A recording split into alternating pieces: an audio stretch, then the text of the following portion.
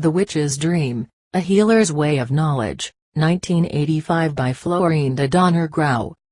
Forward. The work of Florinda Donner has a most special significance for me. It is, in fact, in agreement with my own work, and at the same time it deviates from it. Florinda Donner is my co-worker. We are both involved in the same pursuit, both of us belong to the world of Don Juan Matus. The difference stems from her being female. In Don Juan's world, males and females go in the same direction, on the same warrior's path, but on opposite sides of the road. Therefore, the views of the same phenomena obtained from those two positions have to be different in detail but not in flavor. This proximity to Florinda Donner under any other circumstance would unavoidably engender a sense of loyalty rather than one of ruthless examination. But under the premises of the warrior's path, which we both follow, loyalty is expressed only in terms of demanding the best of ourselves. That best, for us, entails total examination of whatever we do. Following Don Juan's teachings, I have applied the warrior's premise of ruthless examination to Florinda Donner's work. I find that for me there are three different levels, three distinct spheres, of appreciation in it. The first is the rich detail of her descriptions and narrative. To me, that detail is ethnography. The minutiae of daily life, which is commonplace in the cultural setting of the characters she describes, is something thoroughly unknown to many of us readers. The second has to do with art. I would dare say that an ethnographer should also be a writer. In order to place us vicariously in the ethnographic horizon he or she describes, an ethnographer would have to be more than a social scientist, an ethnographer would have to be an artist. The third is the honesty, simplicity, and directness of the work. It is here, without doubt, where I am most exigent. Florinda Donner and I have been molded by the same forces, therefore, her work must conform to a general pattern of striving for excellence. Don Juan has taught us that our work has to be a complete reflection of our lives. I can't help having a warrior's sense of admiration and respect for Florinda Donner, who in solitude and against terrifying odds has maintained her equanimity, has remained faithful to the warrior's path, and has followed Don Juan's teachings to the letter. Carlos Castaneda, authors note the state of Miranda, in northeastern Venezuela, was populated by Carabense-Paracoto Indians during pre-Hispanic times. During colonial times, two other racial and cultural groups became prominent there, the Spanish colonizers, and the African slaves that the Spaniards brought to work their plantations and mines. The descendants of those Indians, Spaniards, and Africans make up the mixed population that presently inhabits the small hamlets, villages, and towns scattered over the inland and coastal areas. Some of the towns in the state of Miranda are famous for their healers, many of whom are also spiritualists, mediums, and sorcerers. In the mid-70s, I made a trip to Miranda. Being at that time an anthropology student interested in healing practices, I worked with a woman healer. To honor her request for anonymity, I have given her the name Mercedes Peralta, and I have called her town Carmina. As faithfully and accurately as I could, and with the healer's permission, I recorded in a field diary everything about my relation with her, from the moment I came to her house. I also recorded separately what some of her patients told me about themselves. The present work consists of portions of my field diary, and the stories of those patients who were selected by Mercedes Peralta herself. The parts taken from my field diary are written in the first person. I have, however, rendered the patients' stories into the third person. This is the only liberty I have taken with the material, other than changing the names and the personal data of the characters of the stories.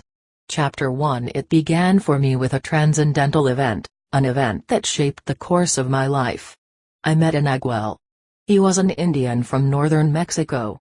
The dictionary of the Spanish Royal Academy defines Nagual as the Spanish adaptation of a word that means sorcerer or wizard in the Nahuatl language of southern Mexico. Traditional stories of Naguals, men of ancient times who possessed extraordinary powers and performed acts that defied the imagination, do exist in modern Mexico. But in an urban or even rural setting today, actual Naguals are purely legendary. They seem to live only in folk tales, through hearsay, or in the world of fantasy. The Nagual I met, however, was real. There was nothing illusory about him. When I asked him out of well-meant curiosity what made him a Nagual, he presented a seemingly simple, and yet utterly complex idea as an explanation for what he did and what he was. He told me that Nagualism begins with two certainties: the certainty that human beings are extraordinary beings living in an extraordinary world, and the certainty that neither men nor the world should ever be taken for granted under any circumstances.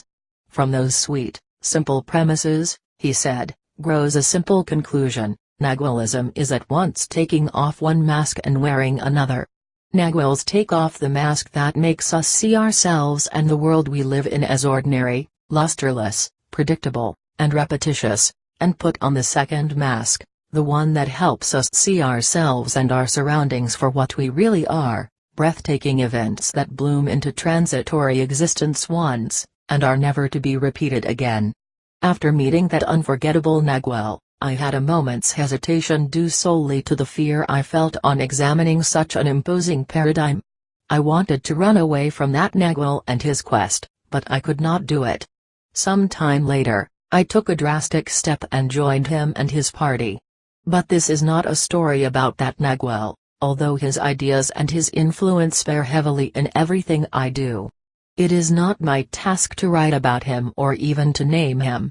There are others in his group who do that. When I joined him, he took me to Mexico to meet a strange, striking woman without telling me that she was perhaps the most knowledgeable and influential woman of his group. Her name was Florinda Donner. In spite of her worn, drab clothes, she had the innate elegance of most tall, thin women. Her pale-complexioned face, gaunt and severe, was crowned by braided white hair and highlighted by large, luminous eyes.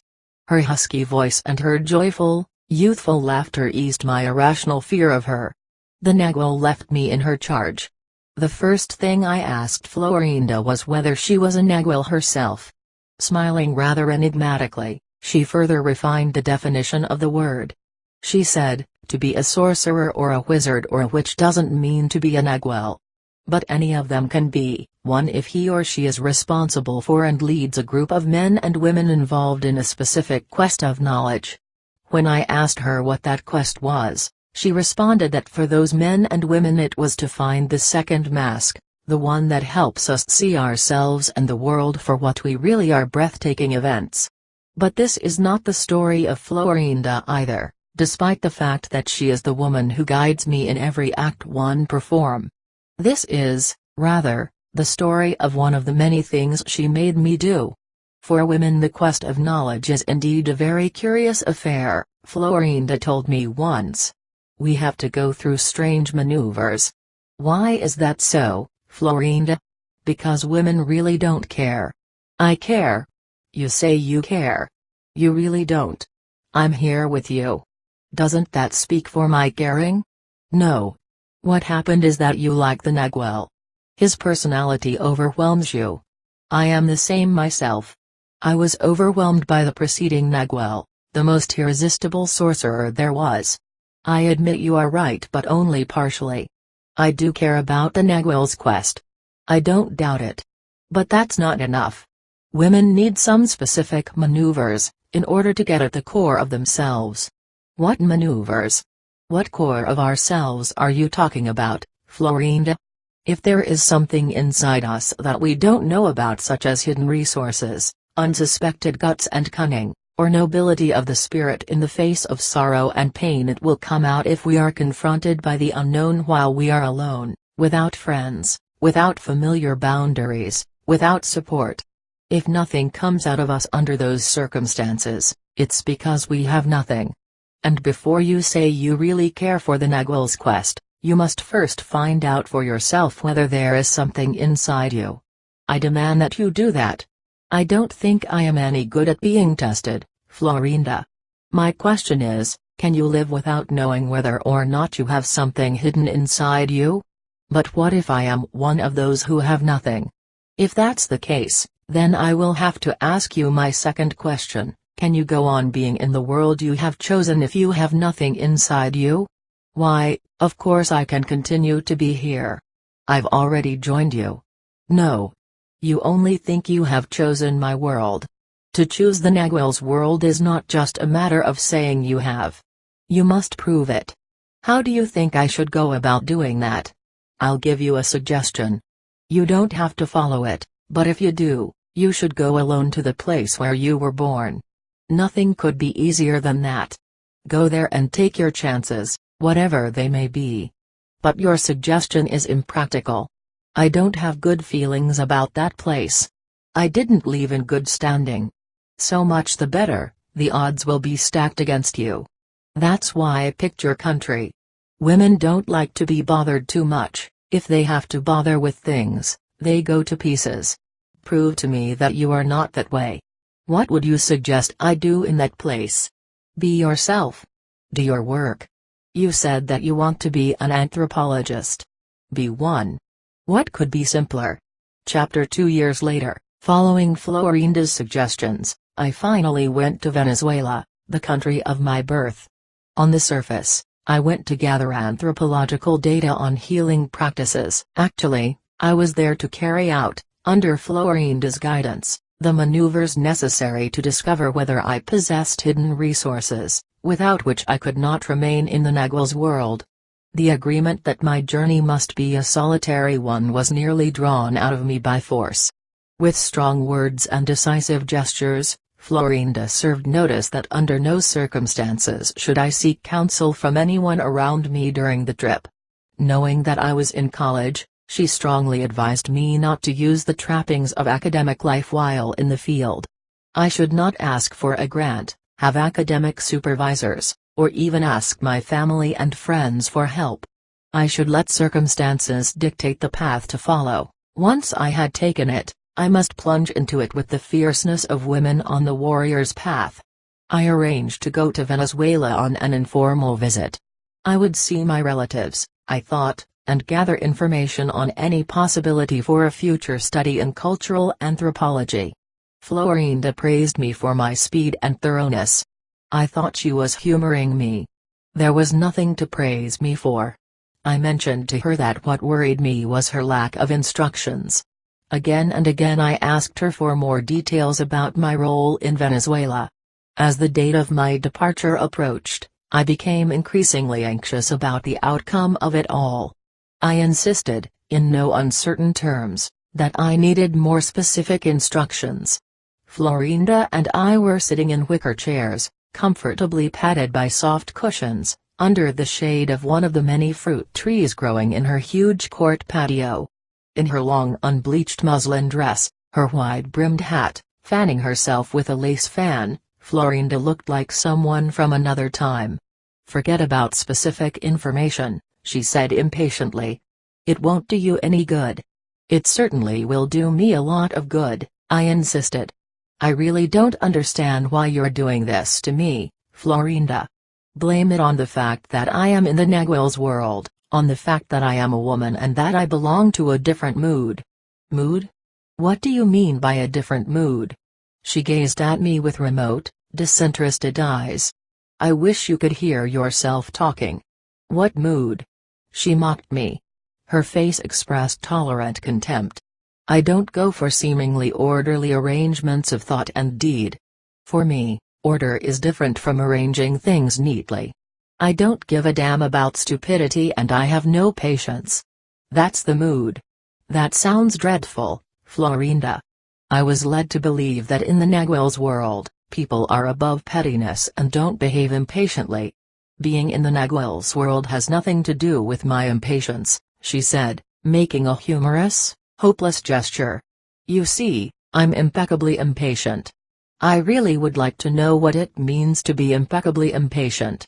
It means that I am, for instance, perfectly conscious that you are boring me now with your stupid insistence on having detailed instructions.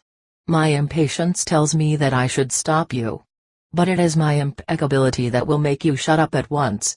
All this boils down to the following: if you persist in asking for details guided only by your bad habit of having everything spelled out, in spite of my telling you to stop, I'll hit you. But I'll never be angry at you, or hold it against you.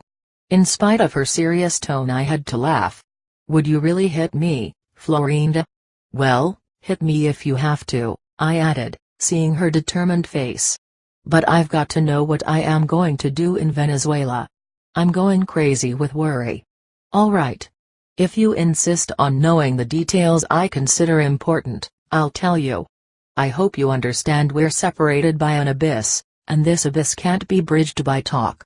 Males can build bridges with their words, women can't. You're imitating males now. Women have to make the bridge with their acts. We give birth, you know. We make people. I want you to go away so that in aloneness you'll find out what your strengths or weaknesses are. I understand what you say, Florinda, but consider my position. Florinda relented, dismissing the retort that arose to her lips.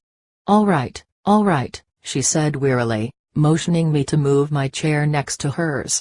I'm going to give you the details I consider important for your trip. Fortunately for you, they are not the detailed instructions you are after. What you want is for me to tell you exactly what to do in a future situation, and when to do it. That's something quite stupid to ask. How can I give you instructions about something that doesn't yet exist? I'll give you, instead, instructions on how to arrange your thoughts, feelings, and reactions.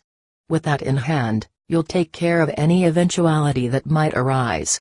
Are you really serious, Florinda? I asked in disbelief. I'm deadly serious, she assured me. Leaning forward in her chair, she went on speaking with a half-smile about to break into a laugh. The first detailed item to consider is taking stock of yourself. You see, in the Nagual's world, we must be responsible for our actions. She reminded me that I knew the warrior's path. In the time I had been with her, she said, I had received extensive training in the laborious practical philosophy of the Nagual's world.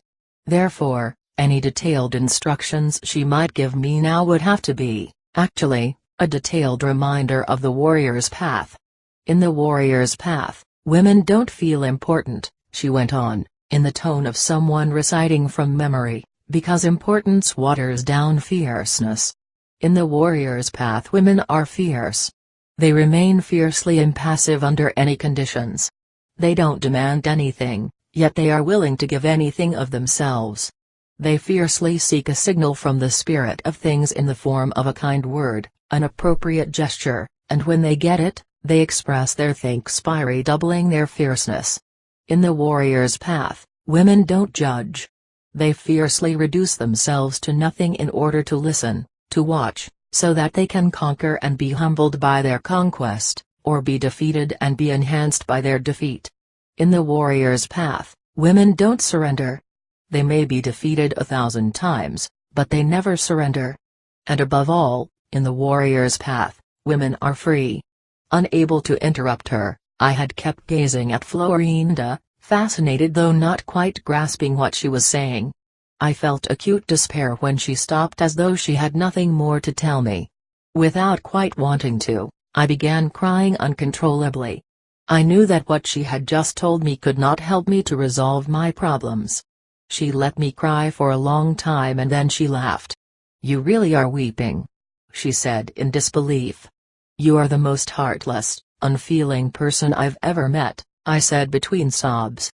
"You're ready to send me God knows where, and you don't even tell me what I should do." "But I just did," she said, still laughing. "What you just said has no value in a real-life situation," I retorted angrily. "You sounded like a dictator spouting slogans." Florinda regarded me cheerfully. "You'll be surprised how much use you can get out of those stupid slogans," she said.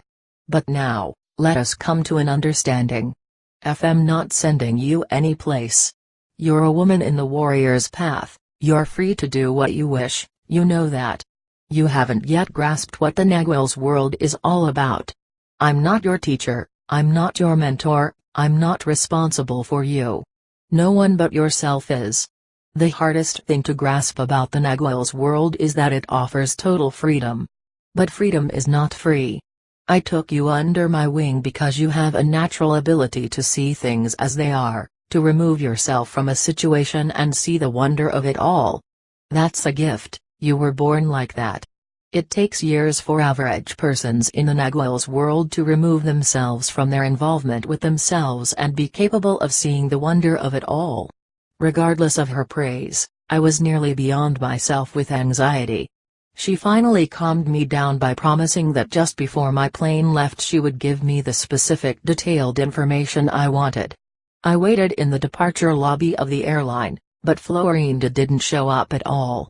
Despondent and filled with self-pity, I gave free rein to my despair and disappointment. With no concern for the curious glances around me, I sat down and wept. I felt lonelier than I had ever felt before. All I could think of was that no one had come to see me off, no one had come to help me with my suitcase. I was used to having relatives and friends see me off. Florinda had warned me that anyone who chose the Nagual's world had to be prepared for fierce aloneness. She had made it clear that to her, aloneness did not mean loneliness but a physical state of solitude. Chapter 3. Never had I realized how sheltered my life had been. In a hotel room in Caracas, alone and without any idea of what to do next, I came to experience firsthand the solitariness Florinda had talked about. My parents were not in Venezuela at the time, and I was unable to contact my brothers by telephone. All I felt like doing was sitting on the hotel bed and watching TV. I didn't want to touch my suitcase. I even thought of taking the plane back to Los Angeles. Only after tremendous effort did I begin to unpack. Neatly tucked inside a pair of folded slacks I found a piece of paper with Florinda's handwriting. I read it avidly. Don't worry about details. Details tend to adjust themselves to serve the circumstances if one has conviction. Your plan should be as follows. Pick anything and call that the beginning. Then go and face the beginning. Once you are face to face with the beginning, let it take you wherever it may. I trust that your convictions won't let you pick a capricious beginning. Be realistic and frugal, so as to select wisely. Do it now. P.S. Anything would do for a start. Possessed by Florinda's decisiveness, I picked up the phone, and dialed the number of an old friend of mine. I was not sure she would still be in Caracas. The polite lady who answered the phone gave me other possible numbers to call because my friend was no longer at that address. I called all of them, for I could no longer stop. The beginning was taking hold of me. Finally I located a married couple I knew from childhood, my parents' friends. They wanted to see me immediately, but they were going to a wedding in an hour, so they insisted on taking me along. They assured me it was all right. At the wedding I met an ex-Jesuit priest, who was an amateur anthropologist. We talked for hours on end. I told him of my interest in anthropological studies. As if he had been waiting for me to say a magical word, he began to expound on the controversial value of folk healers, and the social role they play in their societies. I had not mentioned healers or healing in general as a possible topic for my study, although it was foremost in my mind. Instead of feeling happy that he seemed to be addressing himself to my inner thoughts, I was filled with an apprehension that verged on fear.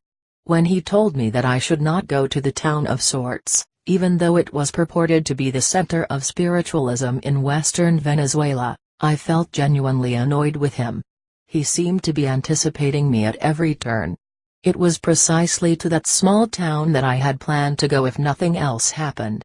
I was just about to excuse myself and leave the party, when he said in quite a loud tone that I should seriously consider going to the town of Carmina, in northern Venezuela, where I could have phenomenal success because the town was a new, true center of spiritualism and healing. I don't know how I know it, but I know you're dying to be with the witches of Carmina, he said in a dry, matter-of-fact tone. He took a piece of paper, and drew a map of the region. He gave me exact distances in kilometers from Caracas to the various points in the area where he said spiritualists, sorcerers, witches, and healers lived. He placed special emphasis on one name, Mercedes Peralta. He underlined it and, totally unaware of it, first encircled it, then drew a heavy square around it and boxed it in. "She's a spiritualist, a witch, and a healer," he said, smiling at me. "Be sure you go and see her, will you?" I knew what he was talking about. Under Florinda's guidance, I had met and worked with spiritualists, sorcerers, witches, and healers in northern Mexico and among the Latino population of Southern California. From the very beginning, Florinda classified them. Spiritualists are practitioners who entreat the spirits of saints or devils to intercede for them, with a higher order, on behalf of their patients. Their function is to get in touch with spirits and interpret their advice. The advice is obtained in meetings during which spirits are called. Sorcerers and witches are practitioners who affect their patients directly. Through their knowledge of occult arts, they bring unknown and unpredictable elements to bear on the two kinds of people who come to see them: patients in search of help, and clients in search of their witchcraft services. Healers are practitioners who strive exclusively to restore health and well-being. Florinda made sure she added to her classification the possible combinations of all three. In a joking way, but in all seriousness, she claimed that in matters of restoring health, I was predisposed to believe that non-Western healing practices were more holistic than Western medicine. She made it clear that I was wrong. Healing, Florinda said, depended on the practitioner and not on a body of knowledge. Florinda maintained that there was no such thing as non-Western healing practices. Healing, unlike medicine, was not a formalized discipline. She used to tease that in my own way, I was as prejudiced as those who believe that if a patient is cured by means of medicinal plants, massages, or incantations, either the disease was psychosomatic or the cure was the result of a lucky accident that the practitioner did not understand. Florinda was convinced that a person who successfully restored health, whether a doctor or a folk healer, was someone who could alter the body's fundamental feelings about itself and the body's link with the world, that is, someone who offered the body, as well as the mind, new possibilities so that the habitual mold to which body and mind had learned to conform could be systematically broken down. Other dimensions of awareness would then become accessible, and the common-sense expectations of disease and health could become transformed as new bodily meanings became crystallized. Florinda had laughed when I expressed genuine surprise upon hearing such thoughts, which were revolutionary to me at the time. She told me that everything she said stemmed from the knowledge she shared with her companions in the Nagual's world. Having followed the instructions in Florinda's note, I let the situation guide me, I let it develop with minimal interference on my part. I felt I had to go to Carmina, and look up the woman that the ex-Jesuit priest had talked about. When I first arrived at Mercedes Peralta's house, I did not have to wait long in the shadowy corridor before a voice called me from behind the curtain directly in front of me that served as a door. I climbed the 2 steps leading to a large, dimly lit room that smelled of cigar smoke and ammonia. Several candles, burning on a massive altar that stood against the far wall, illuminated the figurines and pictures of saints arranged around the blue-robed Virgin of Coromodo. It was a finely carved statue with red smiling lips, rouged cheeks, and eyes that seemed to fix me with a benign, forgiving gaze. I stepped closer. In the corner, almost hidden between the altar and a high rectangular table, sat Mercedes Peralta. She appeared to be asleep, with her head resting against the back of her chair, her eyes closed. She looked extremely old. I had never seen such a face. Even in its restful immobility, it revealed a frightening strength. The glow of the candles, rather than softening her sharply chiseled features, only accentuated the determination etched in the network of wrinkles. Slowly, she opened her eyes. They were large and almond-shaped.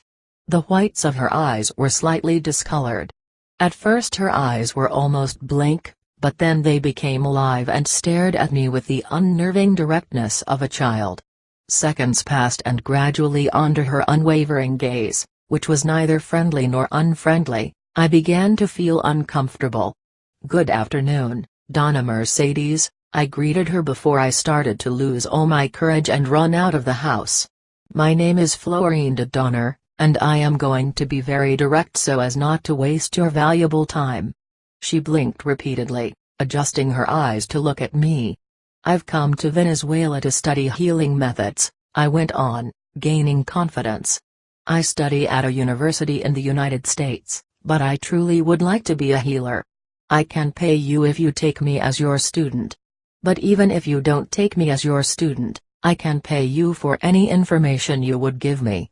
The old woman did not say a word. She motioned me to sit down on a stool, then rose and gazed at a metal instrument on the table. There was a comical expression on her face as she turned to look at me. "What is that apparatus?" I asked daringly. "It's a nautical compass," she said casually. "It tells me all kinds of things." She picked it up and placed it on the topmost shelf of a glass cabinet that stood against the opposite wall. Apparently struck by a funny thought, she began to laugh. "I'm going to make something clear to you right now," she said. "Yes, I'll give you all kinds of information about healing, not because you ask me, but because you're lucky. I already know that for sure. What I don't know is if you're strong as well." The old woman was silent, then she spoke again in a forced whisper without looking at me, her attention on something inside the glass cabinet. "Luck and strength are all that count in everything," she said. "I knew the night I saw you by the plaza that you are lucky, and that you were looking for me." "I don't understand what you're talking about," I said. Mercedes Peralta turned to face me, then laughed in such a discordant manner that I felt certain she was mad. She opened her mouth so wide I could see the few molars she still had left. She stopped abruptly, sat on her chair, and insisted that she had seen me exactly 2 weeks ago late at night in the plaza. She had been with a friend, she explained, who was driving her home from a séance that had taken place in one of the coastal towns. Although her friend had been baffled to see me alone so late at night, she herself had not been in the least surprised. "You reminded me instantly of someone I once knew," she said. It was past midnight. You smiled at me. I did not remember seeing her, or being alone in the plaza at that hour. But it could have been that she had seen me the night I had arrived from Caracas. After waiting in vain for the week-long rain to stop, I had finally risked the drive from Caracas to Carmina. I knew full well that there would be landslides. It turned out that instead of the usual 2 hours, the drive took me 4. By the time I had arrived, the whole town was asleep, and I had trouble finding the hostel near the plaza, which had also been recommended to me by the former priest. Mystified by her insistence that she knew I was coming to see her, I told her about him and what he had said to me at the wedding in Caracas. "He was quite insistent that I look you up," I said. "He mentioned that your ancestors were sorcerers and healers famous during colonial times, and that they were persecuted by the Holy Inquisition." A flicker of surprise widened her eyes slightly. "Did you know that in those days accused witches were sent to Cartagena in Colombia to be tried?" she asked, and immediately went on to say, Venezuela wasn't important enough to have an inquisitorial tribunal. She paused and, looking straight into my eyes, asked, "Where had you originally planned to study healing methods?" "In the state of Ricuy," I said vaguely. "Sorts?" she inquired. "Maria Lianza." I nodded. Sorts is the town where the cult of Maria Lianza is centered. Maria Lianza is said to have been born of an Indian princess and a Spanish conquistador, and she is purported to have had supernatural powers. Today, she is revered by thousands in Venezuela as a saintly miraculous woman. "But I took the ex-priest's advice and came to Carmina instead," I said. "I've already talked with 2 women healers. Both agreed that you're the most knowledgeable, the only one who could explain healing matters to me. I talked about the methods I wanted to follow, making it all up on the spur of the moment, direct observation, and participation in some of the healing sessions while tape recording them and, most important of all, systematic interviewing of the patients I observed." The old woman nodded, giggling from time to time. To my great surprise, She was totally amenable to my proposed methods. She proudly informed me that years ago she had been interviewed by a psychologist from a university in Caracas, who had stayed for a week right there in her house. To make it easier for you, she suggested, you can come and live with us. We have plenty of rooms in the house. I accepted her invitation, but told her that I had planned to stay for at least 6 months in the area. She seemed unperturbed.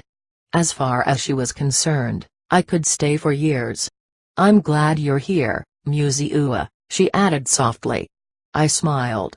Although born and raised in Venezuela, I have been called a Musiua, Musiua, all my life.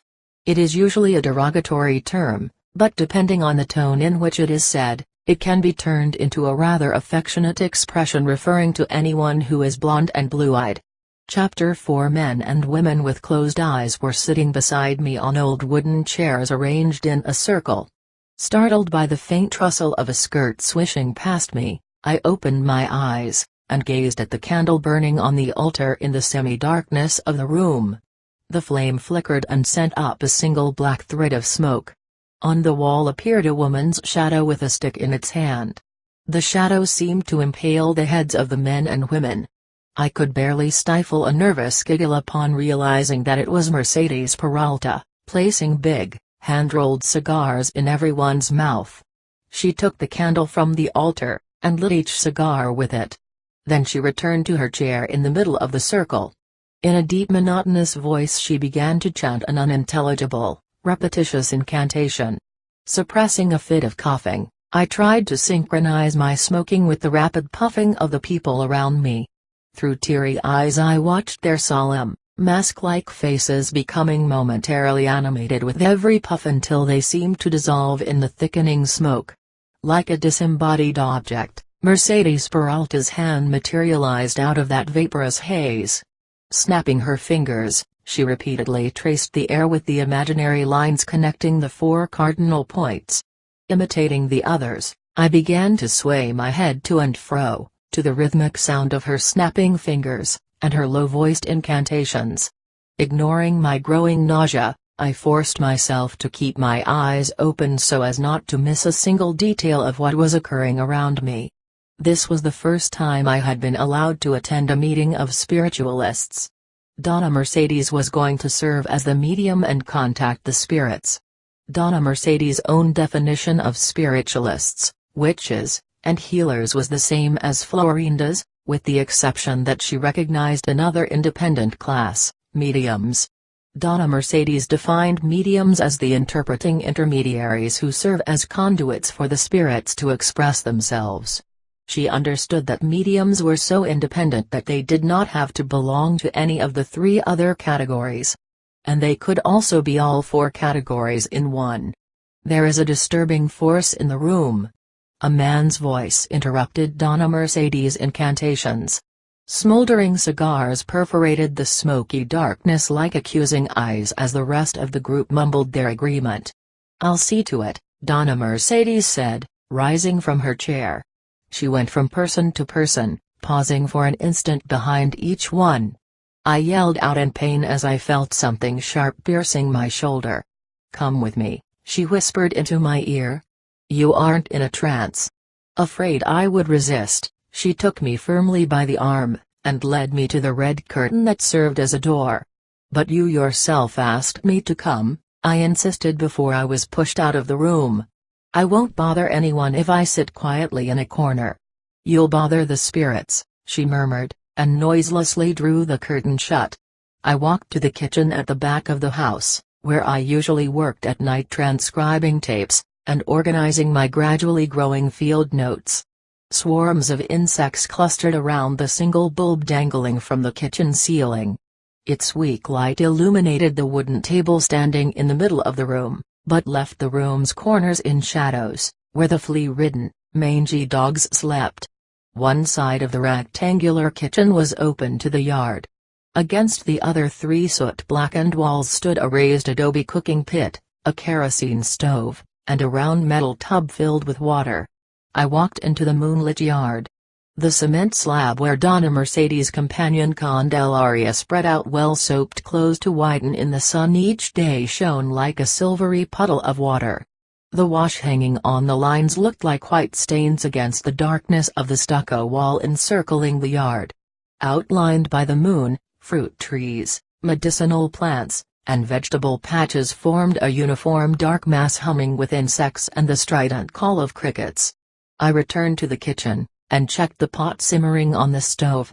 No matter what time of day or night, there was always something to eat. Usually it was a hearty soup made of meat, chicken, or fish, depending on what was available, and an assortment of vegetables and roots. I searched for a soup plate among the dishes piled on the wide adobe shelves built into the wall. There were dozens of unmatched china, metal, and plastic plates.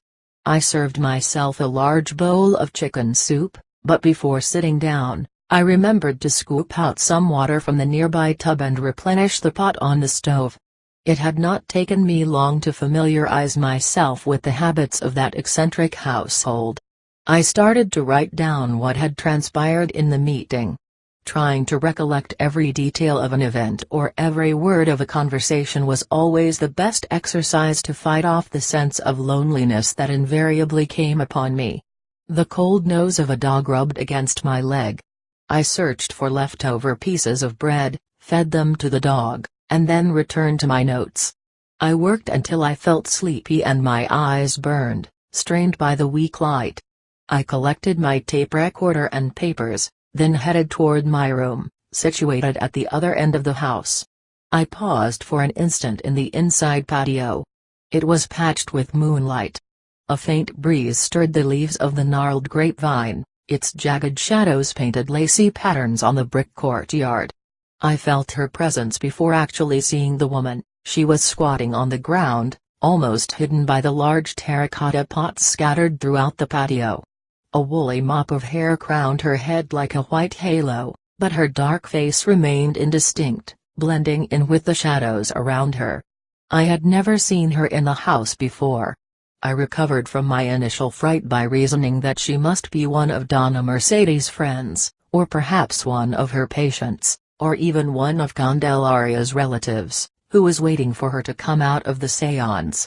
"Pardon me," I said. "I'm new here. I work with Donna Mercedes." The woman nodded as I spoke. She gave me the impression she knew what I was talking about, but she did not break her silence. Possessed by an inexplicable uneasiness, I tried not to succumb to hysterical fright. I kept repeating to myself that I had no reason to panic because an old woman was squatting in the patio. "Were you at the séance?" I asked in an uncertain voice. The woman shook her head affirmatively.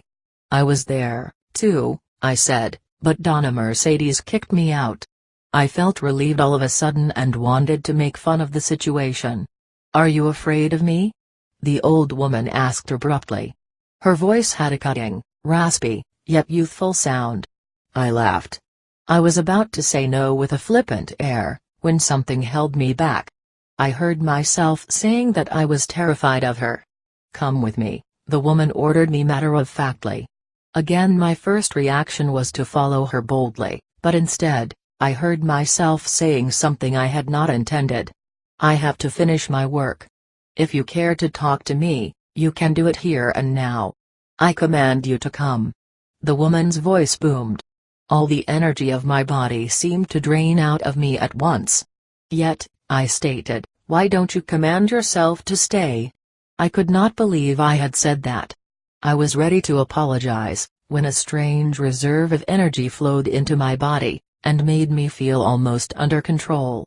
"Have it your way," the woman said, and stood up from her squatting position.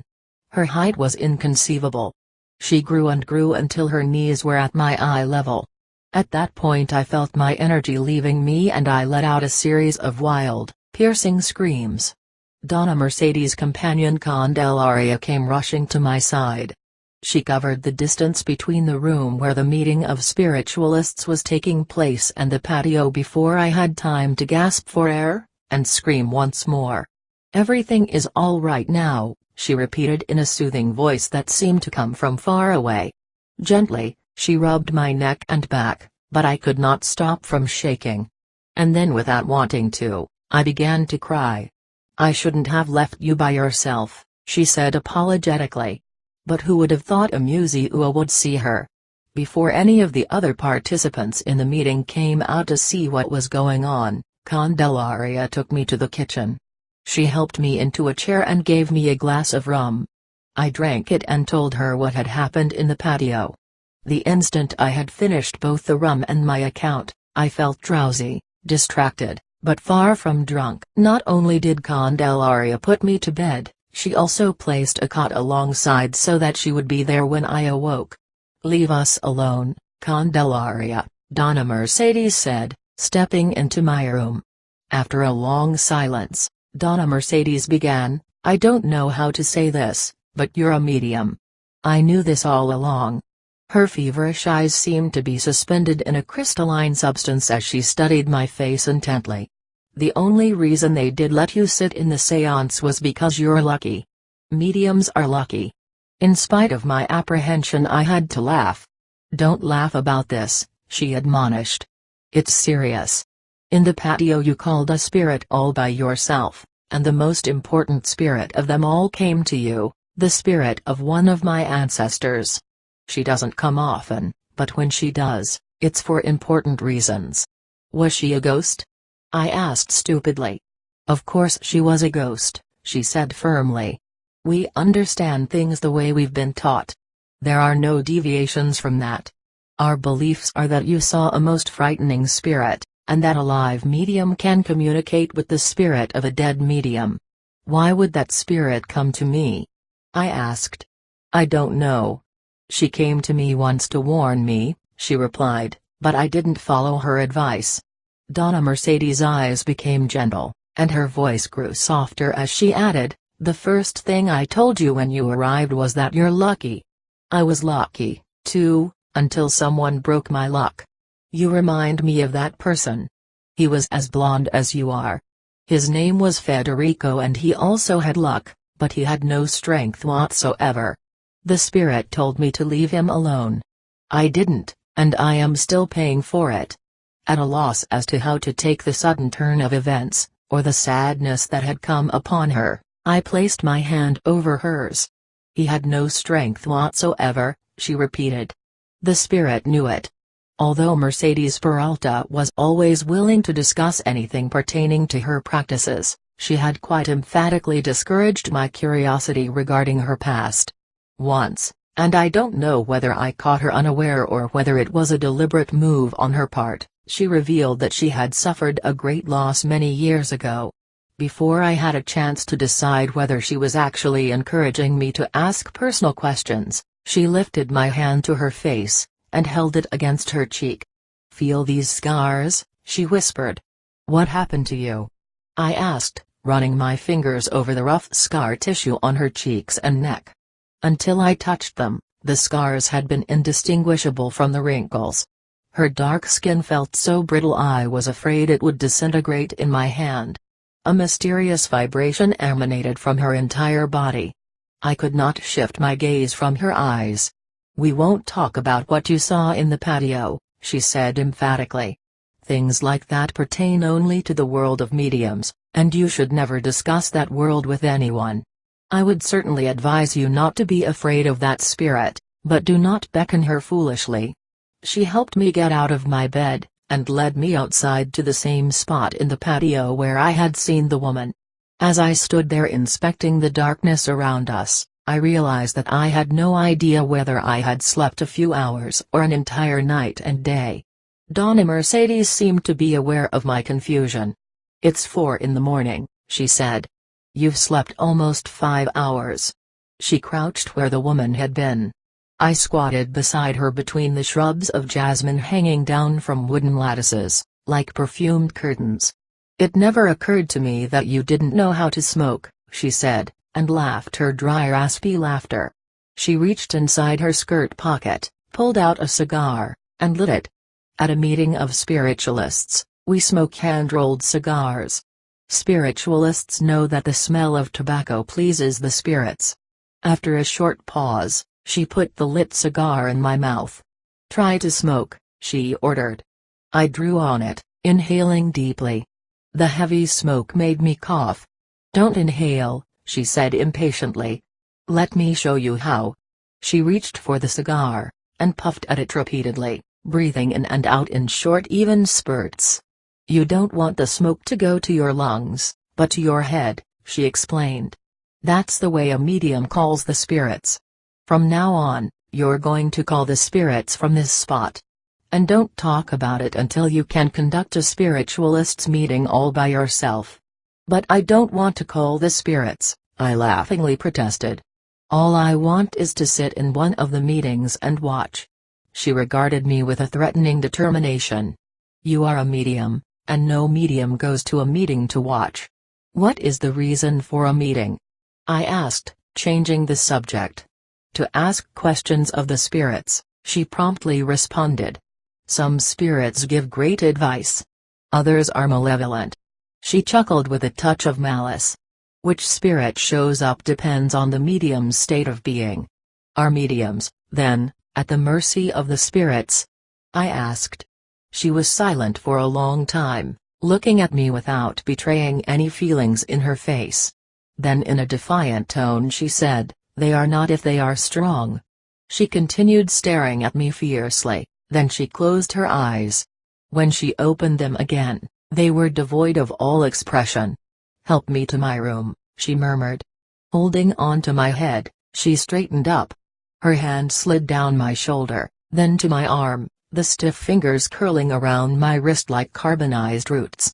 Silently, we shuffled down the dark corridor where wooden benches and chairs covered with goat hide stood rigidly against the wall. She stepped inside her bedroom. Before closing the door she reminded me again that mediums do not talk about their world. I knew the instant I saw you in the plaza that you were a medium, and that you would be coming to see me, she affirmed. A smile, the meaning of which I did not understand, crossed her face. You have come to bring me something from my past. What?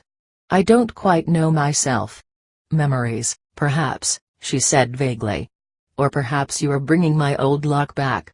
She brushed my cheek with the back of her hand, and softly closed the door. Chapter 5. Lulled by the soft breeze and the laughter of children playing in the street, I dozed all afternoon in the hammock that hung between two soursop trees in the yard. I was even oblivious to the scent of powder detergent mingled with a pungent odor of creosol with which Candelaria washed the floors twice each day, regardless of whether they were dirty.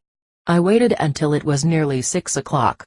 Then, as Mercedes Peralta had requested, I went and knocked on her bedroom door. There was no answer. Quietly, I stepped inside. Usually at that time, she was through with the people who came to her to be treated for one malady or another. She never saw more than 2 a day. On her bad days, which were quite frequent, she saw no one. On those occasions, I took her for rides in my Jeep and for long walks in the surrounding hills. Is that you, Museu? Donna Mercedes asked, stretching in her low-hanging hammock, fastened to metal rings built into the wall. I greeted her and sat on the double bed by the window. She never slept in it. She maintained that from a bed, regardless of its size, one could have a fatal fall. Waiting for her to get up, I looked around the oddly furnished room that never failed to enchant me. Things had been arranged there with a look of purposeful incongruity. The 2 night tables at the head and foot of the bed, cluttered with candles and figurines of saints, served as altars. A low wooden wardrobe painted blue and pink blocked the door that opened to the street. I wondered what was inside, for Donna Mercedes' clothes she never wore anything but black hung everywhere, from hooks on the walls and behind the door, at the head and foot of the iron bedstead, and even from the ropes holding the hammock. A crystal chandelier, which did not work, dangled precariously from the cane ceiling. It was gray with dust, and spiders had spun their webs around its prisms. An almanac, the kind one tears a page from each day, hung behind the door. Combing her fingers through her white mop of hair, Mercedes Peralta heaved a deep sigh, then swung her legs out of the hammock and hunted about with her feet for her cloth sandals. She sat still for a moment, then moved to the high narrow window facing the street and opened its wooden panels. She blinked repeatedly until her eyes adjusted to the late afternoon light beaming into the room. Intently, she gazed at the sky, as if she were expecting some message from the sunset. "Are we going for a walk?" I asked. Slowly, she turned around. "A walk?" she repeated, arching her brows in surprise. "How can we go for a walk when I have a person waiting for me?" I opened my mouth ready to inform her there was no one outside, but the mocking expression in her tired eyes compelled me to silence. She took my hand, and we walked out of her room. With his chin buried in his chest, a frail-looking old man dozed on the wooden bench outside the room where Mercedes Peralta treated people who came for help. Sensing our presence, he straightened up. "I don't feel too well," he said in a toneless voice, reaching for his straw hat and the walking stick lying beside him. "Octavio Cantu," Mercedes Peralta said, addressing herself to me, but shaking his hand. She led him up the 2 steps into the room. I followed close behind. He turned around with an inquiring expression in his eyes as he gazed at me. "She's been helping me," she said. "But if you don't want her with us, she'll go outside." He stood there for a moment nervously shifting his feet. His mouth twisted into a lopsided smile. "If she has been helping you," he murmured with a touch of helplessness, "I suppose it's all right." With a swift movement of her head, Mercedes Peralta motioned me to my stool by the altar, then helped the old man into the chair directly in front of the high rectangular table. She seated herself to his right, facing him. "Where could it be?" she mumbled repeatedly, searching among the assortment of jars, candles and cigars, dried roots, and scraps of material scattered on the table. She sighed with relief upon finding her nautical compass, which she placed in front of Octavio Cantu. Attentively, she studied the round-shaped metal box. "Look at this!" she cried out, beckoning me to move closer. It was the same compass I had seen her examine so intently the first day I walked into that room. The needle, barely visible through the opaque, badly scratched glass, moved vigorously to and fro, as if animated by some invisible force emanating from Octavio Cantu. Mercedes Peralta used the compass as a diagnostic device only if she believed the person to be suffering from a spiritual ailment rather than a natural disease. So far, I had been unable to determine what criteria she used to differentiate between the 2 kinds of maladies. For her, a spiritual ailment could manifest itself in the form of a bout of bad luck as well as a common cold, which, depending on the circumstances, might also be diagnosed as a natural ailment. Expecting to find some mechanical contraption that activated the needle, I examined the compass at every opportunity. Since there was none, I accepted her explanation as a bona fide truth. Whenever a person is centered, that is, when body, spirit, and soul are in harmony, the needle does not move at all. To prove her point, she placed the compass in front of herself, Candelaria, and me. To my great astonishment, the needle moved only when the compass was in front of me. Octavio Cantu craned his neck to peer at the instrument. "Am I sick?" he asked softly, gazing up at Donna Mercedes. "It's your spirit," she murmured. "Your spirit is in great turmoil." She returned the compass to the glass cabinet, then positioned herself behind the old man and rested both hands on his head. She remained that way for a long time, then with quick, sure movements, she ran her fingers down his shoulders and arms. Swiftly, she stepped in front of him, her hands brushing lightly down his chest, his legs, all the way to his feet.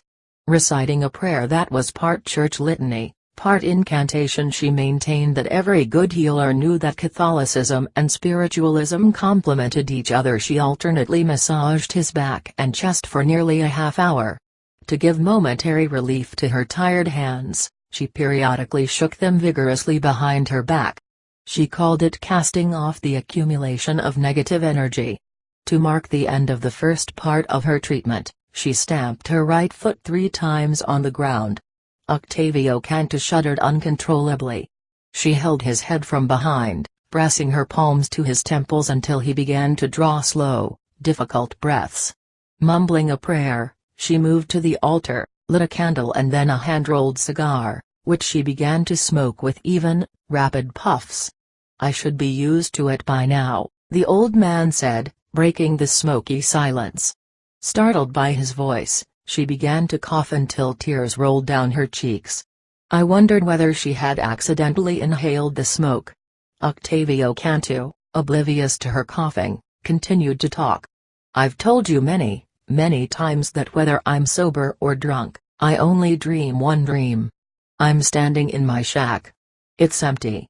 I feel the wind and see shadows moving everywhere. But there are no more dogs to bark at the emptiness and at the shadows. I awake with a terrible pressure, it feels like someone were sitting on my chest, and as I open my eyes, I see the yellow pupils of a dog. They open wider and wider, until they swallow me." His voice trailed off. Gasping for breath, he looked around the room. He no longer seemed to know where he was. Mercedes Peralta dropped the cigar stub on the floor. Grabbing his chair from behind, she swiftly turned him around, so that he was now facing the altar. With slow, mesmerizing movements, she massaged him around his eyes. I must have dozed off, for I found myself alone in the room. I quickly looked around. The candle on the altar was almost burned down. Right above me in the corner close to the ceiling sat a moth the size of a small bird. It had enormous black circles on its wings, they stared at me like curious eyes. A sudden rustle made me turn around. Mercedes Peralta was sitting in her chair by the altar. I muffled a scream. I could have sworn she had not been there a moment before. "I didn't know you were there," I said. "Look at that big moth above my head." I searched for the insect, but it was gone. There was something about the way she looked at me that made me shudder. "I got too tired and fell asleep," I explained. "I didn't even find out what was wrong with Octavio Cantu. He comes to see me from time to time," she said. "He needs me as a spiritualist and a healer. I lighten the burden that weighs on his soul." She turned to the altar, and lit 3 candles. In the flickering light her eyes were the color of the moth's wings. "You'd better go to sleep," she suggested. "Remember, we're going to go for a walk at dawn." Chapter 6. Certain that I had overslept again, I dressed quickly and headed down the dark corridor. Mindful of the creaking hinges, I carefully opened the door to Mercedes Peralta's room and tiptoed toward the hammock. "Are you awake?" I whispered, pushing aside the gauzy material of the mosquito netting. "Do you still want to go for a walk?" Her eyes opened instantly, but she was not really awake yet. She continued to stare quietly ahead. "I do," she finally said hoarsely, brushing the netting aside completely. She cleared her throat, spat in the bucket on the floor, and then moved over a little to make room for me in the hammock. "I'm glad you remembered our walk," she mumbled as she crossed herself. Closing her eyes, she folded her hands and prayed to the Virgin and to a number of saints in heaven. She thanked them individually for their guidance in helping her with the people she treated and then asked for their forgiveness. "Why their forgiveness?" I inquired as soon as she finished her long prayer. "Look at the lines on my palms," she said, placing her upturned hands in my lap. With my index finger I traced the clearly delineated V and M lines that seemed to have been branded, the V on her left palm, and the M on her right. V stands for Vida, life. M stands for Muert, death, she explained, enunciating the words with deliberate precision. "I was born with the power to heal and harm." She lifted her hands from my lap, and brushed the air as though she intended to erase the words she had spoken. She stared around the room, then deliberately maneuvered her thin, fleshless legs out of the hammock and slipped into a pair of cutout shoes through which her toes protruded. Her eyes twinkled with amusement as she straightened the black blouse and skirt, which she had slept in. Holding onto my arm, she led me outside. "Let me show you something before we go for our walk," she said, heading toward the working room. She turned directly to the massive altar, which was made entirely out of melted wax. It had been started with a single candle, she said, by her great-great-grandmother, who had also been a healer. Lovingly, she ran her hand over the glossy, almost transparent surface. "Search for the black wax amid the multicolored streaks," she urged me. "That's the evidence that witches light a black candle when they use their power to harm." Countless strands of black wax ran into the colored bands. "The ones closer to the top are mine," she said. Her eyes shone with an odd fierceness as she added, "A true healer is also a witch." A glimmer of a smile lingered on her lips for a moment, then she went on to say that not only was she well known throughout the area, but that people came for her treatments from as far as Caracas, Maracaibo, Merida, and Cumana. People knew about her abroad as well: Trinidad, Cuba, Colombia, Brazil, and Haiti. There were pictures somewhere in the house attesting that among those persons had been ministers of state, ambassadors, and even a bishop. She regarded me enigmatically, then shrugged her shoulders. "My luck and my strength were peerless at one time," she said. "I ran out of both, and now I can only heal." Her grin widened, and her eyes took on a teasing gleam. "And how is your work progressing?" she asked with the innocent curiosity of a child. Before I had a chance to take in the sudden change of topic, she added, "Regardless of how many healers and patients you interview, you will never learn that way. A real healer must be first a medium and a spiritualist, and then a witch." A dazzling smile lit up her face. "Don't be too upset when one of these days I burn your writing pads," she said casually. "You're wasting your time with all that nonsense." I became utterly alarmed.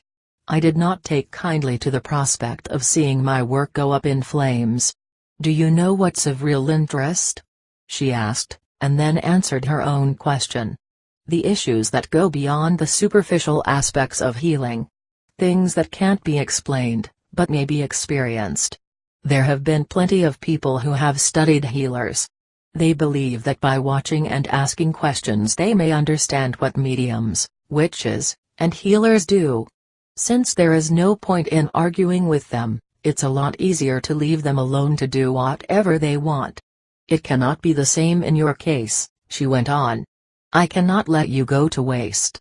So, instead of acting like you are studying healers, you're going to practice calling the spirit of my ancestor every night in the patio of this house. You can't take notes on that because the spirits count time in a different way. You'll see. To deal with the spirits is like entering inside the earth." The memory of the woman I had seen in that patio perturbed me terribly. I wanted to abandon right then all my quest and forget Florinda's plans and run away. Suddenly Donna Mercedes laughed, a clear burst that dispelled my fears. "Muziua, you should see your face," she said. "You're about to faint. Among other things, you're a coward." Despite her wry mocking tone, there was sympathy and affection in her smile. "I shouldn't push you. So I'm going to give you something you'll like, something that has more value than your study plans, a glimpse into the life of some personages of my choice. I will make them weave tales for you. Tales about fate. Tales about luck. Tales about love." She brought her face close to mine and in a soft whisper added, "Tales about strength and tales about weakness. That will be my gift to you to keep you appeased." She took my arm and led me outside. "Let's go for our walk." Our steps rang lonely through the silent street bordered by high concrete sidewalks. In a faint murmur, obviously wary of waking the people sleeping inside the houses we passed, Mercedes Peralta remarked that during her days as a young healer, her house, the biggest one on the street, had stood isolated at what was then considered the outskirts of town. "But now," she said, the sweeping gesture of her arm encompassing everything around us, "it seems I live in the center of town."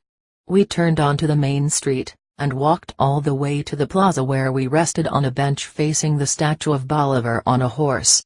The town hall stood at one side of the plaza, the church with its bell tower at the other.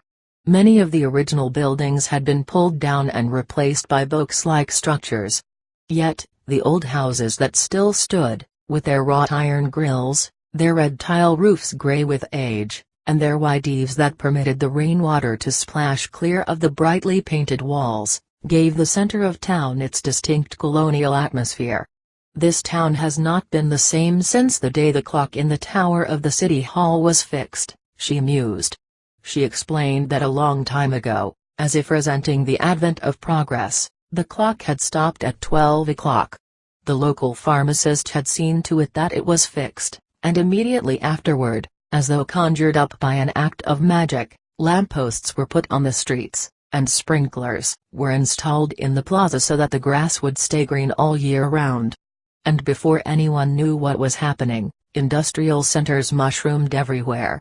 She paused for an instant to catch her breath, then pointed to the shack-covered hills surrounding the city. And so did the squatters' shanty towns, she added. She rose and we walked to the end of the main street to where the hills began. Huts made of corrugated metal sheets, crates, and cardboard hung precariously on the steep slopes. The owners of the shacks close to the city streets had boldly tapped electricity from the lampposts. The insulated wires were crudely camouflaged with colored ribbons. We turned onto a side street, then into an alley, and finally we followed a narrow path winding up the only hill that had not yet been claimed by squatters. The air, still damp from the night dew, smelled of wild rosemary. We climbed almost to the top of the hill, where a solitary cinnamon tree grew. We sat down on the damp ground carpeted with tiny yellow daisies. "Can you hear the sea?" Mercedes Peralta asked. The faint breeze, rustling through the tree's intricately woven crown, scattered a shower of powdery golden blossoms. They alighted on her hair and shoulders like butterflies. Her face was suffused with an immeasurable calm. Her mouth opened slightly, revealing her few teeth, yellow with tobacco and age. "Can you hear the sea?" she repeated, turning her dreamy, slightly misted eyes toward me. I told her that the sea was too far away beyond the mountains. "I know that the sea is far away," she said softly. "But at this early hour, when the town still sleeps, I always hear a sound of the waves carried by the wind." Closing her eyes, she leaned against the tree trunk, as if to sleep. The morning stillness was shattered by the sound of a truck winding its way through a narrow street below.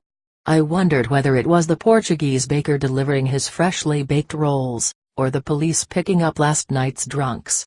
"See who it is," she urged me. I walked a few steps down the path, and watched an old man get out from a green truck parked at the bottom of the hill. His coat hung loosely on his stooped shoulders, and a straw hat covered his head. Aware of being watched, he looked up, and waved his walking stick by way of greeting. I waved in return. "It's the old man you treated last night," I told her. "How fortunate," she murmured. "Call him. Tell him to come up here. Tell him I want to see him. My gift to you begins now." I walked down to where his truck was parked and asked the old man to walk back up the hill with me. He followed me without a word. "No dogs today," he said to Mercedes Peralta by way of greeting, and sat beside her. "Let me tell you a secret, Muziua," she said, beckoning me to sit across from her. "I am a medium, a witch, and a healer. Of the three, I like the second because witches have a particular way of understanding the mysteries of fate. Why is it that some people get rich, successful, and happy, while others find only hardship and pain?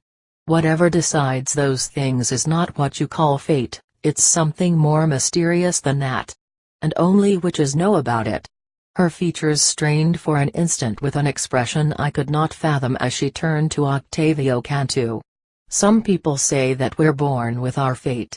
Others claim that we make our fate with our actions. Witches say that it's neither and that something else catches us like the dog catcher catches a dog. The secret is to be there if we want to be caught, or not to be there if we don't want to be caught."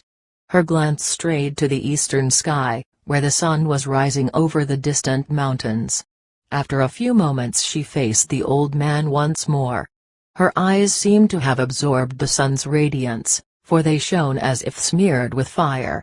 "Octavio Cantu is coming to the house for his seasonal treatments," she said. "Perhaps little by little he'll weave a tale for you. A tale about how chance joins lives together and how that something that only witches know about fastens them into one bundle. Octavio Cantu nodded his head in agreement. A tentative smile parted his lips. The scant beard on his chin was as white as the hair sticking out from under his straw hat. Octavio Cantu came to Donna Mercedes' house 8 times. Apparently she had been treating him periodically since he was a young man. Besides being old and run down, he was an alcoholic. Donna Mercedes emphasized, however, that all his maladies were of the spirit. He needed incantations, not medicines. At first, he hardly talked to me, but then he began to open up, feeling more confident perhaps. We spent long hours talking about his life. At the beginning of each of our sessions, he invariably seemed to succumb to despair, loneliness, suspicion. He demanded to know why I was interested in his life. But he always checked himself and regained his aplomb, and for the rest of the session, whether an hour or an entire afternoon, he would talk about himself as if he were some other person. Octavio pushed the flat piece of cardboard aside, and edged in through the small door-like opening of the shack. There was no light inside, and the pungent smoke of the dwindling fire in the stone hearth made his eyes tear. He shut them tight and groped his way in the darkness. He tripped over some tins and banged his shin on a wooden crate. "Damn stinking place," he swore under his breath. He sat for a moment on the packed dirt floor, and rubbed his leg. In the farthest corner of the wretched shack, he saw the old man asleep on a discarded, worn-out back seat of a car. Slowly, avoiding the crates, ropes, rags, and boxes scattered on the ground, he walked bent over to where the old man was lying. Octavio lit a match. In the dim light the sleeping man looked dead. The rising and falling of his chest was so slight he hardly seemed to breathe. High cheekbones protruded from his black, emaciated face. His torn, dirty khaki pants were rolled up his calves. His long-sleeved khaki shirt was buttoned tightly around his wrinkled neck. "Victor Julio!" Octavio shouted, shaking him vigorously. "Wake up, old man." Victor Julio's trembling, wrinkled eyelids opened for a moment. Only the discolored white of his eyes showed before he shut them again. "Wake up!" Octavio cried out with exasperation. He reached for the narrow-brimmed straw hat on the ground, and pushed it down hard on the old man's unkempt white hair. "Who the hell are you?" Victor Julio grumbled. "What do you want?" "I'm Octavio Cantu. I've been appointed by the mayor as your helper," he explained with an air of importance. "Helper?" Unsteadily the old man sat up. "I need no helper." He slipped into his worn-out laceless shoes and staggered around the dark room until he found the gasoline lantern. He lit it. He rubbed the sleep out of his eyes and, blinking repeatedly, regarded the young man carefully. Octavio Cantu was of medium height, with strong muscles, visible through his unbuttoned, faded blue jacket.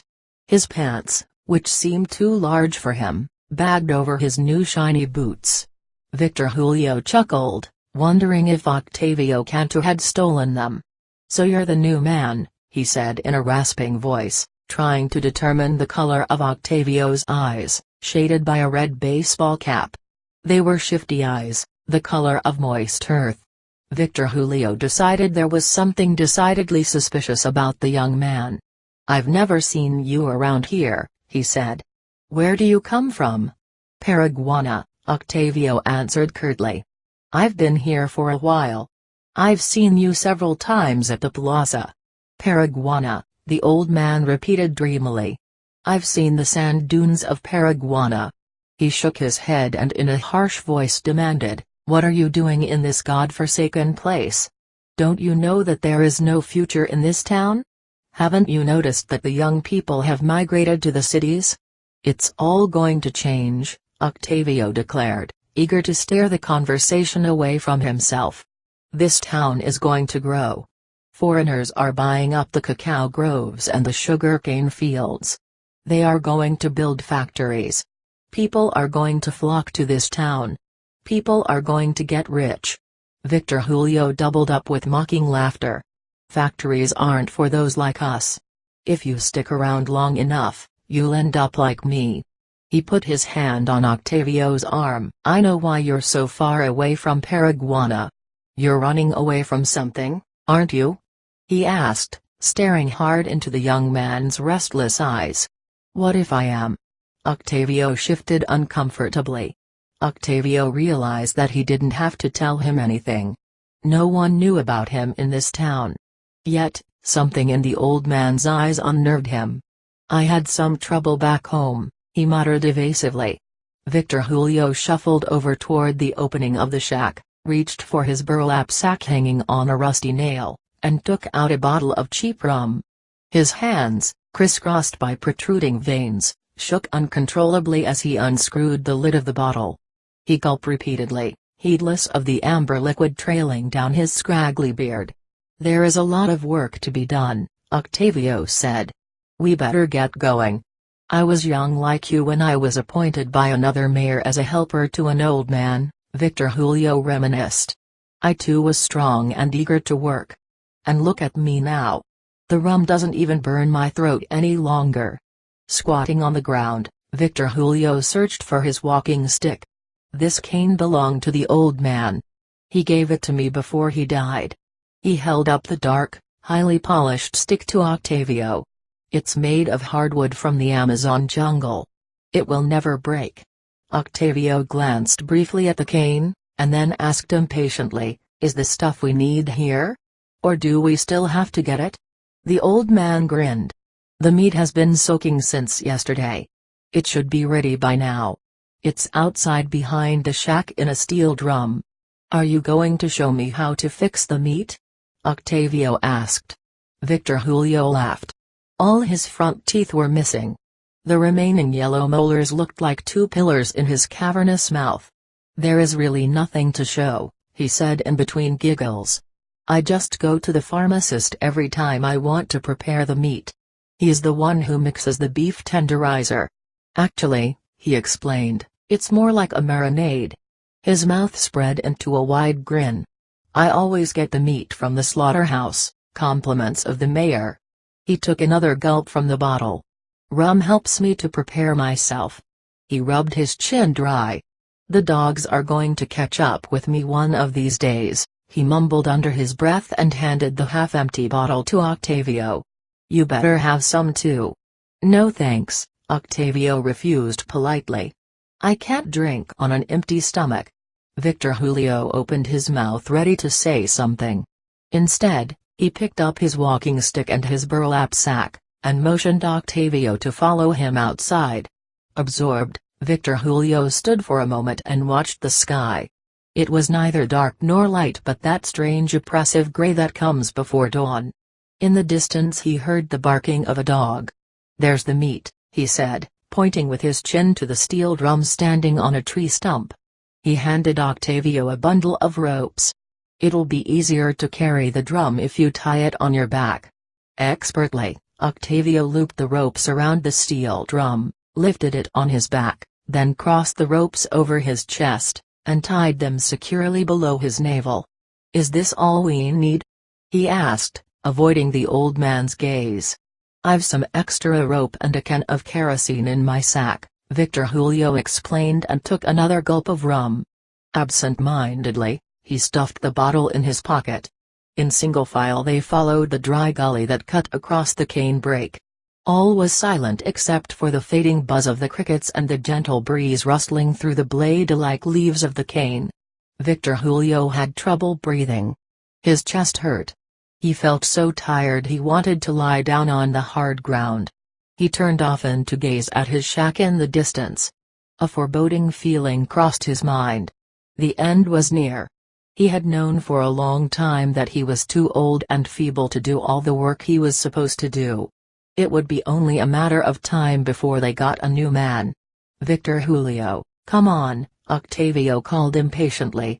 It's getting late. The town was still asleep. Only a few old women on their way to church were about. With their heads covered by dark veils, they hurried past the two men without returning their greetings.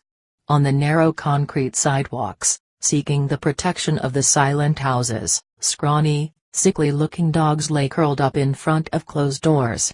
At Victor Julio's command, Octavio lowered the steel drum on the ground, and opened the tight lid. Using the long wooden pliers he had retrieved from his burlap sack, the old man picked chunks of meat from the drum. And as he and Octavio slowly made their way through town, he fed every stray dog they came across. Hungrily, wagging their tails, the animals devoured the fatal meal. "The dogs will feed on you in hell," a fat woman shouted before disappearing through the large wooden door of the old colonial church at the other side of the plaza. "No rabies this year," Victor Julio shouted back, wiping his nose on the sleeve of his shirt. "I think we got them all well fed for the hereafter." "I counted 17, Octavio complained, stretching his sore back. "That's a lot of dead dogs to pull." "The biggest one we won't have to carry," Victor Julio said, a sinister smile twisting his face. "There is one dog that won't die in the street." "What do you mean?" Octavio asked, turning his red baseball cap around on his head, a puzzled look on his face. Victor Julio's eyes narrowed, his pupils sparkled with an evil glint. His thin old body shivered with anticipation. "I'm all keyed up. Now, I'm going to kill the Lebanese storekeeper's black German shepherd." "You can't do that," Octavio protested. "It's not a stray dog. It's not sick. It's well fed. The mayor said only stray sickly dogs." Victor Julio swore loudly, then looked at his helper with a wicked expression. He was certain that this was the last time he would have access to the poison. If not Octavio, then someone else would be in charge of disposing of the dogs at the end of the next dry season. He could understand why the young man didn't want to cause any trouble in town, but that was not any of his concern. He had wanted to kill the Lebanese's dog ever since it had bitten him. This was his last chance. "That dog is trained to attack," Victor Julio said. "Every time it gets loose it bites someone. It bit me some months ago." He pulled up his pant leg. "Look at the scar," he muttered angrily, rubbing the purple, knotty spot on his calf. "The Lebanese didn't even bother to take me to a doctor. For all I knew that dog could have had rabies." "But it didn't and you can't kill it," Octavio insisted. "The dog isn't in the street. It's got an owner." He looked imploringly at the old man. "You're only asking for trouble." "Who cares?" Victor Julio snapped belligerently. "I hate that animal and I won't have another chance to kill it." Victor Julio flung his burlap sack over his shoulder. "Come on, let's go." Unwillingly, Octavio followed the old man through a narrow side street toward the outskirts of town. They stopped in front of a large, green stucco house. "The dog must be in the back," Victor Julio said. "Let's have a look." They walked along the brick wall encircling the backyard. There was no sign of the dog. "We better leave," Octavio whispered. "I'm sure the dog sleeps inside the house." "It'll come out," Victor Julio said, trailing his walking stick along the wall. Loud barking splintered the morning stillness. Excitedly, the old man jumped up and down on his frail legs, brandishing his walking stick in the air above his head. "Give me the rest of the meat," he demanded. Octavio unfastened the ropes from his chest, and reluctantly lowered the steel drum to the ground. The old man picked out the last pieces of meat with the wooden pliers, and flung them over the wall. "Just listen to that beast gulping down that poisoned meat," Victor Julio said gleefully. "That vicious brute is as hungry as the rest of them." "Let's get out of here fast," Octavio hissed, lifting the steel drum on his back. "There's no hurry." Victor Julio laughed. A sensation of elation invaded his body as he looked for something on which to stand. "Let's go," Octavio insisted. "We're going to get caught." "We won't," Victor Julio assured him calmly, climbing on the shaky wooden crate he had propped against the wall. He stood on his toes and looked at the raging dog. Barking furiously, the animal spat foam and blood in an effort to wrench loose whatever had stuck in its throat. Its legs grew rigid. It toppled over. Powerful spasms wheeled its body around. Victor Julio shivered. "It's even hard to die," he murmured, stepping down from the crate. He didn't feel any satisfaction in having killed the Lebanese's German Shepherd. In all the years of poisoning dogs, he had always avoided seeing them die. He had never enjoyed killing the town's stray mongrels, but it was the only job that had been available to him. A vague fear filled Victor Julio's heart. He looked down the empty road. He curled his left thumb backward and placed the walking stick between it and his wrist. Holding his arm outstretched, he started to move the stick back and forth so rapidly the cane seemed to be suspended in midair. "What kind of trick is that?" Octavio asked, watching him enthralled. "It's no trick. It's an art. This is what I do best," Victor Julio explained sadly. "In the mornings and afternoons I entertain the small children in the plaza with my dancing stick. Some of the children are friendly to me." He handed the cane to Octavio. "Try it. See if you can do it." Victor Julio laughed at Octavio's clumsy attempt to hold the stick properly. "It takes years of practice," the old man said. "You've got to develop your thumb in order to stretch it backward until it touches the wrist. And you have got to move your arm much faster so the stick won't have time to fall on the ground." Octavio handed him back the cane. "We better get those dogs," he exclaimed, surprised by the suddenness of the morning glow and the flame-colored blotches appearing on the eastern sky. "Victor Julio, wait for me," a child called after them. Barefoot, her black tangled hair tied on top of her head, a 6-year-old girl caught up with the two men. "Look what my aunt brought me to play with," she said, holding up a German Shepherd puppy for the old man to see. "I named her Butterfly. She looks like one, doesn't she?" Victor Julio sat on the curb. The little girl sat next to him and placed the cute, chubby puppy on his lap. Distractedly, he ran his fingers along the black and pale yellow fur. "Show Butterfly how you make your walking stick dance," the child pleaded. Victor Julio put the dog on the ground, and retrieved the bottle of rum from his pocket. Without drawing a breath, he emptied its contents, then dropped the bottle into his burlap sack. There was a desolate expression in his eyes as he gazed into the child's smiling face. Soon she would grow up, he thought.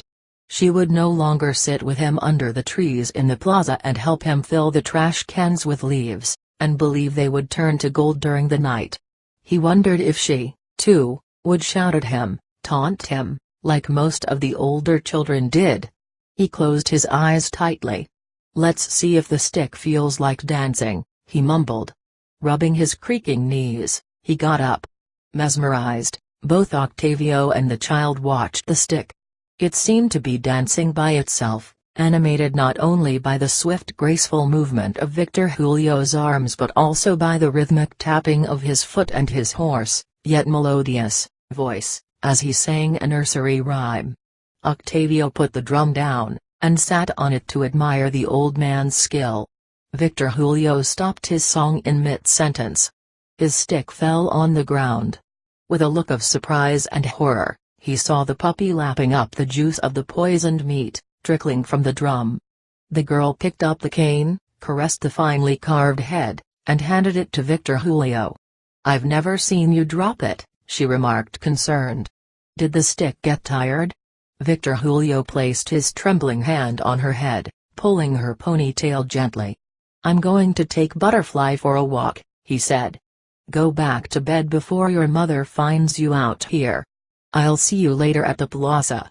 We'll pick leaves together." He lifted the chubby puppy in his arms, and motioned Octavio to follow him up the street. The stray dogs were no longer curled up in front of closed doors, but lay rigid with their legs extended, scattered around the dusty streets, their glassy eyes staring blankly into space. One by one, Octavio tied them with the ropes Victor Julio had brought in his burlap sack. Butterfly, her whole body shaking convulsively, sent a stream of blood down the old man's pants. He shook his head with despair. "What am I going to tell the kid?" he mumbled, fastening the poisoned puppy with the others. They made 2 trips, and dragged the dead dogs to the outskirts of town, past the Lebanese's house, past the empty fields, down into a dried-up ravine. Victor Julio covered them with a layer of dry branches, then doused the heap with the can of kerosene he had brought with him and set them afire. The dogs burned slowly, filling the air with the smell of scorched flesh and fur. Panting, their throats raw with smoke and dust, the two men climbed out of the ravine. They didn't walk far before they collapsed under the shade of a blooming red acacia tree.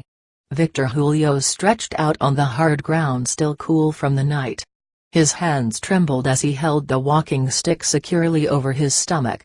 He closed his eyes, and tried to still his breathing, hoping it would dispel the pain constricting his chest. He wished he could sleep, lose himself in dreams. "I've got to get going," Octavio said after a short while. "I've got some other jobs to do." "Stay with me," the old man begged. "I have to tell the kid about her dog." He sat up and gazed imploringly at Octavio. "You can help me. Children so soon become afraid of me. She's one of the few who is friendly." The wretched emptiness in Victor Julio's voice frightened Octavio. He leaned against the tree trunk and closed his eyes.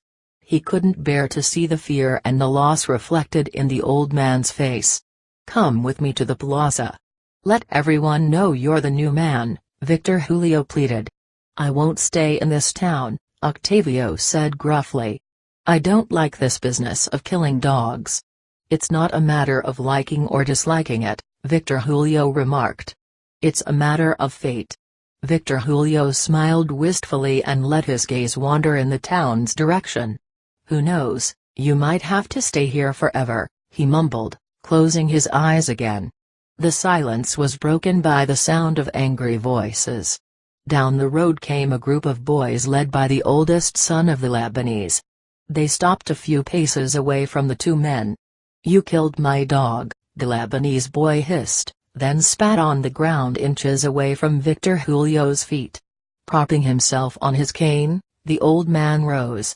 "What makes you think it was me?" he asked, trying to gain time.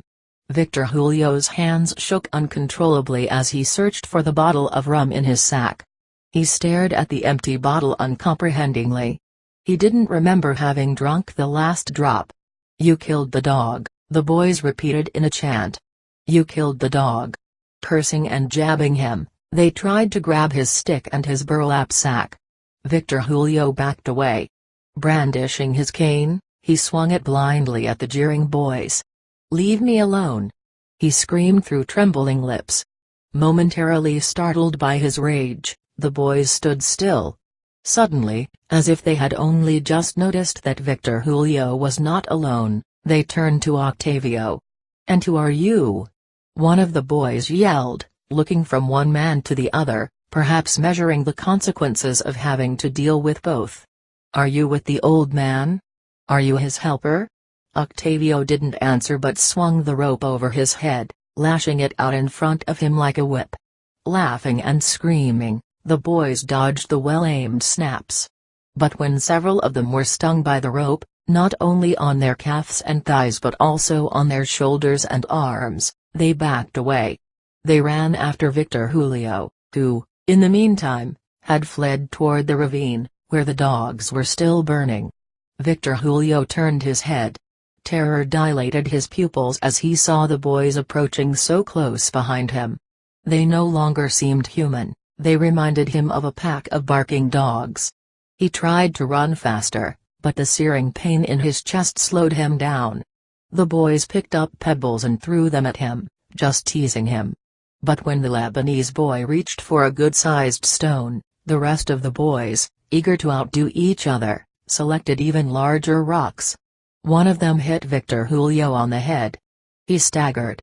His vision blurred. The ground under his feet gave way, and he tumbled down the precipice. The wind carried the old man's cry out of the ravine.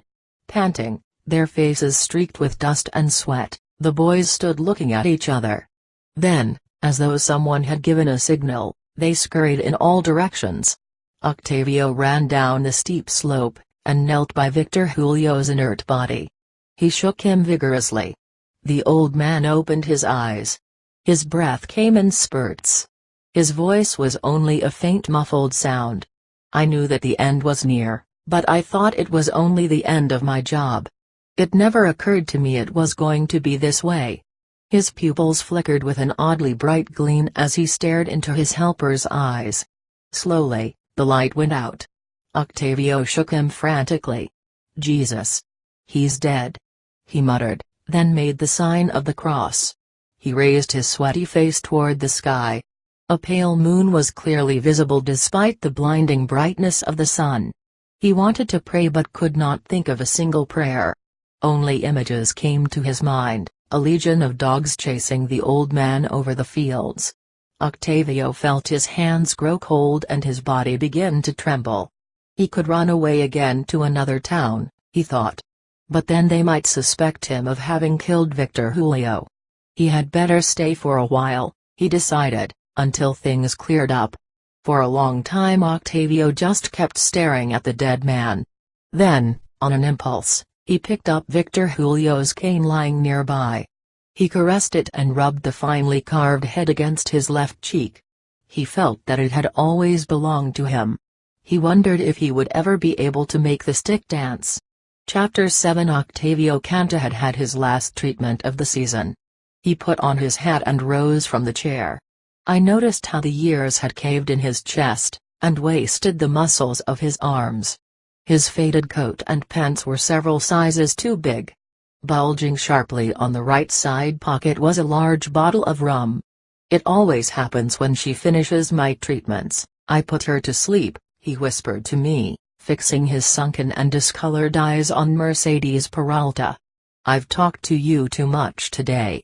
Anyway, I can't figure out why you're interested in me." A wide smile creased his face as he held his walking stick between his thumb and wrist. He moved his arm back and forth so skillfully the cane appeared to be suspended in midair. Without saying another word he walked out of the room. "Donna Mercedes," I called softly, turning to her. "Are you awake?" Mercedes Peralta nodded. "I'm awake. I'm always awake even when I'm asleep," she said softly. "That's the way I try to stay a jump ahead of myself." I told her that since I had begun talking to Octavio Cantu I had been plagued by deep, nagging questions. Could Octavio Cantu have avoided stepping into Victor Julio's shoes? And why did he repeat Victor Julio's life so completely? "Those are unanswerable questions," Donna Mercedes replied. "But let's go to the kitchen and ask Candelaria. She's got more sense than the two of us together. I'm too old to have sense, and you're too educated." With a beaming smile on her face, she took my arm and we walked to the kitchen. Candelaria, engrossed in scrubbing the copper-plated bottoms of her precious stainless steel pots and pans, did not hear or see us approach. She let out a piercing, startled scream when Donna Mercedes nudged her arm. Candelaria was tall, with sloping shoulders and wide hips. I couldn't tell her age. She looked as much 30 as she looked 50. Her brown face was covered with tiny freckles, so evenly spaced they seemed to have been painted on. She dyed her dark curly hair a carrot red and wore dresses made from bold-colored printed cottons. "Well? What are you doing in my kitchen?" she asked with feigned annoyance. "The Museo is obsessed with Octavio Cantu," Donna Mercedes explained. "My God!" Candelaria exclaimed. Her face expressed genuine shock as she looked up at me. "Why him?" she asked. Baffled by her accusing tone, I voiced the questions I had just asked Donna Mercedes. Candelaria began to laugh. "For a minute I was worried," she said to Donna Mercedes. "Museos are weird. I remember that muso from Finland who used to drink a glass of urine after his dinner to keep his weight down. And the woman who came all the way from Norway to fish in the Caribbean Sea. To my knowledge, she never caught anything. But she had the boat owners fighting among themselves to take her out to sea." Laughing uproariously, the two women sat down. Candelaria went on, saying, "One never knows what goes on in the minds of museos. They are capable of anything." She laughed in spurts, each louder than the preceding one. Then she went back to scrubbing her pots. "It looks like Candelaria thinks very little of your questions," Donna Mercedes said. I personally think that Octavio Cantu couldn't avoid stepping into Victor Julio's shoes. He had very little strength, that's why he was caught by that mysterious something I talked to you about, that something more mysterious than fate. Witches call it a witch's shadow. Octavio Cantu was very young and strong, Candelaria said all of a sudden, but he sat too long under Victor Julio's shadow. What is she talking about? I asked Donna Mercedes. When people are fading away, especially at the moment they die, they create with that mysterious something a link with other persons, a sort of continuity, Donna Mercedes explained. That's why children turn out just like their parents. Or those who take care of old people follow into the steps of their wards. Candelaria spoke again. Octavio Cantu sat too long in Victor Julio's shadow. And the shadow sapped him. Victor Julio was weak, but upon dying the way he did, his shadow became very strong. Would you call the shadow the soul? I asked Candelaria. No, the shadow is something all human beings have, something stronger than their soul, she replied seemingly annoyed. There you are, Museu, Donna Mercedes said. Octavio Cantu sat too long on a link, a point where fate links lives together. He didn't have the strength to walk away from it. And, like Candelaria says, Victor Julio's shadow sapped him. Because all of us have a shadow, a strong or a weak one, we can give that shadow to someone we love, to someone we hate, or to someone who is simply available. If we don't give it to anyone, it floats around for a while after we die before it vanishes away. I must have stared at her uncomprehendingly. She laughed and said, I've told you that I like witches. I like the way they explain events, even though it's hard to understand them. Octavio needs me to ease his burden. I do that through my incantations. He feels that unless I intervene he will repeat Victor Julio's life detail by detail. It's advisable, Candelaria blurted out, not to sit too long under anybody's shadow unless you want to follow in his or her footsteps. Chapter 8 I was anticipating the loud sounds that usually reverberated through the house every Thursday morning as Candelaria rearranged the heavy furniture in the living room. Wondering whether I had actually slept through the commotion, I walked down the silent corridor to the living room. Shafts of sunlight filtered through the cracks in the wooden panels that covered the two windows facing the street. The dining table with its 6 chairs, the dark sofa, the stuffed armchairs, the glass coffee table, and the framed prints of pastoral landscapes and bullfighting scenes on the walls were exactly as Candelaria had arranged them the previous Thursday. I walked out into the yard, where I found Candelaria, half hidden behind a hibiscus bush. Her frizzy, red-dyed hair had been brushed out of her face and was held in place by bejeweled combs. Twinkling gold loops dangled from her earlobes. Her lips and nails were a glossy red and matched the colors of her brightly printed cotton dress. Her large eyes under lids that never opened all the way betrayed a dreaminess that was at odds with her sharp angular features and her crisp, almost brusque manner. "What made you get up so early, Museu?" Candelaria asked. Rising, she tidied her white skirt and the low-cut bodice of her dress that revealed a generous amount of her ample bosom. "I didn't hear you move the furniture this morning," I said. "Are you going out?" Without answering she hurried into the kitchen, her loose sandals slapping on her heels as she ran. "I'm behind with everything today," she declared, stopping momentarily to get her foot back into the sandal that had slipped off. "I'm sure you'll catch up," I said. "I'll help you." I lit the wood in the cooking pit, and set the table with the mismatched pieces of china. "It's just 7:30, I remarked. "You're only half an hour late."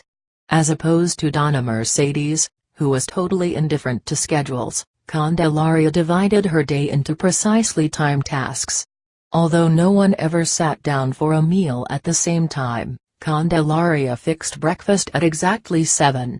By 8 o'clock she was mopping the floors and dusting the furniture. She was tall enough that she had to stretch only her arms to reach the spider webs in the corners and the dust on the lintels. And by 11 o'clock the daily pot of soup was simmering on the stove. As soon as that was accomplished, She tended to her flowers. Watering can in hand, she first walked up and down the patio, then the yard, sprinkling her plants with loving care. At 2 o'clock sharp she did the laundry, even if she only had one towel to Washington. After the ironing was done, she read illustrated romances. In the evenings, she cut out magazine pictures and pasted them in photo albums. Elio's godfather was here last night, she whispered. Donna Mercedes and I talked with him till dawn. She reached for the mortared corn cooked the evening before, and began to knead the white dough for the cakes we ate for breakfast. He must be over 80 years old. And he still hasn't gotten over Elio's death. Lucas Nunez blames himself for the boy's death. Who is Elio? I asked. Donna Mercedes' son, Candelaria murmured, shaping the dough into round patties. He was only 18 when he died tragically. It was a long time ago. She brushed a strand of hair behind her ear, then added, "You'd better not mention to her that I told you she had a son." She placed the corn cakes on the grill spanning the cooking pit, then faced me, a devilish grin on her lips. "You don't believe me, do you?" she asked, but stopped me from responding by holding up one hand. "I have to concentrate now on the coffee. You know how fussy Donna Mercedes gets if it isn't strong or sweet enough." I regarded Candelaria suspiciously. She was in the habit of telling me the most outlandish stories about the healer, such as the time when Donna Mercedes was apprehended by a group of Nazis during the Second World War and held captive in a submarine. "She's a liar," Donna Mercedes had once confided. "And even if she's telling the truth, she exaggerates it so much that it might as well be a lie." Candelaria, thoroughly unconcerned about my suspicions, wiped her face on the apron she had tied around her neck, then with a swift, abrupt movement, she turned around and hurried out of the kitchen. "Watch over the corn cakes," she cried out from the corridor. "I'm behind with everything today." Around midday, Mercedes Peralta finally woke up after sleeping through Candelaria's Thursday commotion, which was noisier than usual because of the hurry. Undecidedly, Donna Mercedes stood at the door of her room, squinting her eyes to adjust to the brightness. She rested against the door frame for a moment before venturing out into the corridor. I rushed to her side, and taking her arm, I led her to the kitchen. Her eyes were red. She had a frown and a sad look around her mouth. I wondered if she, too, had spent the night awake. There was always the possibility that Candelaria had indeed been telling the truth. Seemingly preoccupied, she studied the plateful of corn cakes, but instead of taking one, she broke off 2 bananas from the bunch hanging on one of the rafters.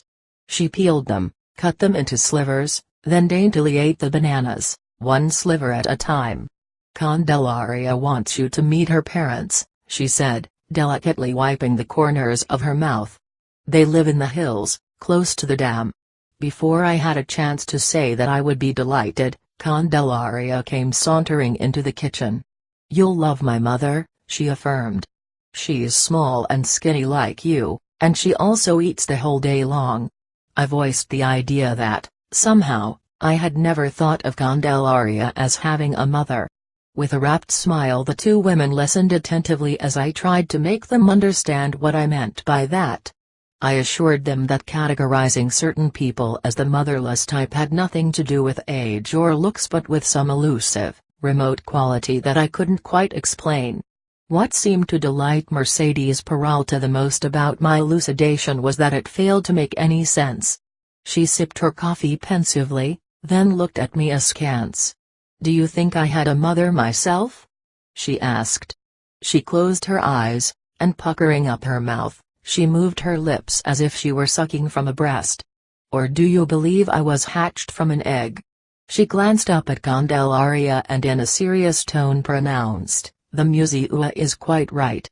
What she wants to say is that witches have very little attachment to parents or children. Yet, they love them with all their might, but only when they are facing them, never when they turn their backs." I wondered if Candelaria was afraid I would mention Elio, for she stepped behind Donna Mercedes, gesticulating wildly for me to remain silent. Donna Mercedes seemed to be determined to read our thoughts, She first looked at me, then at Candelaria, with fixed unblinking eyes. Sighing, Donna Mercedes wrapped her hands around her mug and sipped the rest of her coffee. Elio was only a few days old when his mother, my sister, died, she said, looking at me. He was my delight. I loved him as though he were my own child. She smiled faintly, and after a short pause, she continued talking about Elio. She said that no one would have called him handsome. He had a wide sensuous mouth, a flat nose with sprawling nostrils, and wild kinky hair. But what made Elio irresistible to young and old alike were his big, black, and lustrous eyes, which shone with happiness and sheer well-being. At great length Donna Mercedes talked about Elio's eccentricities. Although he was to become a healer like herself, he rarely spent any time thinking about healing. He was too busy falling in and out of love. During the day, he chatted the hours away with the young women and girls who came to see her. In the evenings, guitar in hand, he went to serenade his conquests. He hardly ever returned before dawn except when he was unsuccessful in his amatory ventures. Then, he was back early and entertained her with his witty, but never vulgar, renditions of his failures and successes. With morbid curiosity I awaited for her to talk about his tragic death. I felt disappointed when she glanced up at Candelaria. "Go and get me my jacket," she murmured. "It gets windy in those hills where your parents live." She rose and, leaning against my arm, shuffled out into the yard. "Today, Candelaria will surprise you," she confided. "There are all kinds of delightful quirks about her. If you were to know only half of them, you would probably faint with shock." Donna Mercedes chuckled softly like a child trying hard not to give away a secret. Chapter 9 Laughter, excited voices, and the blaring sound of jukebox music spilled from the small restaurants and bars that lined the street leading out of Carmina. Beyond the gas station, before the street joined the road, large trees on either side interlinked their branches to form arches, creating a dreamlike stillness. On the road we passed solitary shacks made out of cane plastered over with mud. They all had a narrow doorway, a few windows, and a thatched roof. Some of the huts were whitewashed, others just mud-colored. Flowers, mostly geraniums growing in discarded cooking pots and tin cans, hung from deep eaves. Majestic trees aglow with golden and blood-red blossoms shaded meticulously swept yards, where women were doing their wash in plastic tubs, or were spreading clothes to dry on bushes. Some greeted us with a slow smile, others with a nearly imperceptible nod of their heads. Twice we stopped at a roadside stall where children sold fruit and vegetables picked from their gardens. Candelaria, sitting in the back seat of my jeep, gave me directions. We passed a cluster of huts in the outskirts of a small town, and within moments a blanket of fog enveloped us, a fog so thick I could barely see beyond the hood of the jeep. "O Lord Jesus Christ," Candelaria began to pray. "Come down and help us get through this devilish fog. Please, Holy Mary, Mother of God, come here to protect us. Blessed Saint Anthony, merciful Saint Teresa, Divine Holy Ghost, gather around to help us." "You'd better stop it, Candelaria," Donna Mercedes cut in. "What if the saints are indeed listening to you and answer your prayers? How are we going to get them all into the car?" Candelaria laughed, then burst into song. Over and over she repeated the first few lines of an aria from an Italian opera. "Do you like it?" she asked me, catching my glance in the rearview mirror. "My father taught it to me. My father is Italian. He likes opera and taught me arias by Verdi, Puccini, and others." I glanced at Donna Mercedes for confirmation, but she had fallen asleep. "It's true," Candelaria insisted, then proceeded to sing a few lines from arias of different operas. "Do you know them, too?" she asked after I had correctly guessed the opera to which some of them belonged. "Is your father Italian, too?" "No." I laughed. "He's German. I don't really know much about operas," I confessed. "The only thing he taught me about music was that Beethoven was nearly a demigod." Every Sunday, for as long as I lived at home, my father played all of Beethoven's symphonies. The fog lifted as abruptly as it had descended about us, unveiling chain after chain of bluish mountains. They seemed to extend forever across an emptiness of air and light. Following Candelaria's directions, I turned into a narrow dirt lane angling sharply from the road. It was barely wide enough for the jeep. "Here it is," she cried out excitedly, pointing at the two-story house at the end of the lane. The whitewashed walls were yellow with age, and the once red tiles were gray and mossy. I parked, and we got out of the jeep. An old man clad in a frayed t-shirt was leaning out of an upstairs window. He waved at us and then disappeared, his loud excited voice ringing through the silence of the house. "Roraima! The witches are here." Just as we reached the front door, a small, wrinkled woman stepped out to greet us. Smiling, she embraced Candelaria, then Donna Mercedes.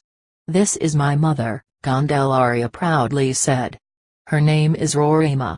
After a slight hesitation, Roraima also embraced me. She was barely 5 feet and very lean. She wore a long black dress. She had thick black hair and the bright eyes of a bird. Her motions, too, were bird-like, dainty and quick as she ushered us inside the dark vestibule where a small light burned under a picture of Saint Joseph.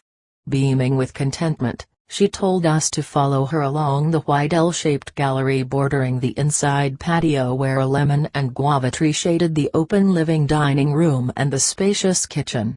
Mercedes Peralta whispered something in Roraima's ear, and then continued down the corridor that led to the back of the house.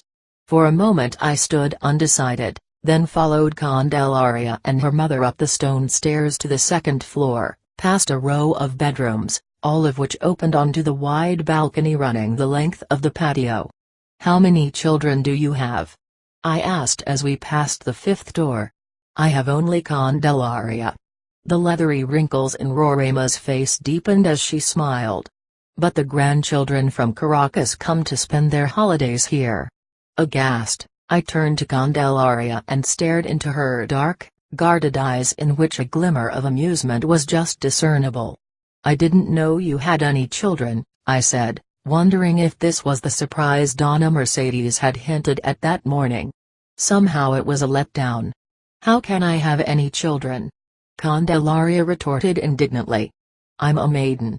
I burst into laughter. Her statement not only implied that she was unmarried but that she was also a virgin. The haughty expression on her face left no doubt that she was very proud of the fact. Candelaria leaned over the railing, then she turned and looked up. "I've never told you that I have a brother. Actually he's only a half-brother. He's much older than I. He was born in Italy. Like my father, he came to Venezuela to make his fortune. He has a construction company. He is rich now." Roraima nodded her head emphatically. "Her half-brother has 8 children. They love to spend the summers here with us," she added. In a sudden change of mood, Candelaria laughed and embraced her mother. "Imagine!" she exclaimed. "The Museua can't conceive that I have a mother." With an impish smile she added, "And what's even worse, she doesn't believe that I have an Italian father." At that very instant, one of the bedroom doors opened, and the old man I had seen at the window stepped out onto the balcony. He was stocky with sharp angular features that strongly resembled Candelaria's. He had dressed in a hurry. His shirt was buttoned up askew, the leather belt holding up his pants had not been fitted into the loops around the waist, and his shoelaces were untied. He embraced Candelaria. "Guido Micani," he introduced himself to me, then apologized for not welcoming us at the door. "As a child, Candelaria was as pretty as Roraima," he said, holding his daughter in a warm embrace. "Only when she grew up did she start to resemble me." Clearly sharing a private joke, all three burst into laughter. Roraima, giving a satisfied nod, regarded her husband and her daughter with unabashed admiration. She took my arm and led me downstairs. "Let's join Donna Mercedes," she suggested. The yard, bordered by a stake fence, was enormous. At the farthest end stood an open hut with a thatched roof. Sitting in a hammock fastened to the crossbeam of the hut was Mercedes Peralta. She was sampling Roraima's homemade cheese. She congratulated Roraima on her success. Guido Micani stood irresolute in front of Donna Mercedes. He seemed unsure whether to shake her hand or to put his arm around her. She smiled at him and he embraced her.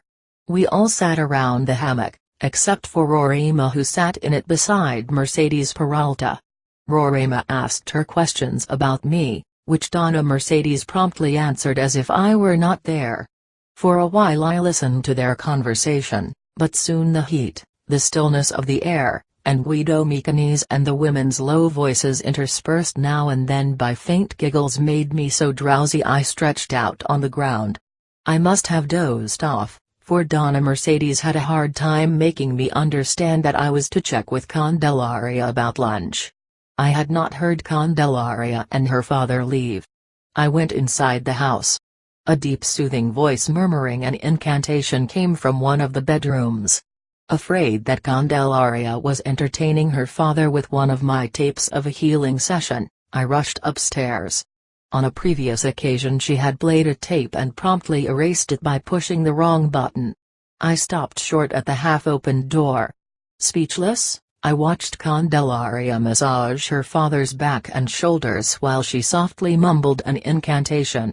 There was something about her stance, the concentrated, yet fluid beauty of her moving hands that reminded me of Mercedes Peralta. I realized then that Candelaria was also a healer. As soon as she finished massaging her father, she turned to face me, a glimmer of amusement in her eyes. "Did Donna Mercedes ever tell you about me?" Her voice had a curious softness that I had never heard before. "She says that I was born a witch." There were so many questions running through my mind, I was at a loss where to begin. Candelaria, aware of my bewilderment, shrugged her shoulders in a sort of helpless gesture. "Let's fix lunch," Guido Micani offered, heading for the stairs. Candelaria and I followed behind him. Suddenly, he turned around and faced me.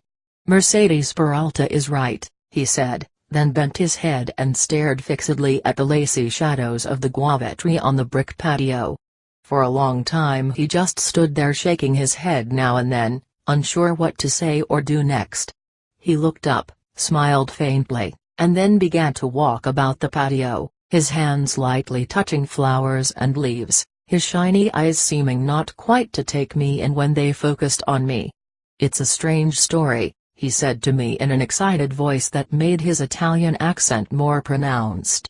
"Candelaria says that Donna Mercedes wants me to tell it to you. You know that you're welcome here. I hope you come often, so we can talk." I was at a loss. I looked at Candelaria, hoping for some kind of explanation. "I think I know what Donna Mercedes wants to do with you," Candelaria said. Taking my arm, she led me to the kitchen. "She likes you a lot, but she can't give you her shadow because she's got only one and she's giving it to me." "What are you talking about?" I asked. "I'm a witch," she replied, "and I'm following in Donna Mercedes' footsteps. Only by following in the spiritual footsteps of a healer can you be a healer yourself. That's what's called a junction, a link. Donna Mercedes has already told you that witches call it a shadow. Shadows are true for everything," she continued, "and there is only one heir to anyone who has real knowledge. Victor Julio had real knowledge about killing dogs and made an unwitting link for Octavio Cantu. I've said to you that Octavio sat too long in Victor Julio's shadow and that Donna Mercedes is giving me her shadow.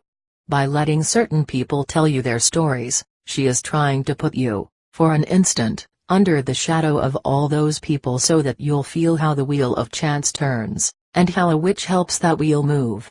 Unsuccessfully, I tried to tell her that her statements were throwing me into deeper confusion.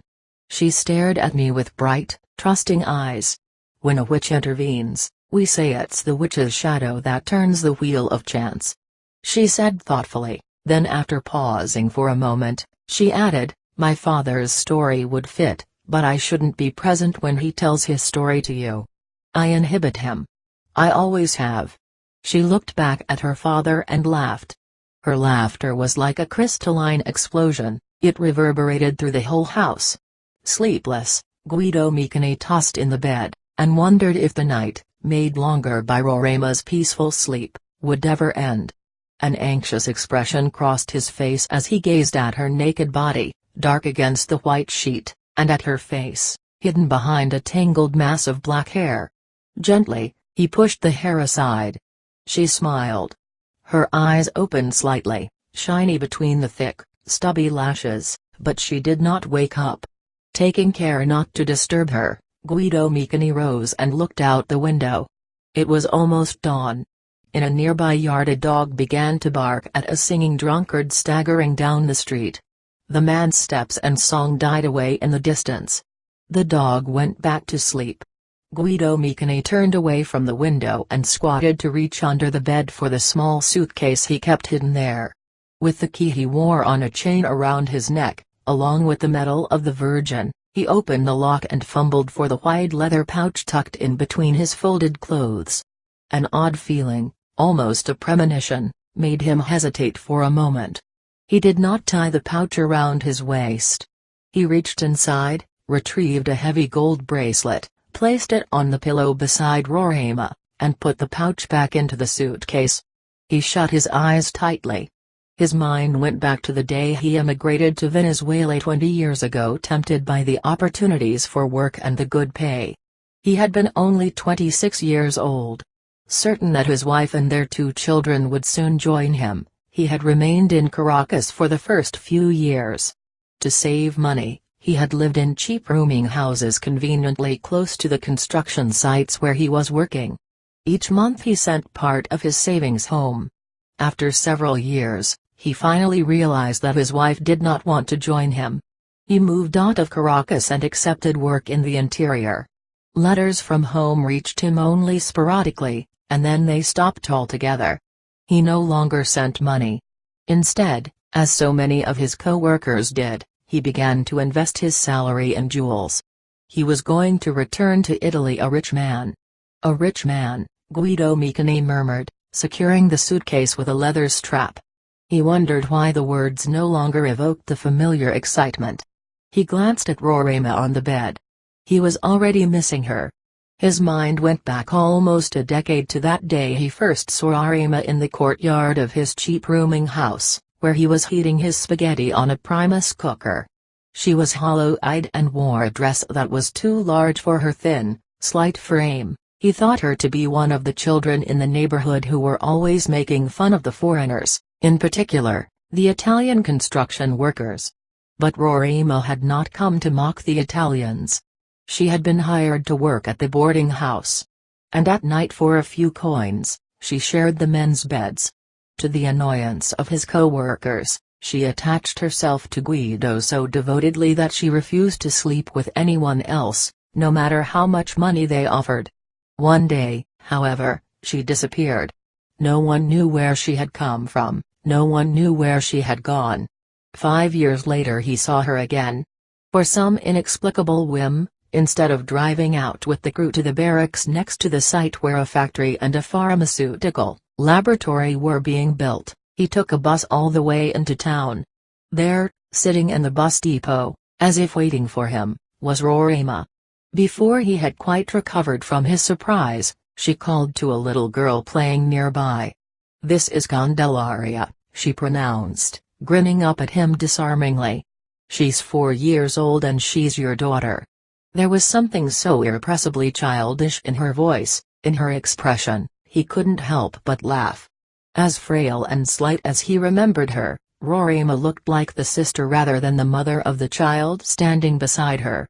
Candelaria looked at him in silence. The veiled expression of her dark eyes made him think of someone very old. She was tall for her age. Her face was serious as only a child's could be.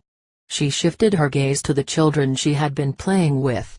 When she looked up at him again there was an impish gleam in her eyes.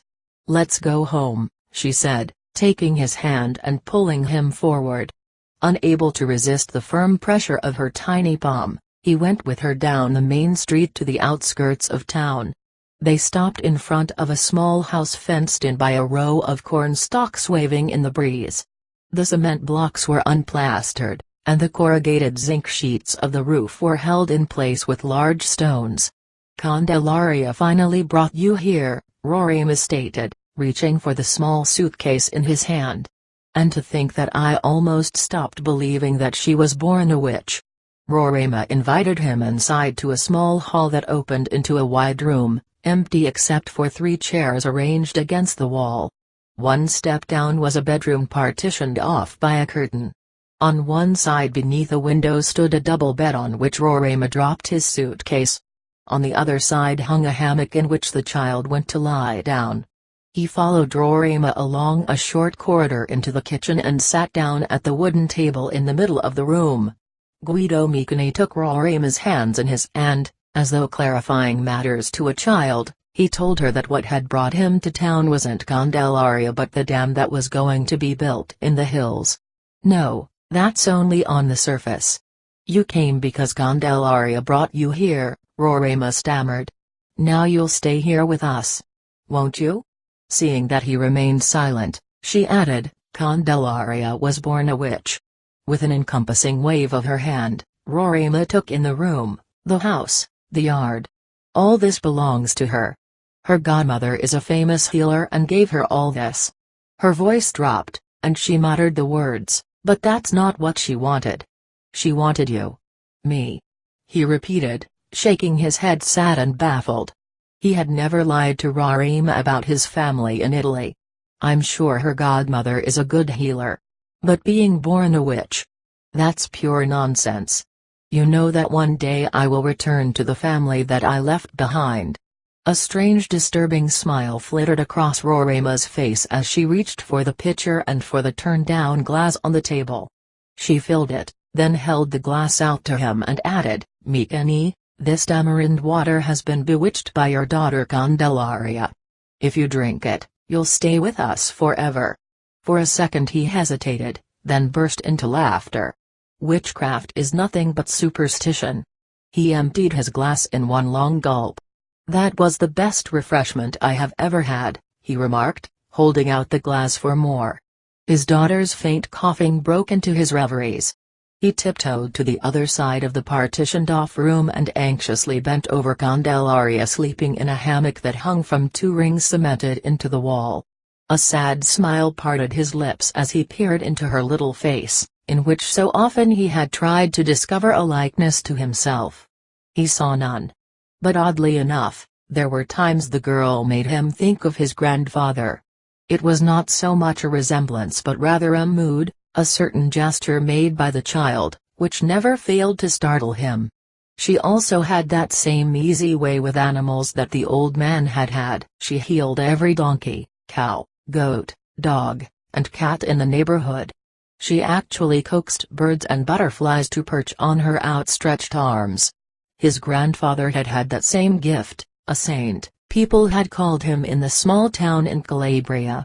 Whether or not there was anything saintly about Candelaria, he was no longer sure. One afternoon he had found the child lying on her stomach in the yard, her chin resting on her folded arms, talking to a sickly-looking cat curled up a few inches in front of her. The feline seemed to be answering her, not with meowing sounds, but with short grunts that resembled an old man's laughter. The instant they felt his presence, both Candelaria and the cat leapt up in the air, as if some invisible thread had pulled them. They landed right in front of him, a spooky smile on their faces. He had stood bewildered, as for a fleeting instant, their features appeared to be superimposed on each other's. He had been unable to decide whose face belonged to whom. Ever since that day he had kept wondering about what Roraima always said, that Candelaria was not a saint but a witch.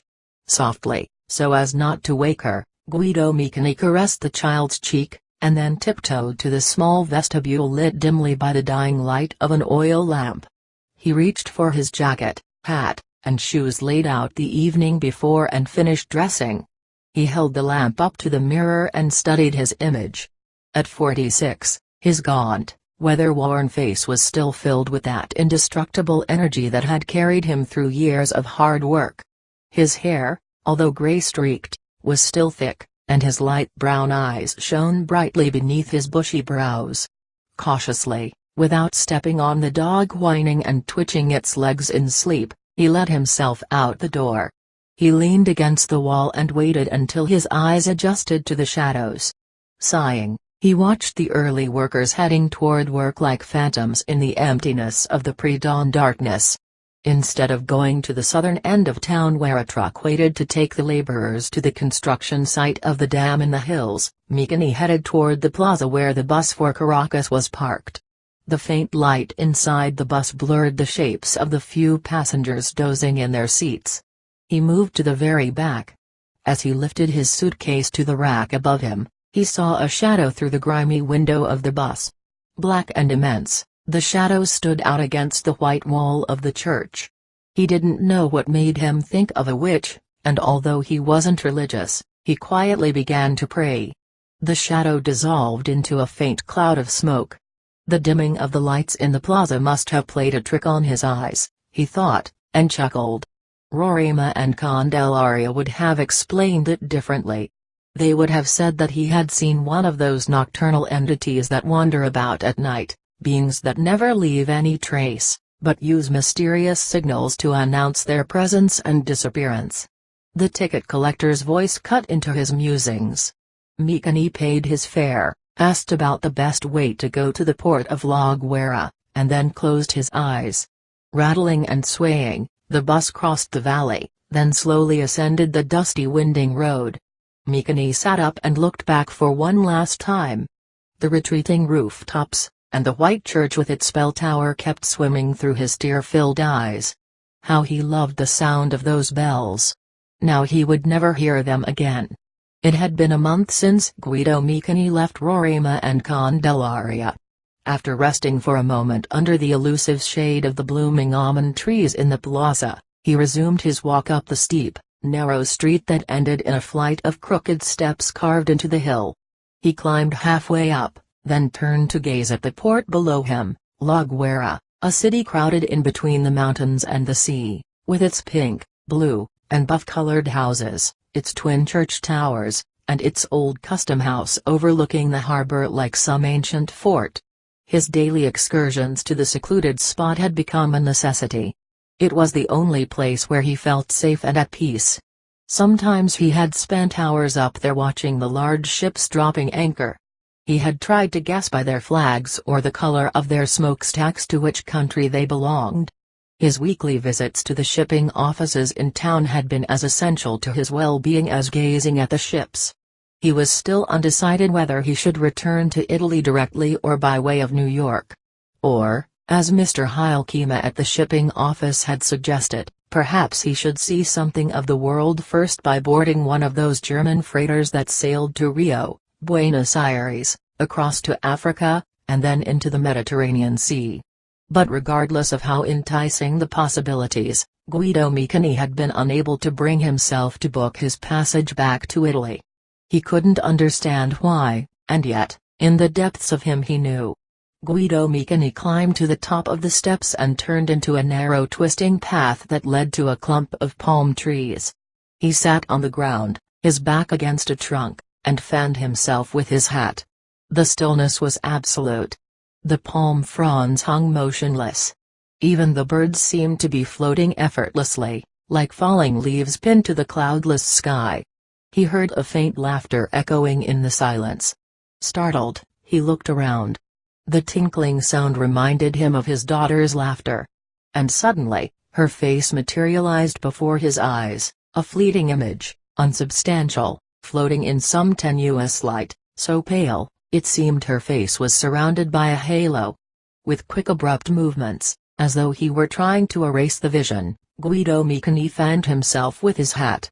Perhaps it was true that Candelaria was born a witch, he mused. Could the child indeed be the cause for his indecision to leave? He asked himself. Was she the reason for his inability to bring to mind the faces of his wife and children in Italy, regardless of how hard he tried? Guido Mikani rose and scanned the horizon. For an instant he thought he was dreaming as he saw a large ship emerge like some mirage through the shimmering heat. The vessel came closer, angling toward the harbor. In spite of the distance, he clearly recognized its green, white, and red smokestack. An Italian ship! He exclaimed, throwing his hat up in the air. He was certain that he had finally broken the spell of Venezuela, and of Roraima and Candelaria, superstitious creatures who read omens in the flight of birds, the movements of shadows, the direction of the wind. He laughed happily. This ship approaching the harbor, like some miracle, was his liberation. In his excitement he stumbled several times as he hurried down the crooked steps. He ran past the old colonial houses. He had no time to stop and listen to the sound of water splashing in the fountains, and the songs of caged birds spilling out of open windows and doors. He was going to the shipping offices, he was going to book his passage home this very day. A child's voice calling his full name brought Guido Micani up short. Overcome by a sudden dizziness, he closed his eyes and leaned against a wall. Someone gripped his arm. He opened his eyes, but all he saw were black spots swirling in front of him. Again he heard a child's voice call his name. Slowly, his dizziness subsided. With his eyes still unfocused, he glanced into the worried face of Mr. Heilkema, the Dutchman at the shipping office. "I don't know how I got here, but I want to speak with you," Guido Micani stammered. "From the hill I've just seen an Italian ship approach the harbor. I want to book my passage home this very instant." Mr. Heilkema shook his head in disbelief. "Are you sure you want to go?" he asked. "I want to book my passage home," Micani insisted childishly. "Right now." Upon catching Mr. Heilkema's eyes on him eloquent with meaning, Guido Micani added, "I have finally broken the spell." "Of course you have." Mr. Heilkema patted him reassuringly on the shoulder, and then steered him toward the cashier's counter. Looking up, Guido Micani watched the tall, gaunt Dutchman move behind the counter. As usual, Mr. Heilkema was dressed in a white linen suit and black cloth sandals. A fringe of gray hair growing on one side of his head had been carefully combed and distributed over his naked skull. His face had been aged by the relentless tropical sun and, no doubt, by rum. Mr. Heilkema brought out a heavy ledger and placed it noisily on the counter. He pulled up a chair, sat down, and began to write. "There are some of us who are meant to stay here," Mr. Heilkema said, then lifted his pen and pointed to Micani. "And you, my friend, are never going to return to Italy." Guido Micani, not quite knowing what to make of his words, bit his lip. Mr. Heilkema burst into a loud, toneless laughter, which sprang from the depths of his belly, and moved up with a rumbling painful sound. But when he spoke again, Mr. Heilkema's voice had a curious softness. "I was just joking. I'll take you to the ship myself." Mr. Heilkema went with him to his hotel, and helped him gather his belongings. After making sure he had a cabin all to himself, as he had requested and paid for, the Dutchman left him with the ship's purser. Still dazed, Guido Micani glanced around, wondering why there was no one on the deck of the Italian ship anchored at Pier 9. He reached for a chair beside a table on the deck, straddled it, and rested his forehead against the wooden back. He wasn't insane. He was in the Italian ship, he repeated to himself, hoping to dispel the realization that there was no one around. As soon as he had rested a moment, he thought, he would walk down to another deck, and confirm for himself that the crew and the rest of the passengers were somewhere in the ship. The thought restored his confidence. Guido Micani rose from his chair, and leaning over the railing looked down at the pier. He saw Mr. Heilkema waving, looking up at him. "Micani!" the Dutchman shouted. "The ship is pulling anchor. Are you sure you want to go?" Guido Micani felt a cold sweat. An immeasurable fear took possession of him. He longed for his peaceful life, for Roraima and Candelaria, his family. "I don't want to go," he shouted back. "You have no time to get your luggage. The gangplank has been lifted. You must jump now. You'll land in the water. If you don't jump now, you'll never make it." Guido Micani vacillated for an instant. In his suitcase were the jewels he had hoarded over the years, working with almost inhuman strength. Was all that going to be lost? He decided he still had enough strength to start all over again and jumped over the railing. Everything blurred. He braced himself for the impact with the water. He was not worried, he was a good swimmer. But the impact never came. He heard Mr. Hilkema's voice saying loudly, "I think this man has fainted.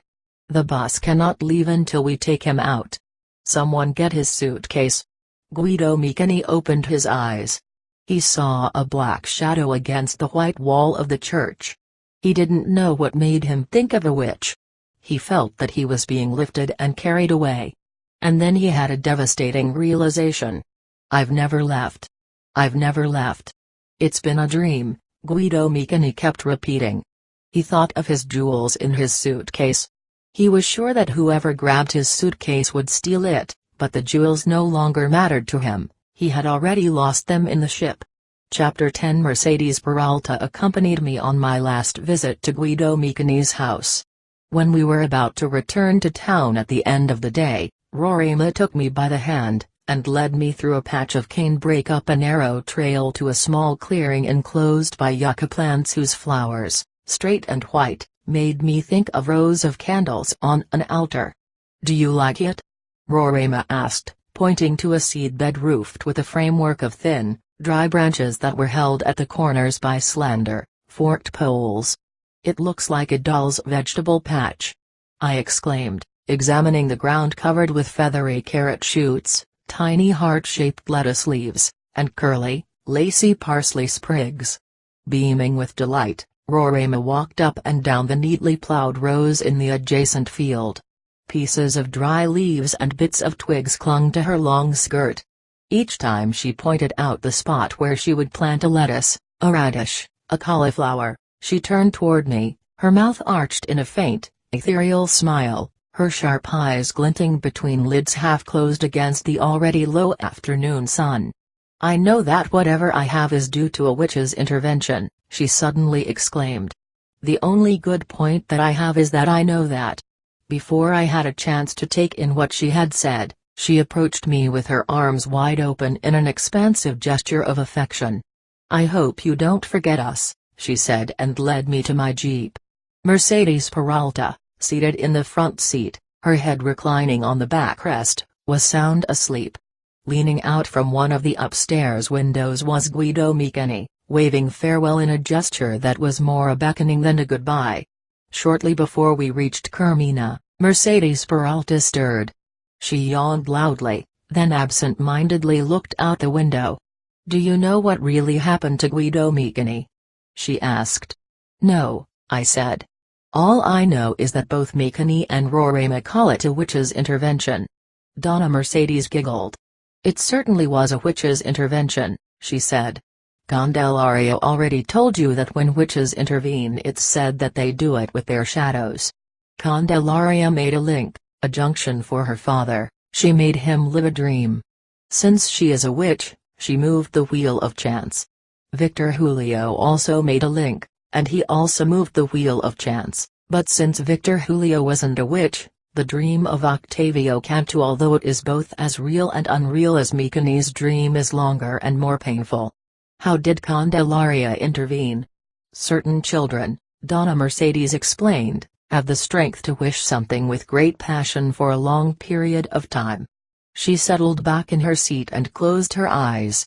Candelaria was such a child. She was born that way. She wished her father to stay, and she wished it without a single doubt.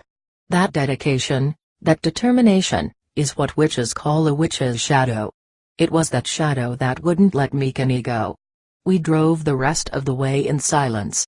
I wanted to digest her words. Before we went into her house, I asked her one final question. How did Mikini have such a detailed dream? Mikini never wanted to leave, not really, Donna Mercedes replied. So that offered an opening to Candelaria's unwavering wish. The details of the dream itself, well, that part had nothing to do with the witch's intervention, that was Mikini's imagination. Chapter 11 I sat up as something brushed my cheek. Slowly, I raised my eyes toward the ceiling, searching for a gigantic moth, Ever since I had seen that bird-sized moth in the healing room, I had been obsessed with it. Nightly, the moth appeared in my dreams, transforming itself into Mercedes Peralta. When I told her that I somehow believed my dream, she laughed it off as a figment of my imagination. I settled back onto my lumpy pillow. As I was drifting back into sleep, I heard the unmistakable shuffle of Mercedes Peralta passing my door. I got up, put on my clothes, and tiptoed down the dark corridor. A soft laughter came from her working room. The amber glow of candlelight seeped through the opening of the carelessly drawn curtain. Overcome by curiosity, I looked inside. Sitting at the table were Mercedes Peralta and a man, his face shaded by a hat. "Won't you join us?" Donna Mercedes called. "I was just telling our friend here that it wouldn't be long before you came looking for me." "Leon Chirino!" I exclaimed as he turned toward me and pushed up the brim of his hat by way of greeting. During my unsuccessful séance participation, he had been introduced to me as the man in charge of organizing the spiritual meetings. He was in his 70s, perhaps even in his 80s, yet his dark face had few wrinkles. He had big black eyes and sparkling white teeth, which ought to have been yellow from smoking cigars. There were white stubbles on his chin, yet his white, short-cropped hair was immaculately combed. His dark suit, wrinkled and baggy, looked as if he had slept in it. "He's been working like a madman," Donna Mercedes said, as if reading my thoughts. Although I had not been invited again to a séance, Mercedes Peralta had encouraged me to visit Leon Chirino at least once a week. Sometimes she accompanied me, sometimes I went alone.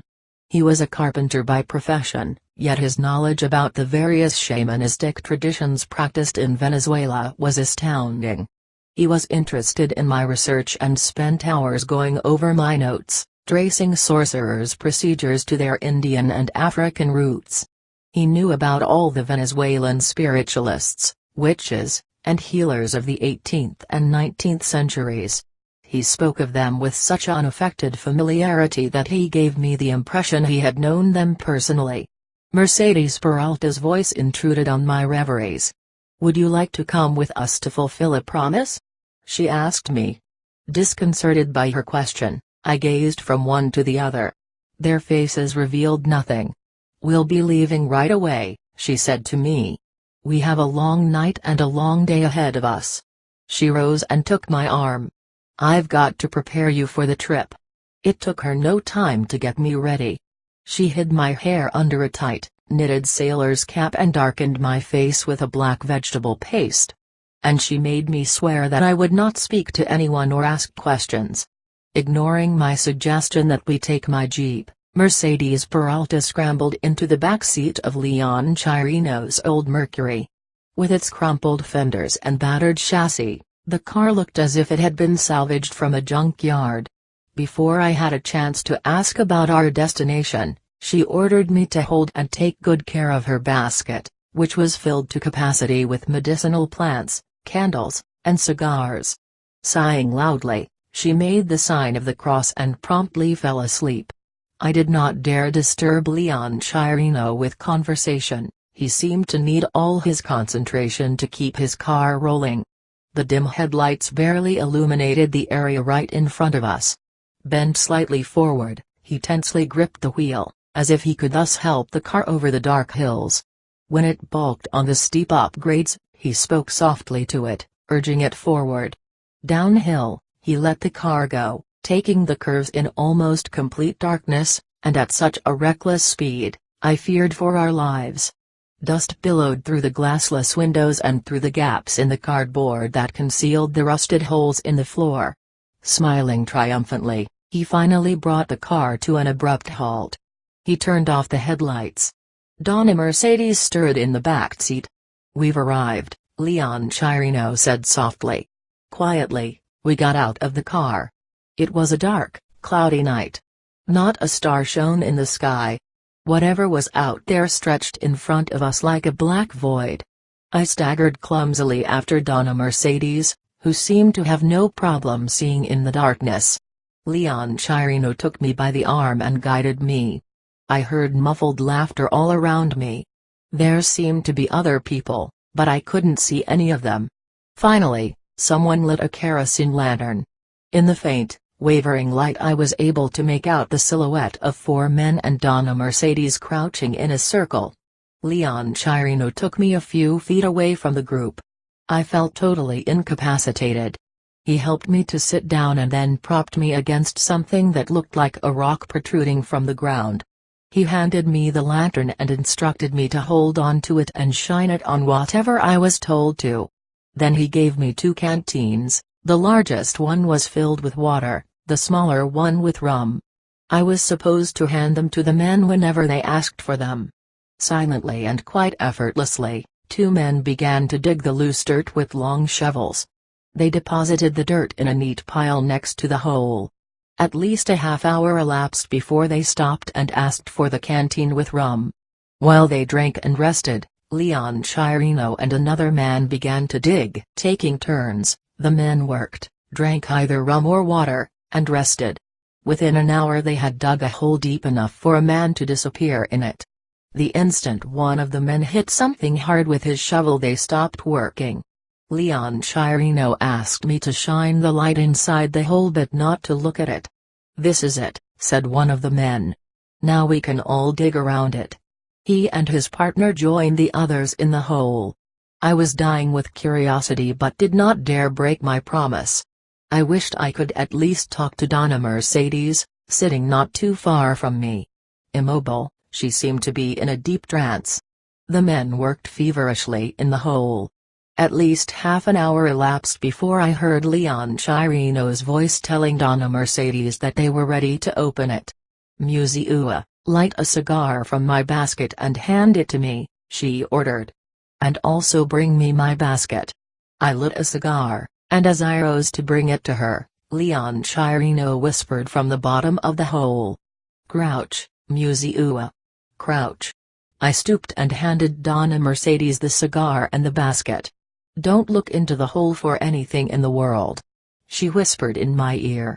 I moved back to where I had been sitting, fighting the nearly invincible desire to shine the lantern into the hole. I knew with absolute certainty that they were digging out a trunk filled with gold coins. I could hear the dull sound of the shovels hitting what seemed to be a large and heavy object. Fascinated, I watched Donna Mercedes retrieve a black candle and a jar with black powder from her basket. She lit the black candle, propped it on the ground next to the hole, and then ordered me to turn off the lantern. The black candle gave out an eerie light. Donna Mercedes sat on her calves next to the candle. Obeying some unvoiced command, the men stuck their heads out of the hole one by one right in front of her. Each time a head appeared, she poured some of the black powder into her cupped hands and then rubbed each head as if it were a ball. As soon as she was done with the heads, she smeared the black powder on the men's hands. My curiosity reached its peak when I heard the cracking sound of a lid being opened. "We've got it," Leon Chirino said, popping his head out of the hole. Donna Mercedes handed him the jar with the black powder, another one filled with a white powder, and then she blew out the black candle. Once again we were engulfed by total darkness. The groaning and heaving sounds of the men rising from the hole only accentuated the unnatural silence. I huddled against Donna Mercedes, but she pushed me away. "It's done," Leon Chirino whispered in a strained voice. Donna Mercedes relit the black candle. I could barely make out the shapes of the 3 men carrying a large bundle. They deposited it behind the mound of dirt. I was watching them so intently that I almost fell forward into the pit when I heard Donna Mercedes' voice telling Leon Chirino, who was still inside the hole, to fasten the nails quickly and climb out.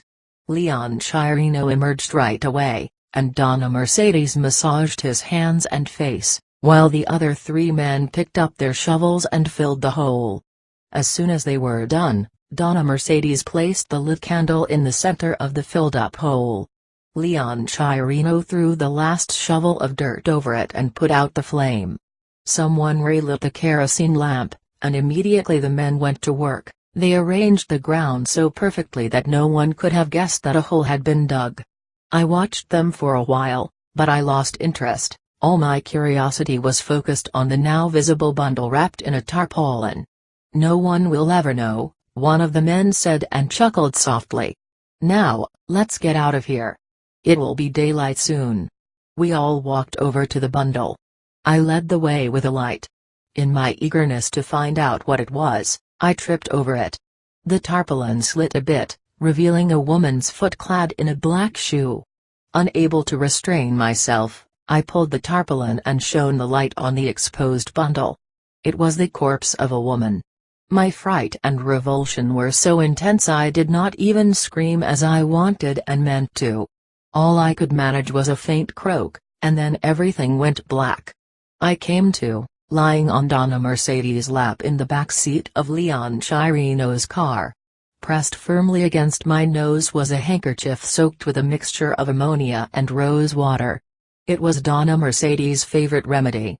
She used to call it a spiritual injection. "I always knew you were a coward," she commented and began to massage my temples. Leon Chirino turned around. "You're very daring, Muziua," he said. "But you still don't have the strength to back it up. You will though. Someday, you will." I was not in the mood for comments. My fright had been too great for comfort. I accused them of malice for not warning me about their doings.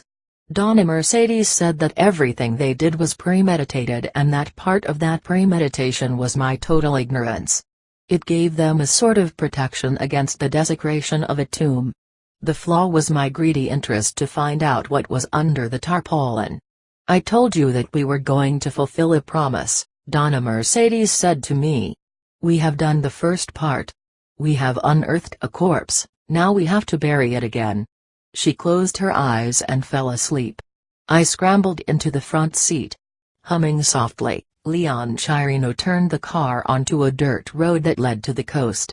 It was already morning when we reached an abandoned coconut grove. Cued perhaps by the smell of the sea breeze, Mercedes Peralta awoke. She yawned loudly, then sat up. Leaning out the window, she seemed to breathe in the sound of the distant waves. "This is a good place to park," Leon Chirino stated, stopping at the foot of the straightest and tallest palm tree I had ever seen.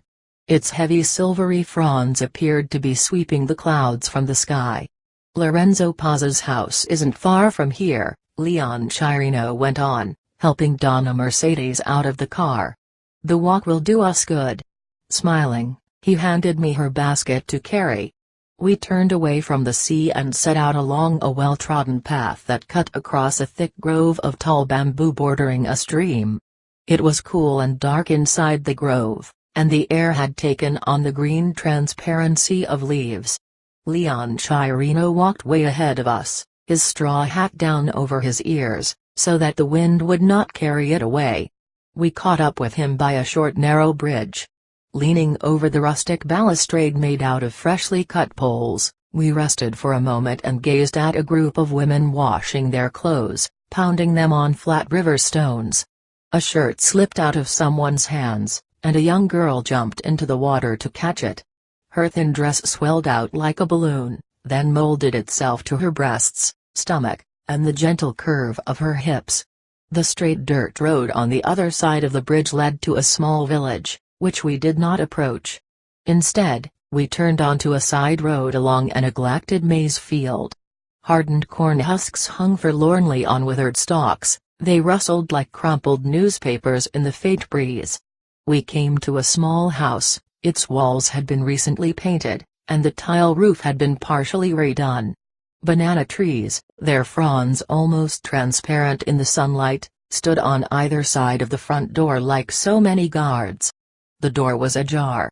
Without knocking or calling out, we walked straight in. A group of men squatting on the brick floor with their backs against the wall lifted their rum-filled glasses in greeting, then continued their conversation in low, unhurried voices. Dust bars of sunlight beamed in through a narrow window, adding to the stale heat and intensifying the pungent odor of kerosene and creosol. In the far corner, propped on two crates, stood an open coffin. One of the men rose and, holding my elbow gently, led me to the coffin. The man was slight but strongly built. His white hair and wrinkled face indicated age, yet there was something youthful about the graceful slant of his cheekbones and the mischievous expression in his tawny brown eyes. "Have a look at her," he whispered, bending toward the dead woman lying in the rough, unpainted coffin. "See how beautiful she still is." I stifled a scream. It was the same woman we had unearthed last night. I moved closer and examined her carefully. Despite the gray-greenish tint to her skin that not even the heavy makeup could disguise, there was something alive about her. She seemed to be smiling at her own death. On her finely chiseled nose rested a pair of wire-rimmed, glassless spectacles. Her garish, red-painted lips were slightly parted, revealing her strong white teeth. A red robe trimmed with white had been wrapped around her long body. To her left lay a staff, to her right, a red and black wooden devil's mask fitted with two menacing, twisted ram's horns. "She was very beautiful and very, very dear to me," the man said, straightening a fold in the robe. "It's incredible how beautiful she still is," I agreed with him. Afraid he might stop talking, I held back my questions. As he continued fussing with the woman's red robe, he gave me a detailed report on how he and his friends had unearthed her from her grave in the cemetery near Kermina and brought her to his house. Suddenly, he looked up, and realizing that I was a stranger, he examined me with unrestrained curiosity. "Oh, dear me! What kind of a host am I?" he exclaimed. "Here I'm talking and talking, when I haven't offered you anything to drink or to eat." He took my hand in his. "I'm Lorenzo Paz," he introduced himself. Before I had a chance to say that I could not possibly swallow a thing, he ushered me through a narrow doorway that led to the kitchen. Mercedes Peralta, standing by a kerosene stove that was perched on top of a waist-high stone hearth, was stirring a concoction made from the medicinal plants she had brought with her. "You'd better bury her soon, Lorenzo," Donna Mercedes said. "It's far too hot to keep her above ground any longer." "She'll be fine," the man assured her. "I'm certain her husband paid for the best embalmment job available in Kermina. And to be on the safe side, I sprinkled the coffin with quicklime and wrapped strips of cloth soaked in kerosene and creosol around her body." He looked at the healer beseechingly. "I've got to be sure her spirit has followed us here." Nodding, Donna Mercedes continued stirring her concoction. Lorenzo Paz half-filled 2 enamel mugs with rum. He handed one to me, the other to Donna Mercedes. "We'll bury her as soon as it cools down," he promised, and then went back to the other room. "Who was the dead woman we unearthed last night?" I asked Donna Mercedes, and then sat down on a bundle of dried palm fronds stacked against the wall. "For someone who spends most of her time studying people, you're not very observant," she remarked, laughing softly. "I pointed her out to you some time ago.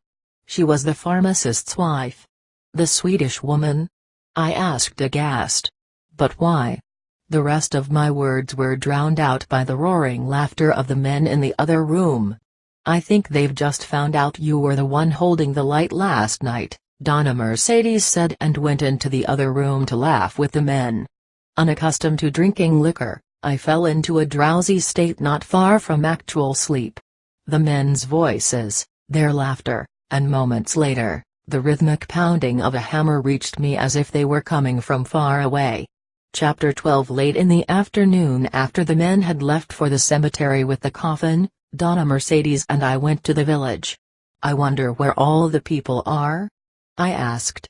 Except for a young girl standing in a doorway with a naked baby astride her hip and a few dogs lying in the shade of the houses, the place was deserted. "At the cemetery," Donna Mercedes said, leading me toward the church across the plaza. "It's the Day of the Dead. People are weeding the graves of their deceased relatives and saying prayers for them." It was cool and shadowy inside the church. The last threads of sunlight spilling through the tinted glass windows in the nave illuminated the statues of saints in the niches along the walls. A life-size crucifix, with its ripped, twisted flesh and its drooping, bleeding head in vivid color, dominated the altar. To the right of the crucifix stood the statue of the blissful-faced Virgin of Koromoto draped in a blue, star-embroidered, velvet cape. To the left was the cross-eyed figurine of St. John, with his narrow-brimmed hat at a rakish angle and a red flannel cape, torn and dusty, flung casually over his shoulders. Donna Mercedes blew out the flame of 7 candles that were burning on the altar, put them in her basket, and lit 7 new ones. She closed her eyes and, folding her hands, recited a long prayer. The sun was only a glimmer behind the hills when we walked out of the church. The crimson and orange clouds trailing across the sky toward the sea gilded the late afternoon in a golden twilight. By the time we arrived at the cemetery it was dark. The entire village seemed to have come out to commune with their dead. Men and women praying in soft voices were crouched beside graves ringed with lit candles.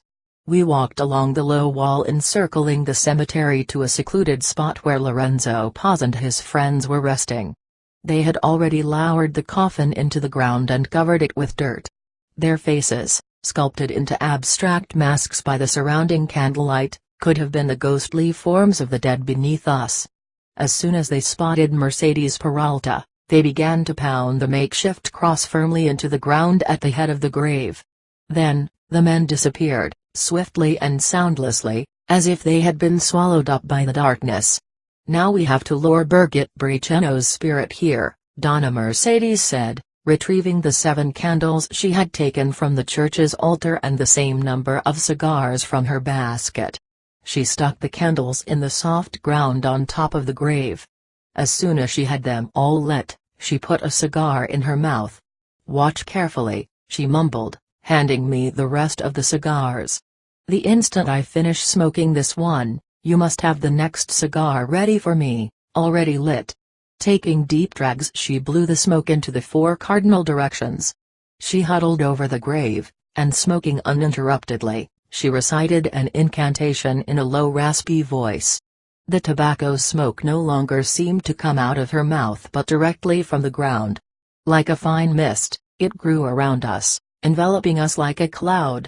Fascinated, I just sat there, handing her cigar after cigar, listening to her melodious, but incomprehensible, chanting. I edged closer to her as she began to move her left arm over the grave. I thought she was shaking a rattle, but I could see nothing in her hand. I could only hear the clattering sound of seeds or, perhaps, small pebbles moving rapidly in her hand. Tiny sparks, like fireflies, escaped from in between her closed fingers. She began to whistle a strange tune that soon became indistinguishable from the rattling noise. Out of the cloud of smoke emerged a tall bearded figure wearing a long robe and a Phrygian cap.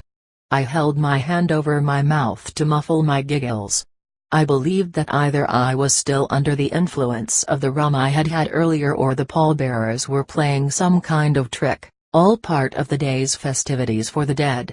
Totally absorbed, I watched the figure move out of the circle of smoke toward the wall surrounding the cemetery. The vision lingered there, a wistful smile on its face. I heard soft laughter, so quiet, so unearthly, it might have been part of Mercedes Peralta's chanting. Her voice became louder. The sound seemed to come from the 4 corners of the grave, each side repeating the words like an echo. The smoke dispersed, it rose toward the palm trees and vanished into the night.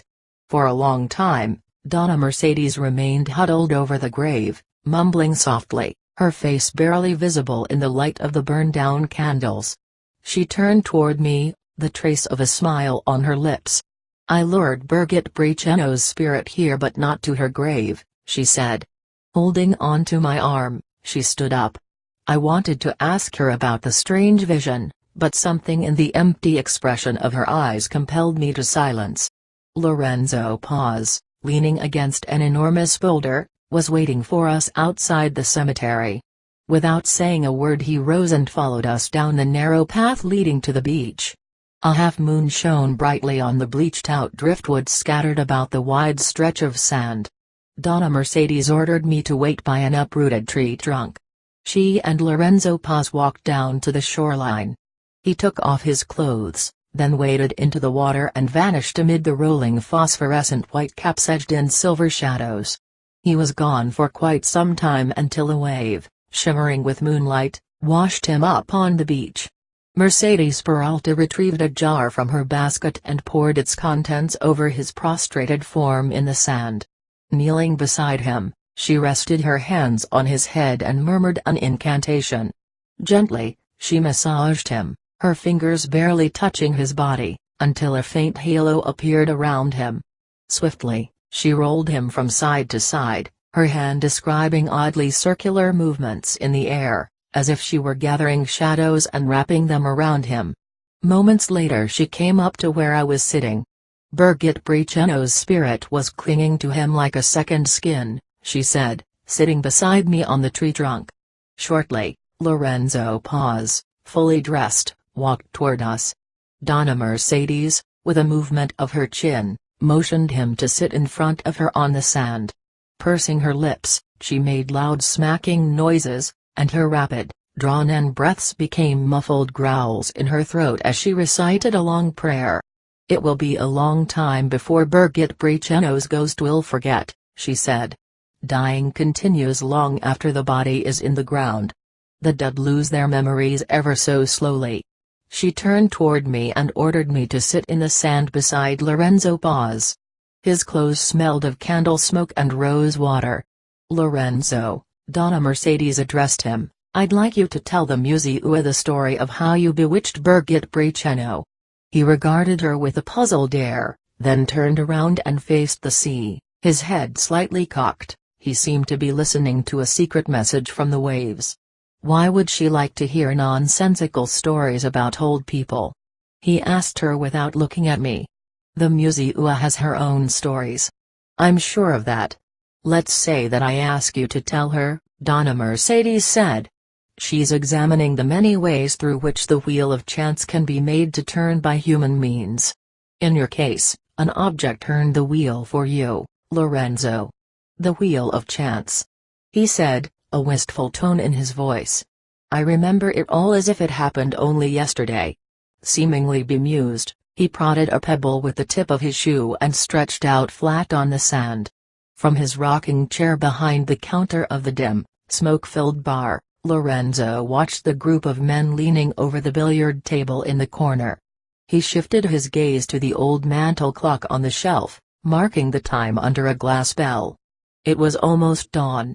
He was about to rise and remind the men of the late hours, when he heard the unmistakable sound of Petra's shuffling feet from back of the house.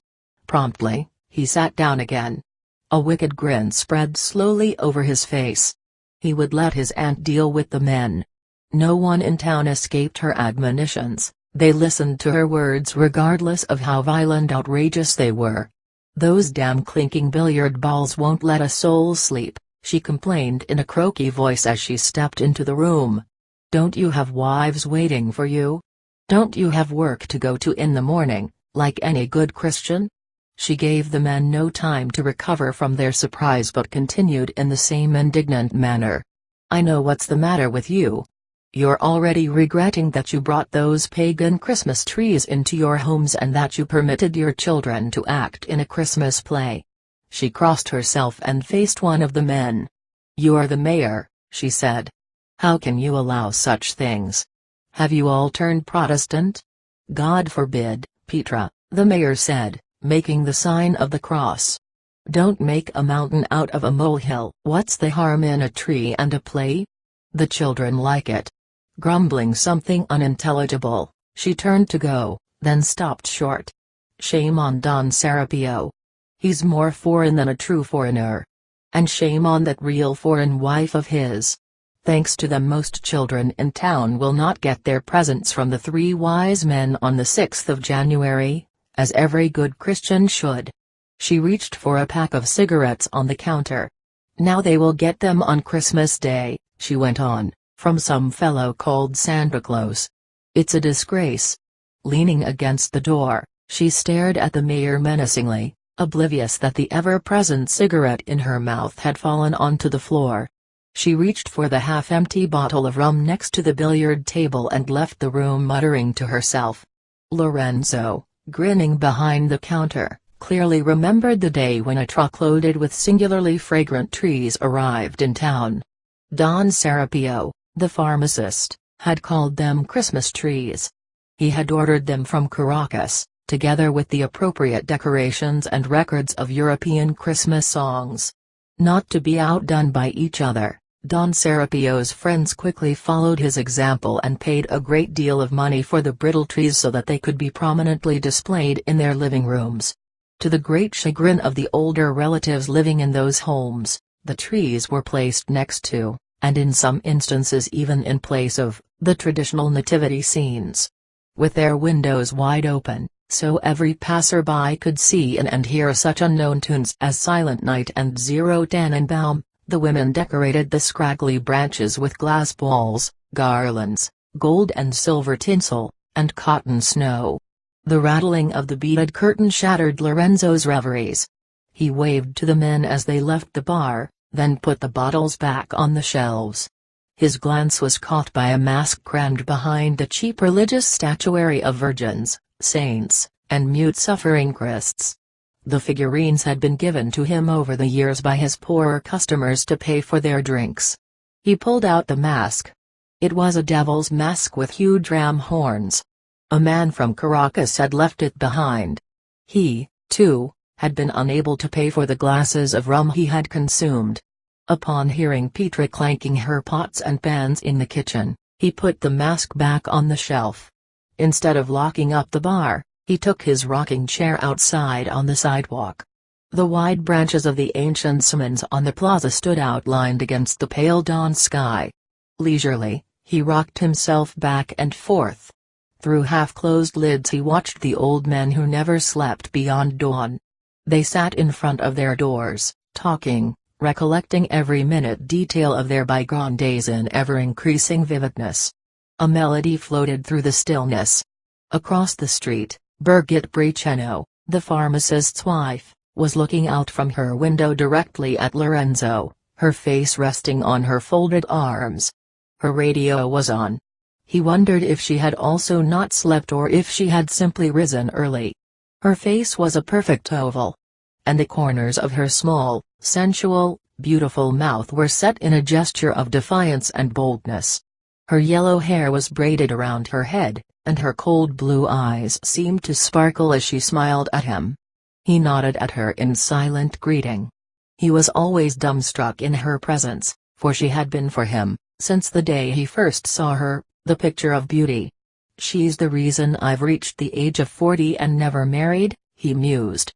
To him, all women were desirable and irresistible, but Birgit Briceno was more than irresistible, she was indeed unattainable. "Why don't you come and watch the Christmas play tonight, Lorenzo?" "Tonight is Christmas Eve," Birgit Briceno shouted from across the street. The old men, dozing in front of their doors, suddenly perked up and turned their heads toward the bar owner. Grinning expectantly, they waited for his answer. So far, Lorenzo had consistently declined Don Serapio's invitations. He couldn't abide the pharmacist's air of self-importance, nor his insistence in trying to convince every friend and acquaintance that he was the most influential man in town, and that it fell upon him to give an example of what civilized living was all about. However, regardless of how insufferable he found the man, Lorenzo couldn't resist his wife's summons. In a loud voice, he promised Birgit Briceno that he would come that evening. He then took his rocking chair inside and went to sleep in his hammock at the back of the house, pleased and full of confidence in himself. Dressed in a white linen suit, Lorenzo walked around his bedroom, testing his new patent leather shoes. It was a large room crowded with heavy ornate mahogany pieces that had once stood in the parlor, which his father had converted into a bar years ago. Lorenzo sat on the bed, took off his shoes and socks, and put on his cloth sandals. "I'm glad you aren't that vain," Petra commented, shuffling into the room. "There's nothing worse than having uncomfortable feet. It makes a person downright insecure." Her little dark eyes shone with approval as she examined his suit. "You'll never entice Birgit Briceno by ordinary means, though," she pronounced, catching his glance in the mirror. "That foreigner will respond only to witchcraft." "Really?" Lorenzo mumbled, shrugging his shoulders with studied indifference. "Isn't that the reason you went to see a witch? To get a love potion for that museo?" she challenged him, crossing her spindly arms across her flat chest. Realizing that he wasn't about to answer, she added, "Well then, why don't you follow the witch's advice?" Lorenzo laughed and regarded his aunt thoughtfully. She had an uncanny way of knowing what was on his mind, and her assessments were always accurate. Peter had moved into the house upon his father's death. He had been 10 years old then. Not only had she taken care of him all these years, but she had also managed the bar until he had been capable of doing so himself. "Birgit Briceno will respond only to witchcraft," Peter repeated obstinately. Lorenzo examined himself in the mirror. He was too short and stocky to look dignified. His cheekbones were too pronounced, his mouth too thin, his nose too short to be handsome. Yet, he loved women unabashedly, and he knew that women loved men who loved them that way. But to have Birgit Briceno, he would need more than that. And he wanted her more than anything in the world. He had never doubted the power of witchcraft. The witch's recommendation on how to seduce the foreign woman, however, was far too outlandish. Love potions are for people who don't have the strength to go directly to the spirit of things, she had said to him. Anything can grant you your wish, your most earnest wish, if you're strong enough to wish or wish directly into the spirit of a thing. You have a devil's mask, ask the mask to seduce Birgit Briceno. He decided it was all too vague. He was too practical, he relied only on something that was concrete. "You know what?" he said, facing his aunt. "Birgit Briceno herself has invited me to her house." "She probably invited half the town," Peter replied cynically. "And the uninvited half will be there, too." She rose and, before shuffling back to her room, added, "I didn't say you couldn't get Birgit Briceno. But mark my words. It won't be through ordinary means." He had discarded the witch's advice because he did not want merely to seduce the Swedish woman, he wanted her to love him, even if only for an instant. In his moments of euphoria he thought he would not be satisfied with less than 1 hour. The front door and the windows of the Briceno's house were wide open. The tall fir tree in the living room, lit by a myriad of colorful lights, could be seen in all its splendor from the plaza. Lorenzo walked inside the house. The place looked like a train station. Rows of chairs faced a raised platform that had been set up in the patio. The stuffed leather armchairs, couch, and Moroccan stools from the living room had been moved out into the gallery next to the willow furniture. Boys and girls dashed about barefoot, their mothers in tow, trying to put last-minute touches on their costumes. "Lorenzo!" Don Serapio called out the instant he caught sight of him from the wide-open living room. Although he was tall and thin, Don Serapio had quite a paunch, and whenever he stood, his legs were slightly spread. Don Serapio adjusted his thick horn-rimmed glasses and patted Lorenzo cordially on the shoulder. "We're about to serve coffee," he said, steering him toward his guests, the elite of the town. Among them were the doctor, the mayor, the barber, the school principal, and the priest.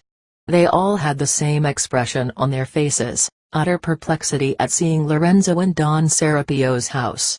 The pharmacist seemed genuinely pleased to have the elusive bar owner among his guests.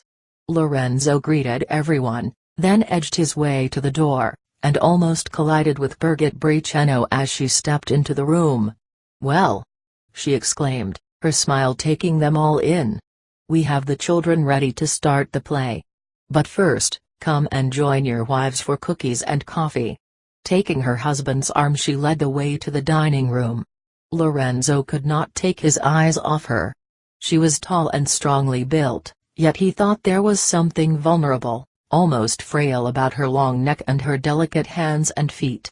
As though aware of his scrutiny, she looked at him. She hesitated for a moment, then poured coffee into 2-minute, gold-rimmed cups and brought them over to where he stood. "There is also rum," she said, wistfully eyeing the bottle at the far end of the table, to which only the men help themselves. "I'll take care of that, right away," Lorenzo said, finishing his coffee in one gulp. He reached for the bottle, filled his cup with the rum, then casually exchanged her empty cup with his. Grinning, She reached for a cookie, nibbled at it, and sipped her rum daintily.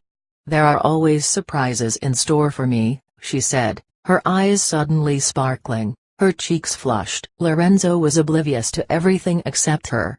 He had not realized that Don Serapio was talking until she made a subtle gesture of annoyance. "I'd better get back to the children," she said.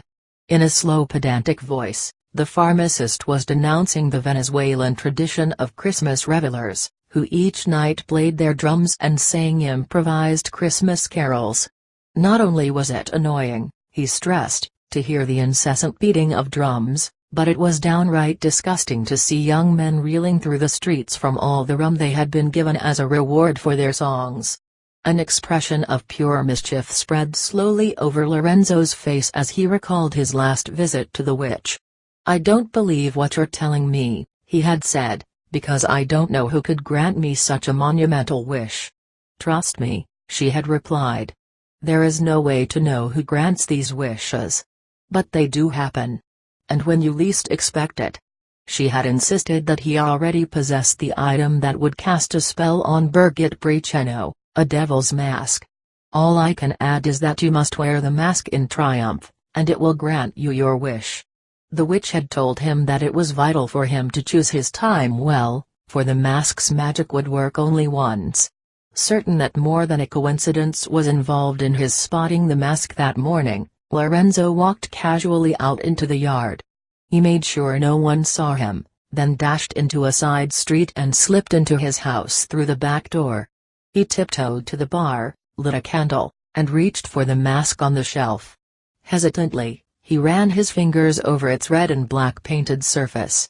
The carver had put something diabolical into his creation, Lorenzo thought.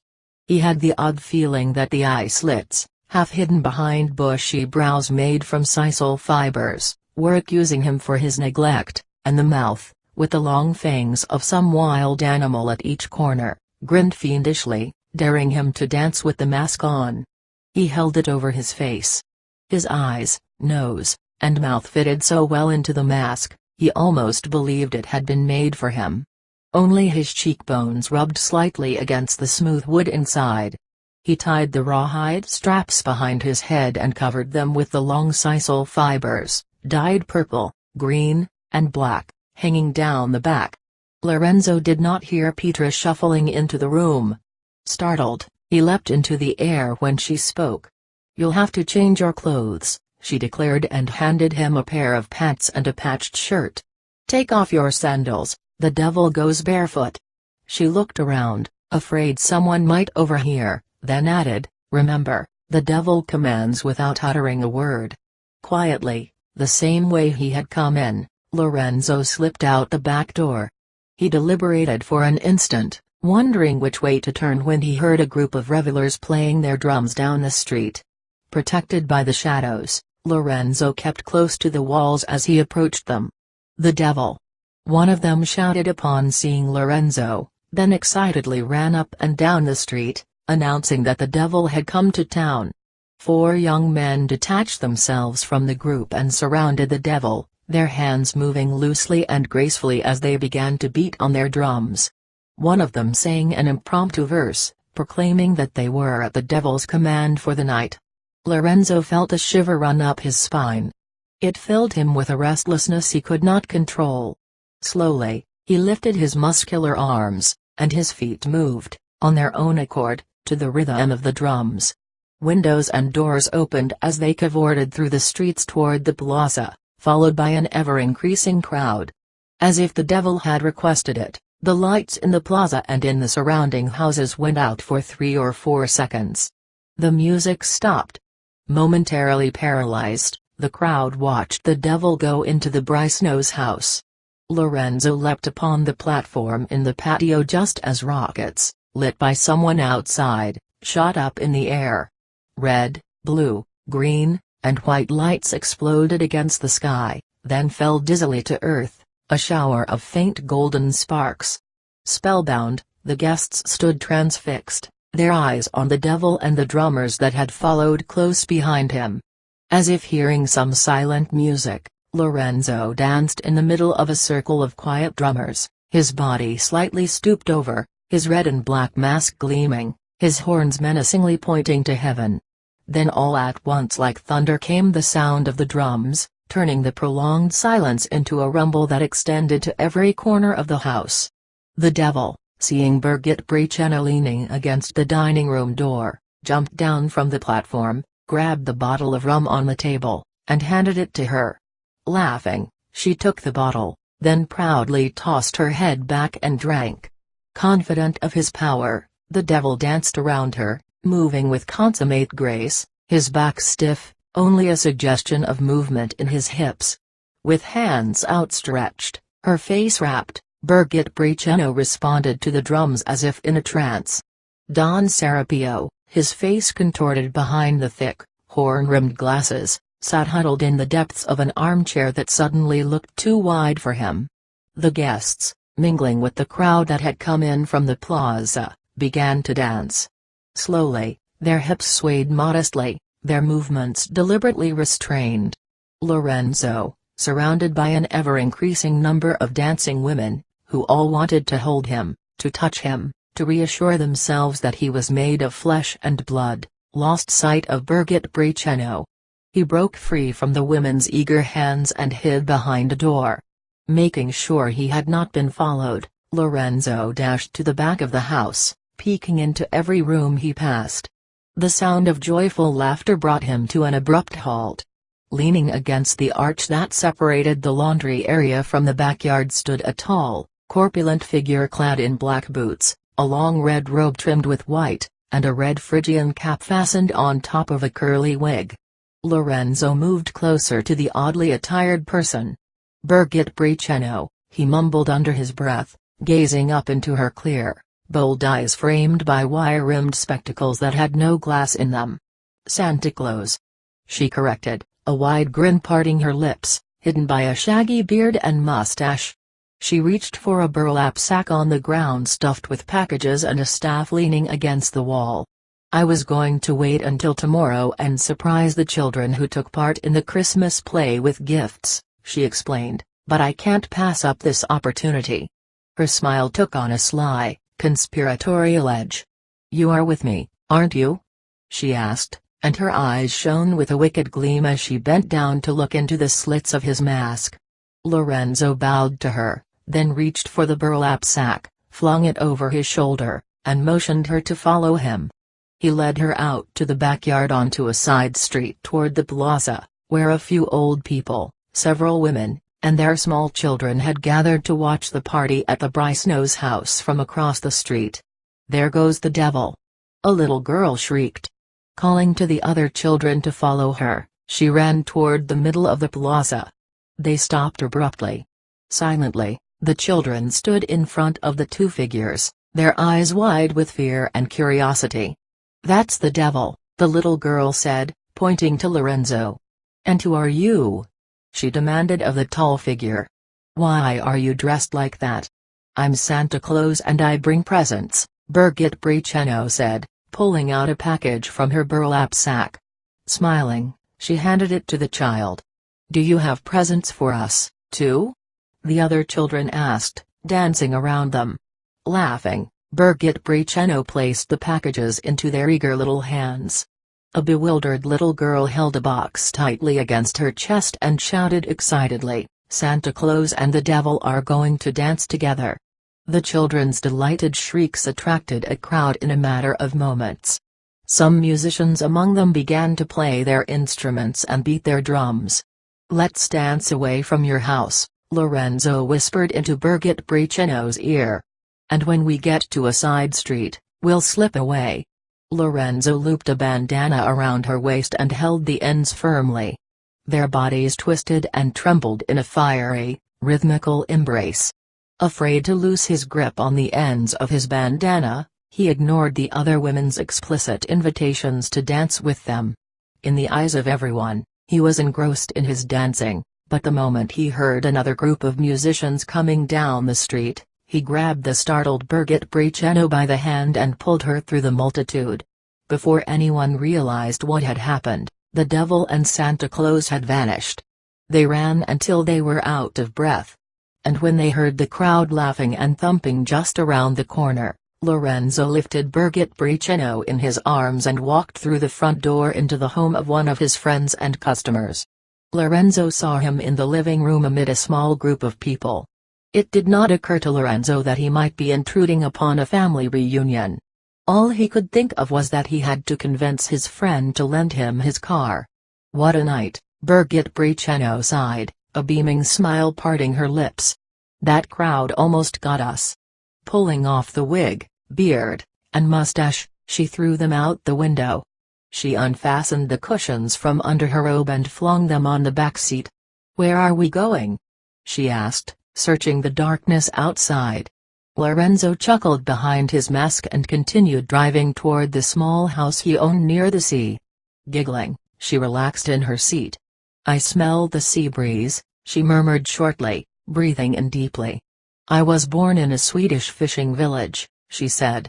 "The people I come from have always been buried at sea or by the sea, and the only regret I have in life is that I won't." Serapio already owns a plot in the cemetery in town. Puzzled by her odd concern, he stopped the car. "Can the devil's mask grant me my wish to be buried by the sea?" she asked with such a serious, determined expression on her face that he could only nod in agreement. "A promise like that is sacred," she said. The look in her eyes made it clear that for her their understanding was total. She leaned back in her seat. She was still, yet a strange, almost mischievous smile played around her mouth. "And I, on my part, promise to love the bearer of the wish-granting mask all this night," she whispered. He would have settled for an instant of love. Next to an instant, a night was an eternity. Chapter 13. For days on end, I had pondered the meaning of the stories I had heard. I thought I understood what was meant by a link, or a witch's shadow, or the wheel of chance, but I still wanted Donna Mercedes or Candelaria to clarify things. I had accepted from the beginning that I was not there to interpret what I was experiencing in terms of my academic training. However, I could not help seeing things in terms of what I had learned in the Nagual's world.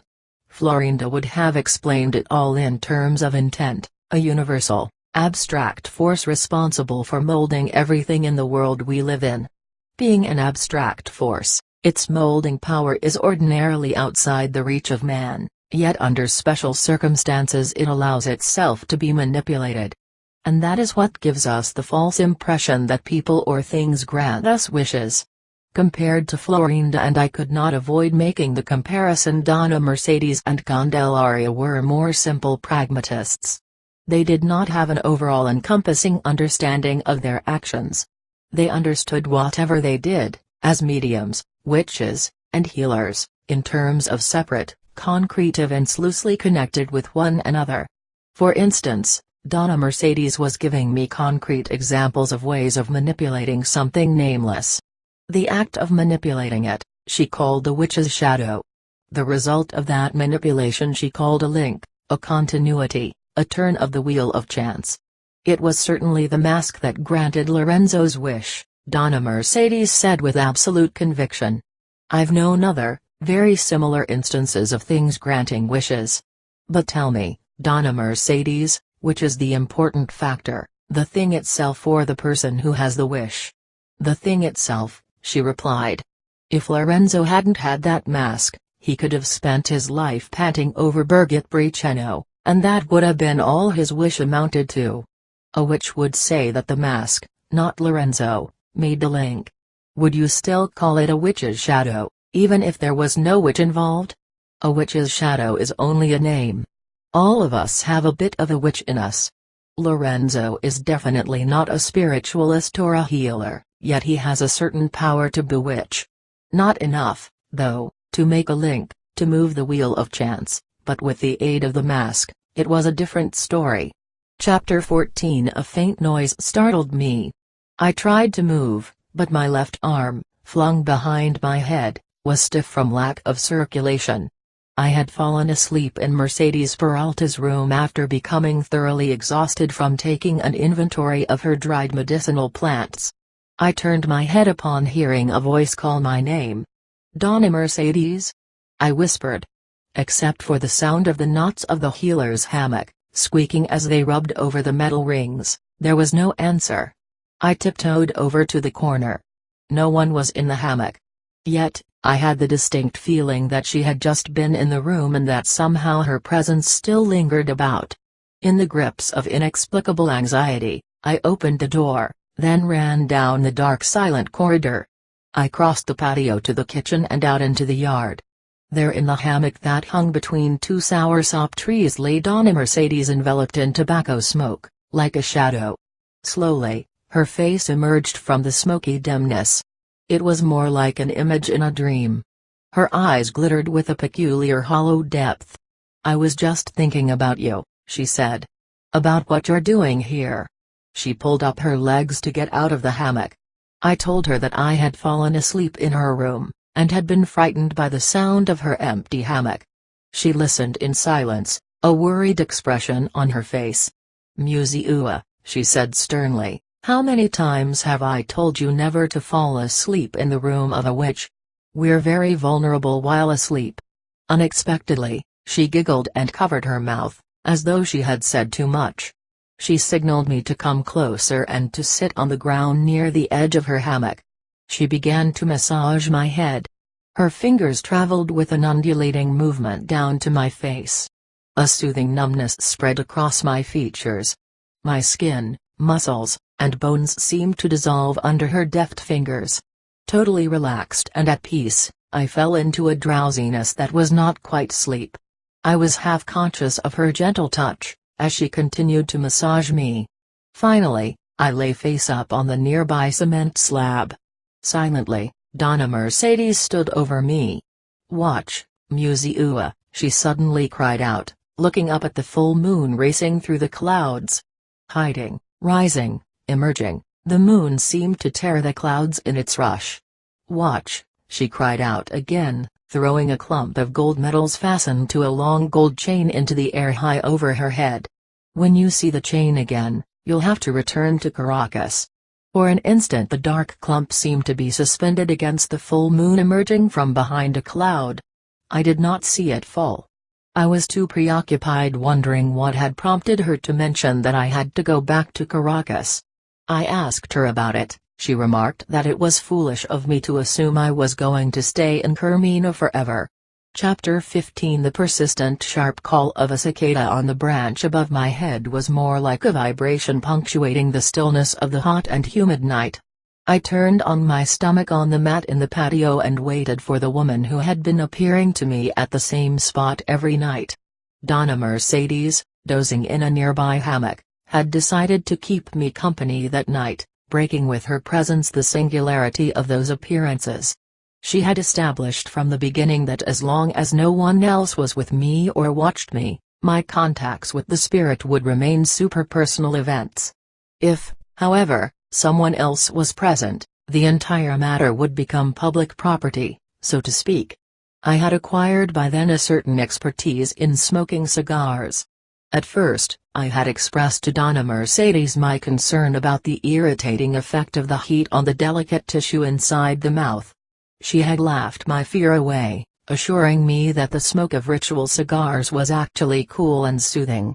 After practicing for a short while, I had to agree with her. The smoke was indeed cool, the tobacco seemed mentholated. Donna Mercedes' decision to accompany me that night was triggered by Candelaria's doubts that I was strong enough to hold a full séance by myself.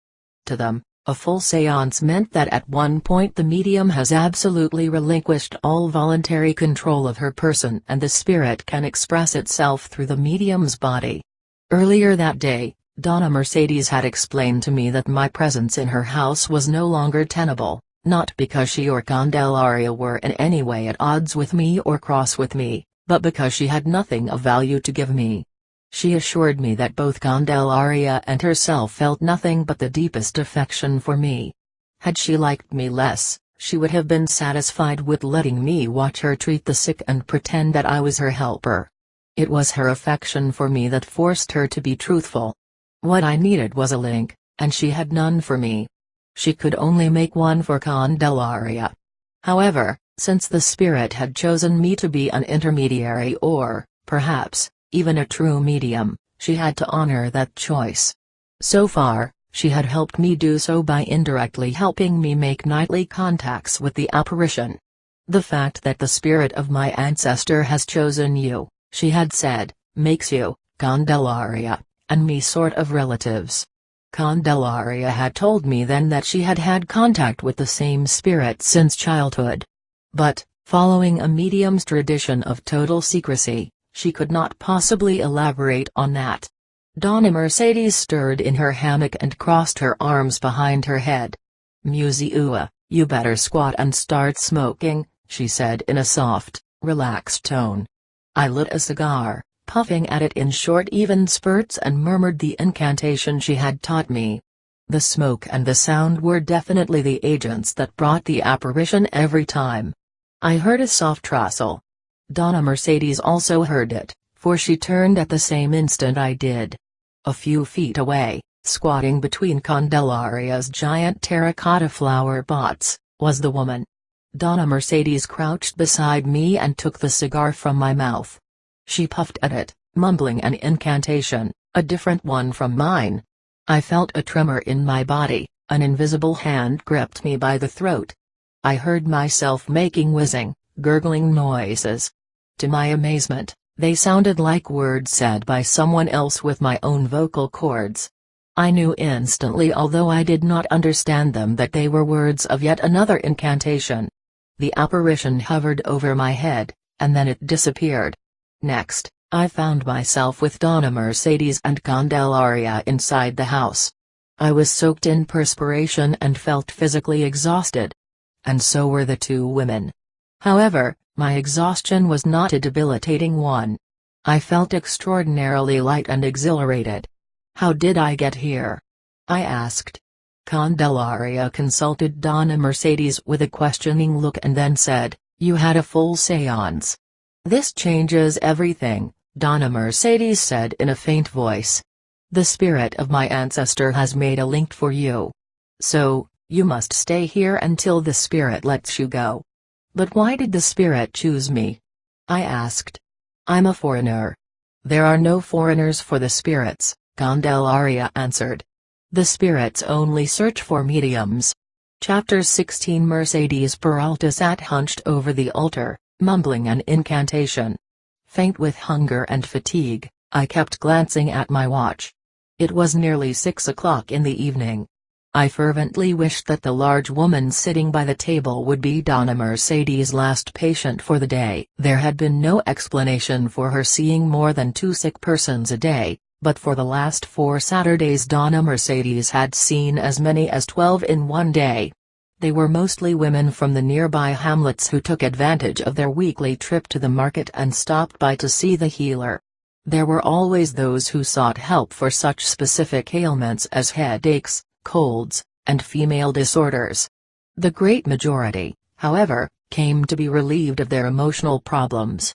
Unrequited love, marital difficulties, strife with in-laws, growing children, and problems at work and in the community were the most frequently discussed topics. Graying hair, loss of hair, the appearance of wrinkles, and bouts of bad luck were among the more frivolous complaints. Donna Mercedes treated each person, whatever his or her problem, with the same genuine interest and efficiency. She would first diagnose the ailment with the aid of her nautical compass or by interpreting the pattern of the cigar's ashes on the plate. If the person's imbalance was caused by psychological turmoil, she called it spiritual. She would recite a prayer incantation and give a massage. If the person was suffering from a physical ailment, she would prescribe medicinal plants and a follow-up. Her artful use of language and her great sensitivity to each person's minute change in mood prompted the most reluctant man or woman to open up and talk candidly about his or her intimate concerns. Mercedes Peralta's voice startled me. "You really messed up this time," she addressed the large woman sitting in front of the table. Donna Peralta shook her head in disbelief, and once again examined the cigar's ashes, which she had collected on a metal plate on the altar. "You're a fool," she declared, holding the plate under the woman's face, expecting the woman to recognize in the soft, gray-greenish powder the nature of her ailment. "You really are in trouble this time." Rushing with apprehension, the woman looked from side to side, as if she were trying to find a way to escape. She puckered up her lips like a child. Donna Mercedes rose, moved to where I sat on a stool in my usual corner, and in a formal tone pronounced, "I would like you to write down the treatment my client is to follow." As usual, I listed first the prescribed herbs, flower essences, and dietary restrictions. Then, I wrote out a detailed account of when and under what circumstances the patient was to take the herbal infusion and the purifying baths.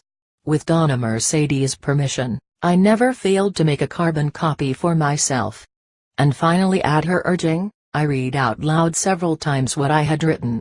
I was certain that it was not only to reassure Donna Mercedes herself that I had listed everything correctly, but mainly to benefit the patient in case she was illiterate. With the instructions clutched in her hand, the woman rose and faced the altar. She put some bills under the statue of the Virgin, then solemnly promised that she would follow Donna Mercedes' instructions. Donna Mercedes stepped over to the altar, lit a candle, and kneeled to pray to the saints that her judgments would be correct. I mentioned that I knew doctors who prayed a great deal. What good doctors and healers have in common is abiding respect for their patients, she declared. They trust the great force that is out there to guide them. They can summon that power through prayer, meditation, incantations, tobacco smoke, medicines, and equipment. She reached for the carbon copies of all the instructions I had written out that day, then counted the pages. "Did I really see that many persons today?" she asked, seemingly uninterested in hearing my answer. A faint smile parted her lips as she closed her eyes and leaned back in her uncomfortable-looking chair. "Go and bring me all your notebooks on all my clients, but not the ones on the persons who are telling you their stories. I want to see how many people I've treated since you got here." She got up and walked with me to the door. "Bring everything to the patio. I want Candelaria to help me," she added. It took me almost an hour to gather all my materials. With the exception of my diary, I carried everything to the patio, where Donna Mercedes and Candelaria were already waiting for me. "Is that it?" Donna Mercedes asked, eyeing the bundles of paper I had placed on the ground right in front of her. She did not wait for my answer but ordered Candelaria to stack the papers and index cards by the steel drum at the far end of the patio. As soon as she had done so, Candelaria came to sit beside me on the mat. We both faced Donna Mercedes, who was once again lying in her hammock. "I've already told you that you are here under the auspices of the spirit of my ancestor," Donna Mercedes said to me. "Since last night you are a medium chosen by that spirit. And mediums don't keep papers about healing. The very idea is hideous." She rose from her hammock and walked to where my bundles of notes were. Only then did it dawn on me what she intended to do. She broke the string bindings with a knife and dropped handfuls of paper into the steel drum. Mesmerized, I watched the smoke rise from the drum. I had not noticed before that there was a fire inside it. Eager to save some of my work, I jumped up. Candelaria's words stopped me from running to the drum. "If you do that, you must leave right away." She smiled and patted the mat beside her. In that instant I understood everything. There was nothing I could have done. Chapter 17. After an entire day's work, Donna Mercedes fell soundly asleep in her chair. I watched her for a while, wishing I could relax that easily, then I quietly put back the various bottles, jars, and boxes in the glass cabinet.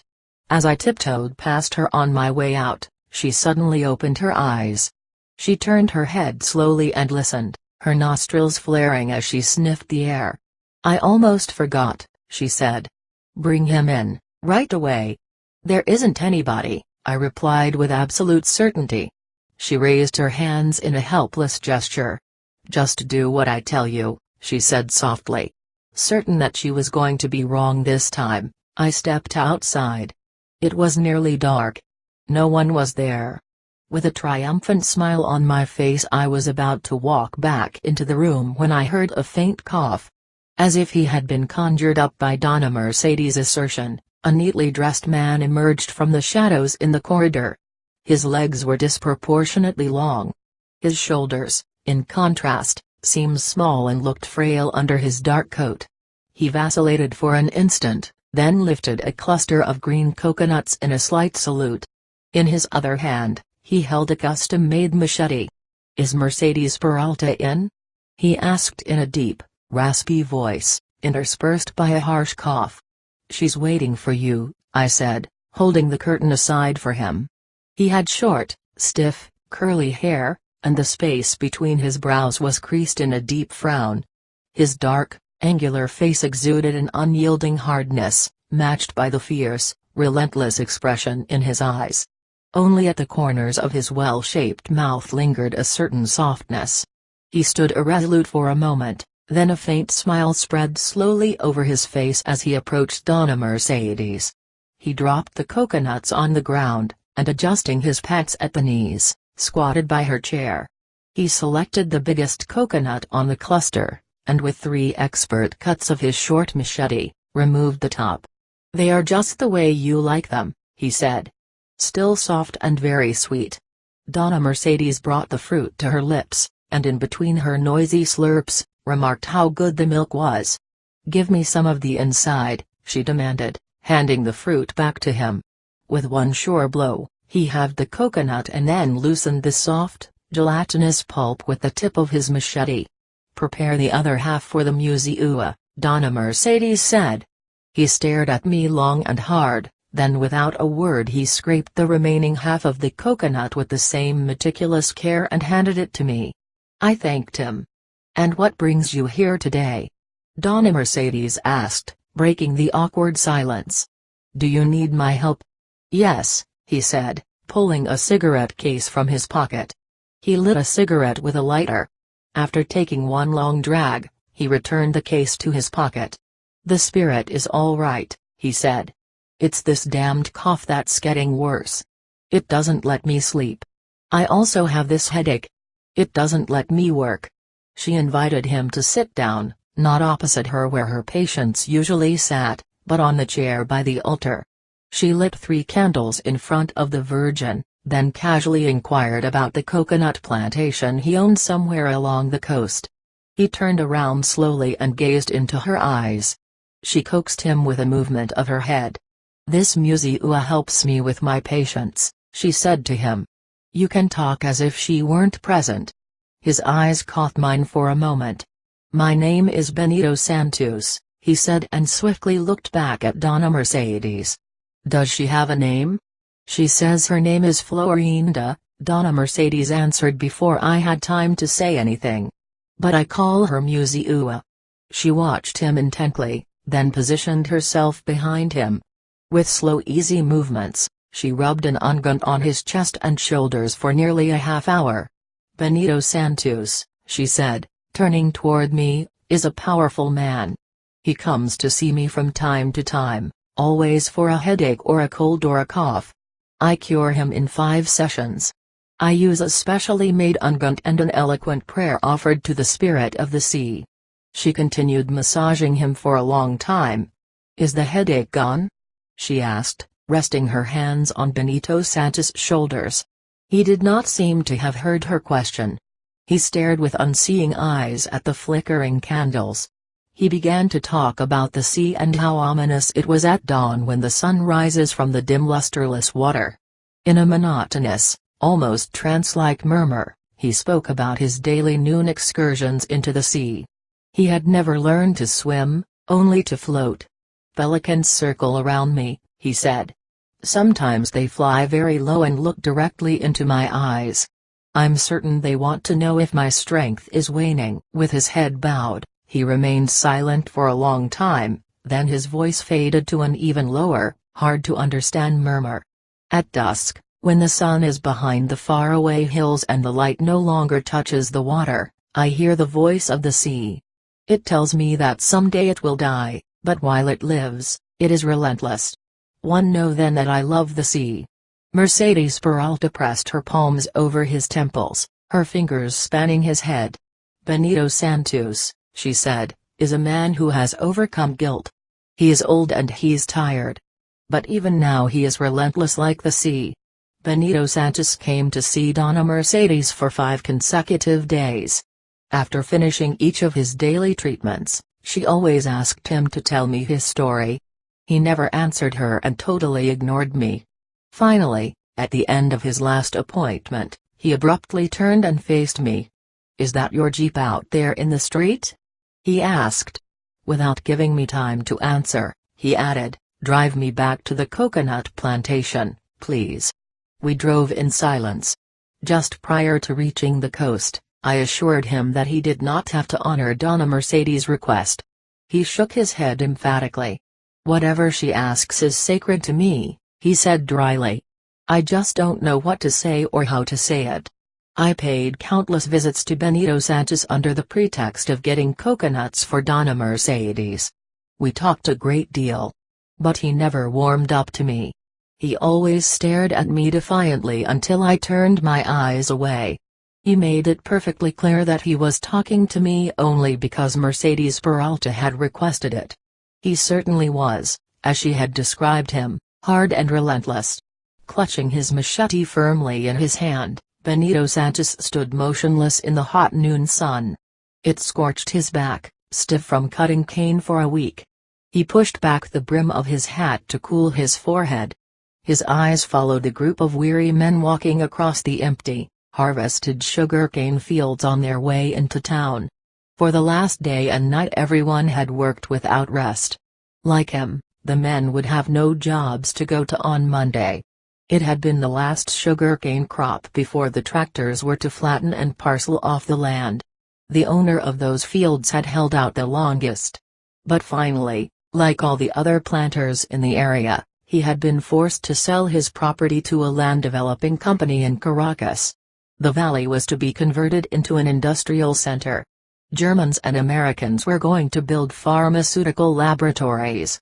Italians were not only going to construct a shoe factory, but bring their own workers from Italy as well.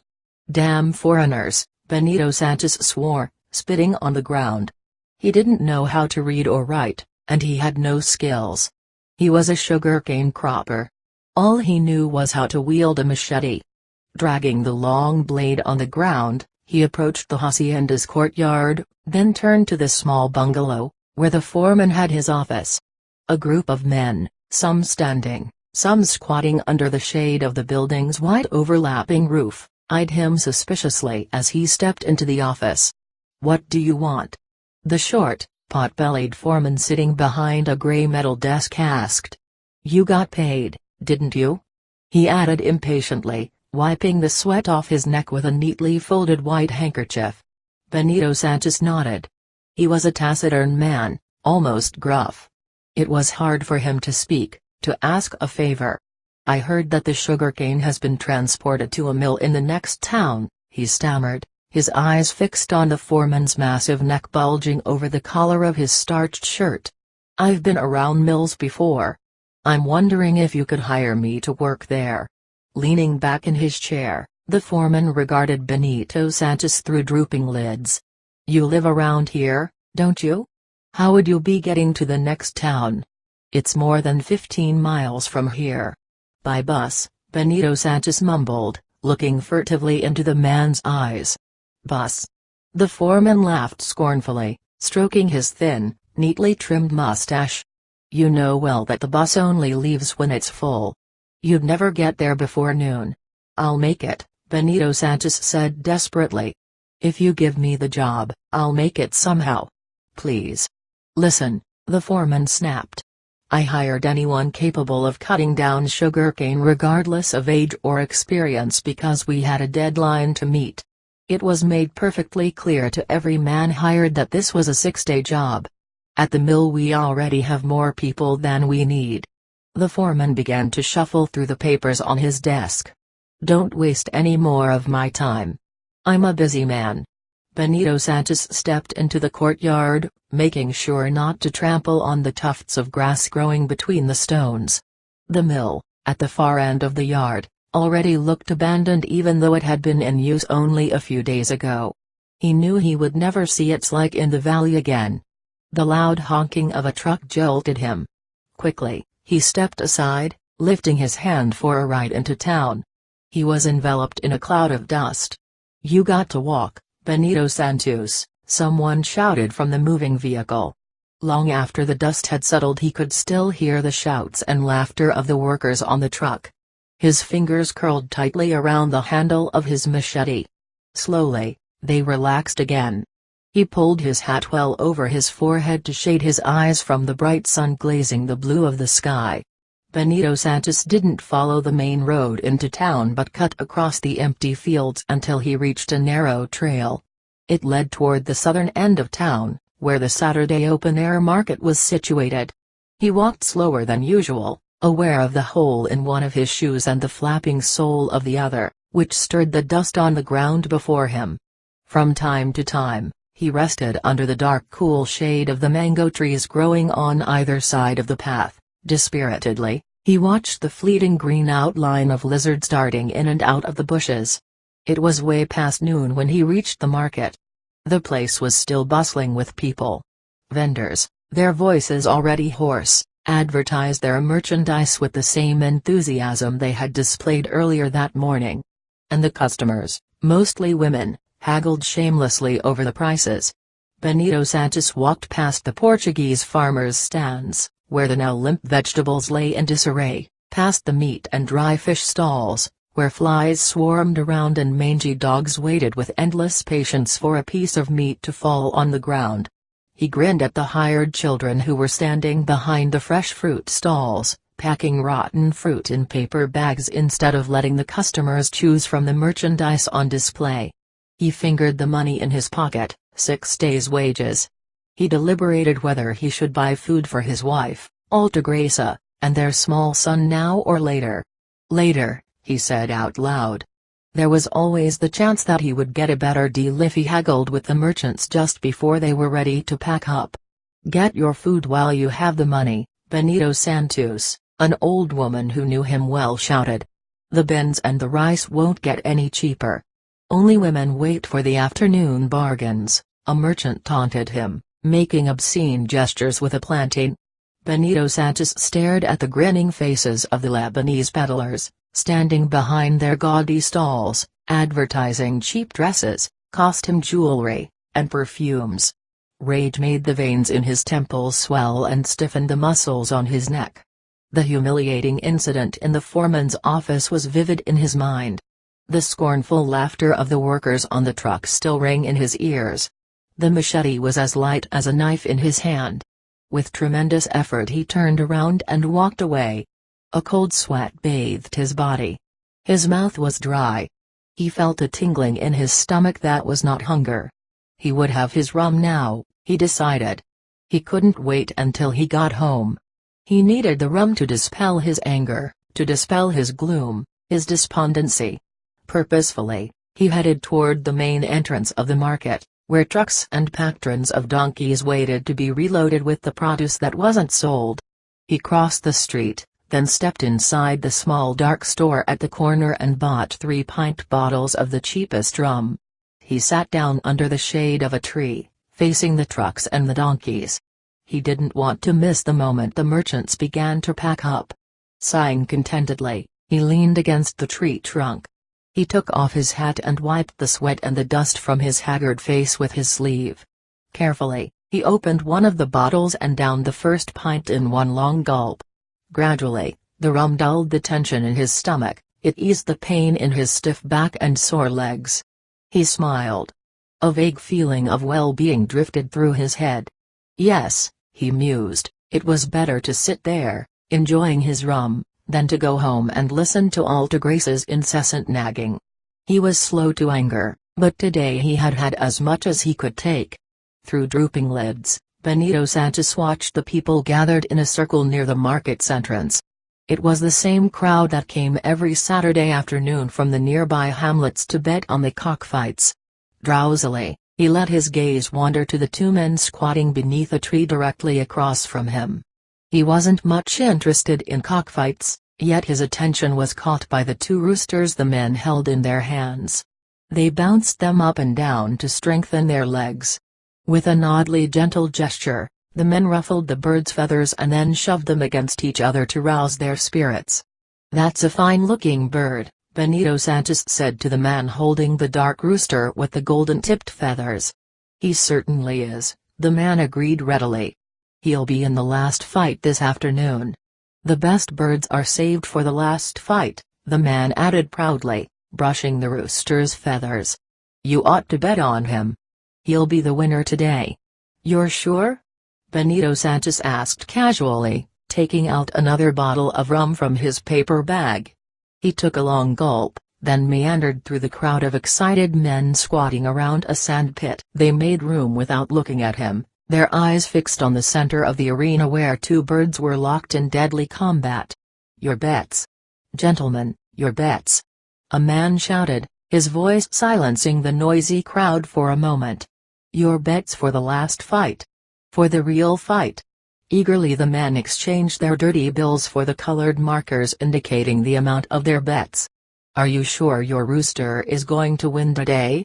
Benito Santos asked the owner of the bird with the golden-tipped feathers. "He sure is," the man exclaimed, planting rapturous kisses on the bird's scarred crest. "Afraid to bet, Benito Santos?" asked one of the workers who had been cutting cane with him during the week. "You'd better buy some food for your old woman if you don't want trouble tonight," he added mockingly. Benito Santos chose a marker and without hesitation bet the rest of his wages on the cock with the golden-tipped feathers. He was certain he would double his money. He would be able to buy not only rice and beans but meat and more rum. There might even be enough money to buy his son his first pair of shoes. Benito Santos, as excited as the rest of the spectators, shouted his approval as the owners raised their birds high over their heads. They sucked the sharp, deadly spurs on the rooster's legs as evidence that there was no poison on them. The men mumbled sweet nothings to their birds, and then, at the command of the referee, they placed them in the center of the sand pit. The combatants viewed each other angrily but refused to fight. The crowd shouted, and a wicker cage was lowered over the roosters. Excitedly the men goaded the birds to attack. The roosters trembled with rage, and their plumage spread out beneath their shaved, bloodshot necks. The cage was lifted. The cocks jumped at each other, skillfully avoiding becks and blows of wings. But soon they were engaged in a deadly wing-beating, head-thrusting, leg-kicking explosion of fury. The white cock's feathers were red with blood, either from its own wounds or from the deep gash on its opponent's neck. Silently, Benito Santos prayed for the bird he had bet on to win. At a signal from the referee, the open-beaked, hard-breathing roosters were lifted from the pit. With mounting anxiety Benito Santos watched the owner of the golden-feathered bird blow on its wounds. Soothingly, he talked to the rooster, caressing and fussing over it. At the referee's command, the birds were once again placed in the center of the circle. The white-feathered bird instantly took a well-aimed jump and sunk its spurs into its opponent's neck. Its triumphant crow shattered the silence of the audience as the golden-tipped rooster toppled over dead. Benito Santos smiled bitterly, then laughed behind a grimace that struggled to hold back his tears. "At least I've got my rum," he mumbled, then gulped down the rest of his second bottle. With trembling fingers he wiped his chin dry. He walked away from the crowd, heading toward the hills. The empty cane fields stretching endlessly before him shimmered in the bright afternoon sunlight. The yellow dust of the road raised by his shoes settled like fine, golden powder on his arms and hands. Slowly, he went up a steep hill. Wherever there was a tree, he crossed the road and rested in its shade. He opened his last bottle of rum and took one long gulp. He didn't want to see his wife. He couldn't bear to look into her accusing eyes. He scanned the hills around him and let his gaze rest on the green slopes on the other side of the road where a high-ranking general in the government had his farm. Benito Santos took another swallow. The rum filled him with a vague hope. Perhaps they might give him a job at the general's place. He could cut the green, irrigated alfalfa grown specifically for the horses. Hell! He had a skill. He thought. He was a sugarcane cropper. Cutting cane or alfalfa was all the same. He might even be able to ask for an advance. Not much. Just enough to buy some rice and beans. He almost ran down the hill, then up the newly paved road leading to the general's farm. He was so excited by the possibility of getting a job that he didn't even see the two soldiers by the wide-open gate. "Where do you think you're going?" One of them stopped him, pointing his rifle to a sign on the road. "Can't you read? No trespassing beyond this point. This is a private road." Benito Sanchez was so winded his throat hurt with each breath. He looked from one soldier to the other, then addressed the second soldier, who was leaning against a large boulder next to the sign. He looked older and friendlier. "I'm in desperate need of a job," he murmured. Silently, the soldier shook his head, his eyes fixed on Benito Sanchez's stiff black hair sticking through his torn straw hat. Benito Sanchez's worn, rolled-up khaki pants and shirt clung damply to his tall, gaunt frame. "There are no jobs in this place," he said in a sympathetic tone. "There isn't anyone around here to hire you, anyway." "There must be someone there with the horses," Benito Sanchez insisted. "Maybe I could help. Just for a couple of hours every day." The guards looked at each other, then shrugged and grinned mischievously. "Ask for the German in charge of the horses," the younger-looking man said. "He might help you." For a moment Benito Sanchez wondered what the soldiers could be laughing about. But he felt too grateful to let it worry him. Afraid they might change their minds and call him back, he hurried along the straight paved road cut into the hill. He stopped short in front of the general's house. Undecided, he stood looking at the two-story building. It was all white with a long balcony supported by massive columns. Instead of calling out, he tiptoed toward one of the downstairs windows. It was open, and the air gently fluttered the gauzy curtain. He wanted to have a quick look and see what it was like inside. He had heard that the luxurious furnishings had been brought over from Europe. "What are you doing here?" a loud, heavily accented voice asked from behind him. Startled, Benito Sanchez almost dropped his bottle of rum as he turned around. Wide-eyed, he regarded a wiry, middle-aged man with blonde, closely cropped hair. He must be the German the soldiers had told him to see, he thought, looking into the man's restless eyes. They were the color of the sky and shone hard under fiercely jutting brows. "Do you have a job for me?" Benito Sanchez asked. "Any kind of job." The man moved closer to Benito Sanchez and stared at him menacingly. "How dare you come here, you drunkard!" he spat out, his voice cold with contempt. "Get out of here before I set the dogs on you." Benito Sanchez's gaze became unsteady, his eyelids twitched. He felt like a beggar. He hated to ask for a favor. He had always worked the best he could. His tongue felt heavy. Just for a couple of hours. He held out his hand so the man could see the cracks and calluses. "I'm a hard worker. I'm a cane cutter. I could cut some grass for the horses." "Get out!" the German yelled. "You're drunk." Benito Sanchez walked slowly, dragging the tip of his machete on the ground. The road before him seemed longer than ever, as though it stretched itself deliberately to delay his arrival home. He wished he had someone to talk to. The monotonous drone of the insects made him feel even more desolate. He crossed the dry gully to his shack. He remained outside for a moment, deeply breathing in the late afternoon air, letting the gentle breeze cool his flushed face. He had to stoop to enter his shack. It had no windows, only an opening in the front and one in the back, which he closed at night with a piece of cardboard propped up with a stick. The heat was stifling inside. The sound of the hammock's ropes rubbing against the wood and Altagrace's uneven breathing irritated him. He knew she was seething with wrath. He turned to look at his son sleeping on the ground. He wore the discolored rag, which barely covered his small chest. He couldn't remember whether the boy was 2 or 3 years old. Altagrace arose from her hammock, her eyes fixed on the bag in his hand. She planted herself in front of him and demanded in a harsh, shrill voice, "Where is the food, Benito?"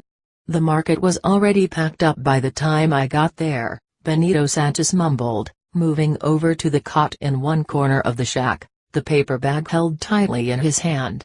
"I'm sure there are still some beans and rice left here." "There is nothing here as you well know," Altagracia said, trying to grab the paper bag. You sure had time to get drunk. Her face with its yellowish, sagging skin was flushed. Her sunken, usually lifeless eyes shone with anger and despair. He clearly felt the accelerated pounding of his heart. He didn't have to give her an explanation. He didn't owe anyone an explanation. Shut up, woman, he yelled. He lifted the bottle and drank the rest of the rum without drawing a breath. I worked the whole night cutting cane. I'm tired. He threw the empty bottle through the opening of the shack.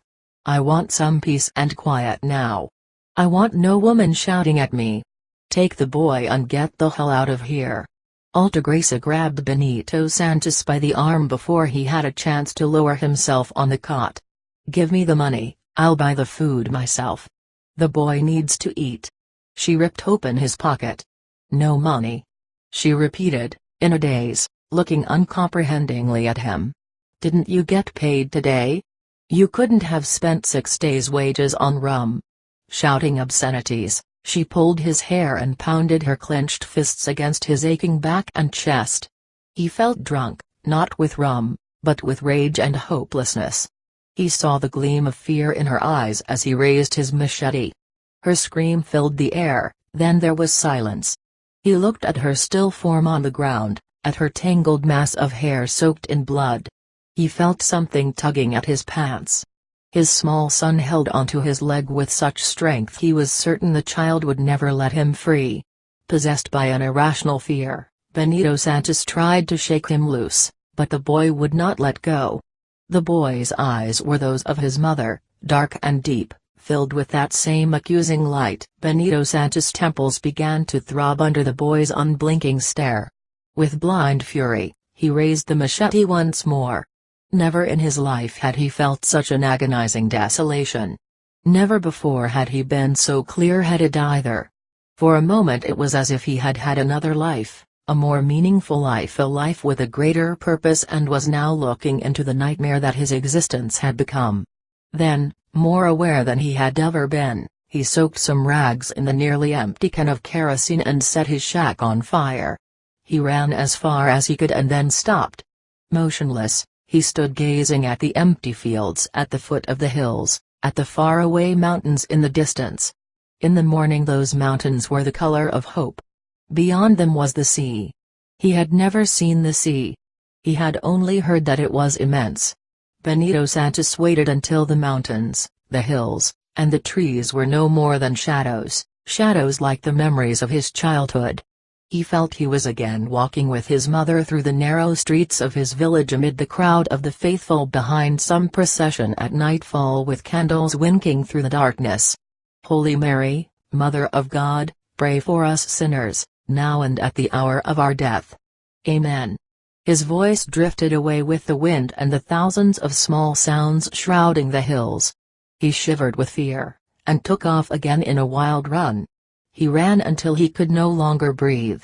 He felt himself sinking into the soft ground. The earth was swallowing him, it was soothing him with blackness, and Benito Sanchez knew that this was the last day of his useless life. He had at last died. He opened his eyes, seemingly to the sound of a woman's wailing, but it was the night breeze, rustling through the leaves around him. How he had wished to remain forever in darkness, but he knew that nothing would ever be that easy for him. He rose, picked up his machete, and headed toward the road that led to the mountains. A clear light came down from the sky. It spread around him, it even gave him a shadow. The clear light made the air thinner, easier to breathe. He had no place to go. Nothing to look forward to. He felt no profound emotion. There was only a vague sensation, a vague hope that he might get to see the sea. Chapter 18. It's time for you to go, Candelaria said. You shouldn't be working on Sundays. She pulled the plug of my tape recorder. At that very instant, Donna Mercedes stepped into the kitchen. She frowned, noticing that I was still in my robe. Why aren't you ready? She asked me. I know why, Candelaria said. Her voice held a curious softness, and a glimmer of amusement shone in her eyes. She doesn't want to collect Benito Sanchez's coconuts. She's afraid of him. Before I had a chance to deny her accusation, she was gone from the room. "Is that true, Museu?" Donna Mercedes asked, pouring herself a cup of coffee. "I haven't noticed that you held any ill feelings toward him." I assured her that I did not. However, I couldn't help feeling that what Benito Sanchez had done to his wife and his child was abominable. "His story has nothing to do with morality or justice," she interrupted me. "It's the story of a violent, desperate man." I protested because I deeply resented that he had looked after only himself. I talked almost hysterically about the despair and the hopelessness of women and children. "Stop it, Museu." With her finger she poked me on my chest next to my collarbone. It felt as if she were pushing me with an iron tip. "Don't give in to your false sense of order. Don't be a Museu that comes from a foreign country to find flaws. That kind of person would feel offended by Benito Sanchez and miss what I am trying to show you. I want to place you under the shadow of the people I've selected to tell you their stories." The story of Benito Sanchez's last day of his useless life sums up all his existence. I asked him to tell it to you with all the details he could remember, and I have also sent you to see for yourself his coconut grove by the sea so you would verify that the wheel of chance did turn. It was hard for me to explain my feelings to Donna Mercedes without moralizing. I did not want to, but I could not help myself. She gave me an all-knowing smile. "The value of his story," she said all of a sudden, "is that without any preparation, he made a link himself, he made the wheel of chance move. Witches say that sometimes one single act makes that link." Donna Mercedes pushed herself up from the chair she had been sitting on, and holding firmly to my arm walked me out of the kitchen toward her room. At her door, she stopped and looked at me. "Benito Sanchez killed his wife and child. That act moved the wheel of chance, but what made him end up where he is now by the sea was his desire to see the sea.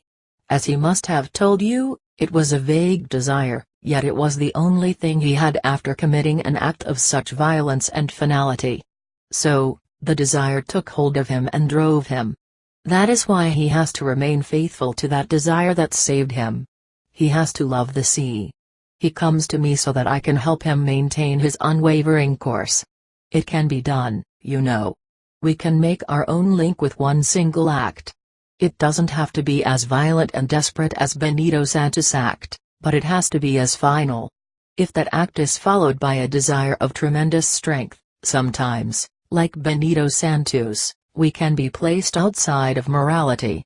Chapter 19. It was late in the afternoon when Donna Mercedes and I left the house and walked up the street to Leon Chirino's house. Leisurely, we went past the old colonial houses near the plaza and peeked inside the open windows. The rooms were dark, yet we could make out the shadows of old women counting rosary beads as they said their silent afternoon prayers. We rested on a bench in the plaza, surrounded by old men sitting on crude wooden chairs propped against street trunks. We waited with them for the sun to disappear behind the hills, and for the evening breeze to cool the air. Leon Chirino lived on the other side of town at the foot of a shack-covered hill. His house, made of unplastered cement blocks, had an extensive yard and was encircled by a high wall. The small wooden gate in the wall was unlocked, as was the front door. Without bothering to knock or to call out, we went through a large living room and headed straight for the back patio, which had been converted into a workshop. Under the bright glare of a single bulb, Leon Chirino was sanding a piece of wood. He spread his hands in a gesture of invitation and pleasure, and invited us to sit on the bench across from his working table. "I guess it's time to get ready," he said, brushing the sawdust off his kinky white hair, and the wood shavings from his clothes. Expectantly, I looked at Donna Mercedes, but she merely nodded. A secret light shone in her eyes as she turned to Leon Chirino. Without a word she rose and shuffled down the corridor bordering the patio toward the back of the house. I was about to follow, when Leon Chirino stopped me short. "You'd better come with me," he said, switching off the light.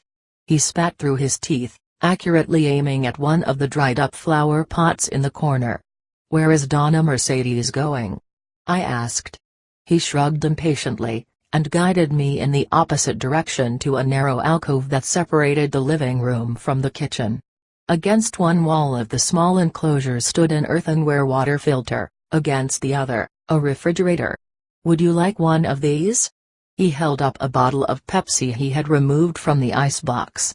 Not waiting for my reply, he opened the bottle and casually added, "Donna Mercedes is making sure there are enough cigars." "Is there going to be a séance?" I asked, taking the bottle from his hand. Leon Chirino turned on the light in the living room, then moved to the high window facing the street. He reached for a wooden panel, and before placing it in the windowsill, he looked back over his shoulder, his eyes shining, one hand stroking his chin. His smile, slightly crooked, was devilish. "There certainly is going to be one," he said. Sipping the Pepsi, I went to sit on the couch by the window. The lack of furniture made the room appear larger than it actually was. Other than the couch, there was only a tall cabinet crammed with books, snapshots, bottles, jars, cups, and glasses, and several wooden chairs lined up against the walls. Mumbling something unintelligible, Leon Chirino turned off the light, then lit the candles that stood on the carved ledges beneath the various pictures of saints, Indian chieftains, and black slave leaders adorning the ochre-painted walls. "I want you to sit here," he ordered, placing 2 chairs in the middle of the room. "On which one?" "Whichever you prefer."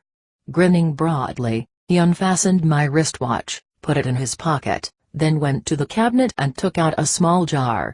The jar was half filled with mercury. In his dark hands it looked like the giant pupil of a live monster. "I understand that you're a full-fledged medium," he said, placing the jar in my lap. "The mercury will keep the spirit from gravitating toward you. We don't want the spirit near you. It's too dangerous for you." He winked and hung a silver chain necklace with a medal of the Virgin around my neck. "This medal is guaranteed to be a protection," he assured me. Closing his eyes, he joined his hands in prayer. As soon as he had finished, he warned me that there was no way of knowing whose spirit would visit us during the séance. "Don't let go of the jar and don't remove the necklace," he admonished, pulling up the rest of the chairs to form a circle in the middle of the room. He blew out all the candles except the one burning beneath the picture of El Negro Miguel, a famous slave leader who had headed the first slave uprising in Venezuela. Then he said another short prayer, and silently left the room. The candle had almost burned down when he returned. Urging me to keep my eyes fixed on the jar in my lap, he sat beside me. Overcome by curiosity, I looked up several times when I heard people come into the room and sit on the chairs. In the uncertain light I failed to recognize a single face. Mercedes Peralta was the last one to come in. She removed the candle from the ledge and distributed the hand-rolled cigars. "Don't talk to anyone before or after the séance," she whispered in my ear as she held the flickering flame to my cigar. "No one else besides Leon Chirino knows you are a medium. Mediums are vulnerable." She sat down opposite me. I closed my eyes, and puffed skillfully as I had done countless times in Donna Mercedes' patio. I became so engrossed in that act that I lost track of time. A soft moan arose from the smoky darkness. I opened my eyes and saw a woman materialize in the middle of the circle of chairs, a hazy figure. Slowly, a reddish light spread all over her until she seemed to be aglow. The manner in which she carried herself, the way she was dressed, black skirt and blouse, the familiar way she tilted her head to one side, made me think it was Mercedes Peralta. However, the longer I observed her, the less sure I was. Wondering whether I was going through one of the inexplicable visions I had had in the patio, I clutched the mercury jar in my hands and rose from my chair. I stood transfixed as the woman became transparent. I found nothing frightening about her transparency, I simply accepted that it was possible to see through her. Without any warning, the woman collapsed in a dark heap on the ground. The light inside her seemed to have been turned off. I was totally reassured that she was not an apparition when she took out a handkerchief and blew her nose. Exhausted, I sank into my chair. Leon Chirino, sitting on my left, nudged me with his elbow, gesturing me to keep my attention on the center of the room. There, inside the circle of chairs where the transparent woman had been, stood an old, foreign-looking woman. She stared at me, her blue eyes wide open, frightened, bewildered. Her head jerked back, then forward, and before I could make any sense of the vision, it faded not suddenly, but slowly. It floated about. It was so quiet in the room that for an instant I thought everyone had gone. On the sly, I glanced around me. All I saw was the glow of cigars. They couldn't possibly be smoking the same cigars Donna Mercedes had distributed, I thought. I had finished mine a long time ago. As I leaned forward to attract Leon Chirino's attention, someone placed a hand on my shoulder. "Donna Mercedes!" I exclaimed, recognizing her touch. With my head bent I waited for her to say something. When she didn't, I looked up, but she was not there. I was alone in the room, everyone else had left. Frightened, I stood up, and ran toward the door, only to be stopped by Leon Chirino. "Frida Herzog's spirit roams around here," he said. "She died on the steps of this hill." He moved toward the window and opened the wooden panels. Like a ghostly apparition the smoke swirled out of the room, dissolving into the night air. Leon Chirino faced me and once again repeated that Frida Herzog had died on the steps of that hill. He walked around the room carefully inspecting the shadowy corners, perhaps to make sure that no one was there. "Was Frida Herzog the old woman I saw?" I asked. "Did you see her, too?" He nodded, then mumbled once again that her spirit was still roaming around. He brushed his forehead repeatedly, as if he were trying to rid himself of a thought or, perhaps, the image of the frightened old woman. The stillness in the room became unsettling. "I'd better catch up with Donna Mercedes," I said softly and opened the door. "Wait." Leon Chirino stepped forward and grabbed my arm. He lifted the silver necklace over my head and took the jar containing the mercury from my hand. "During a séance, chronological time is suspended," he murmured in a slow, tired voice. "Spiritual time is a time of equilibrium that is neither reality nor a dream. Yet, it is a time that exists in space." He emphasized that I had been plummeted into an event that had happened a long time ago. "The past has no time sequence," he continued. "Today can be joined up with yesterday, with events of many years ago." He fastened my watch around my wrist, and said, "The best thing is not to talk about these matters. What happens is vague and elusive, and not meant to be put into words." Anxious to catch up with Donna Mercedes, I agreed with him half-heartedly. Leon Chirino, however, determined to keep me in his house, repeated again and again that Frida Herzog had died on the hills right behind his house. I saw Donna Mercedes turn transparent. I interrupted him. "Did you see that, too?" He stared at me, as though he had not expected me to ask about her, but the next moment he was laughing. "She wanted to dazzle you," he said, brimming with pride. "She's a perfect medium." Half smiling, he closed his tired eyes. He seemed to be savoring some treasured vision. Then gently he pushed me outside, and without a sound, closed the door behind me. For a moment I stood bewildered outside Leon Chirino's door. I knew I had lost track of time during the séance, but somehow I couldn't believe that the whole night had gone by, and that I had failed to hear the rain, yet, it was dawn and there were puddles on the sidewalk. A parrot screeched somewhere in the distance. I looked up. Across the street, standing like a shadow by the eucalyptus tree that marked the cement steps leading up the shack-covered hill, was Mercedes Peralta. I ran toward her. Anticipating my questions, she touched my lips with her finger, then bent low and picked up a small, freshly broken branch lying on the ground. It was still wet with the night's rain. She shook it, the scent of eucalyptus, imprisoned in hundreds of drops, showered on my head. "We better get going," she said, but instead of heading home, she led me up the hill. The air smelled of mildewed cardboard. There was no one around. The shacks appeared to be abandoned. Halfway up, we turned onto one of the paths that spread like branches from the wide steps, and stopped in front of a yellow-painted house roofed with sheets of corrugated tin. The unlocked front door opened directly into what seemed to be a bedroom. A narrow, neatly made-up bed stood in the middle of the room. Hairy ferns growing in animal-shaped flower pots rested on stools. Bamboo cages with canaries in them hung from the ceiling. Pants, jackets, and crisply ironed shirts dangled from wrought iron hooks fastened on the yellow walls. A man emerged from behind a brightly patterned curtain that I first mistook for a wall decoration.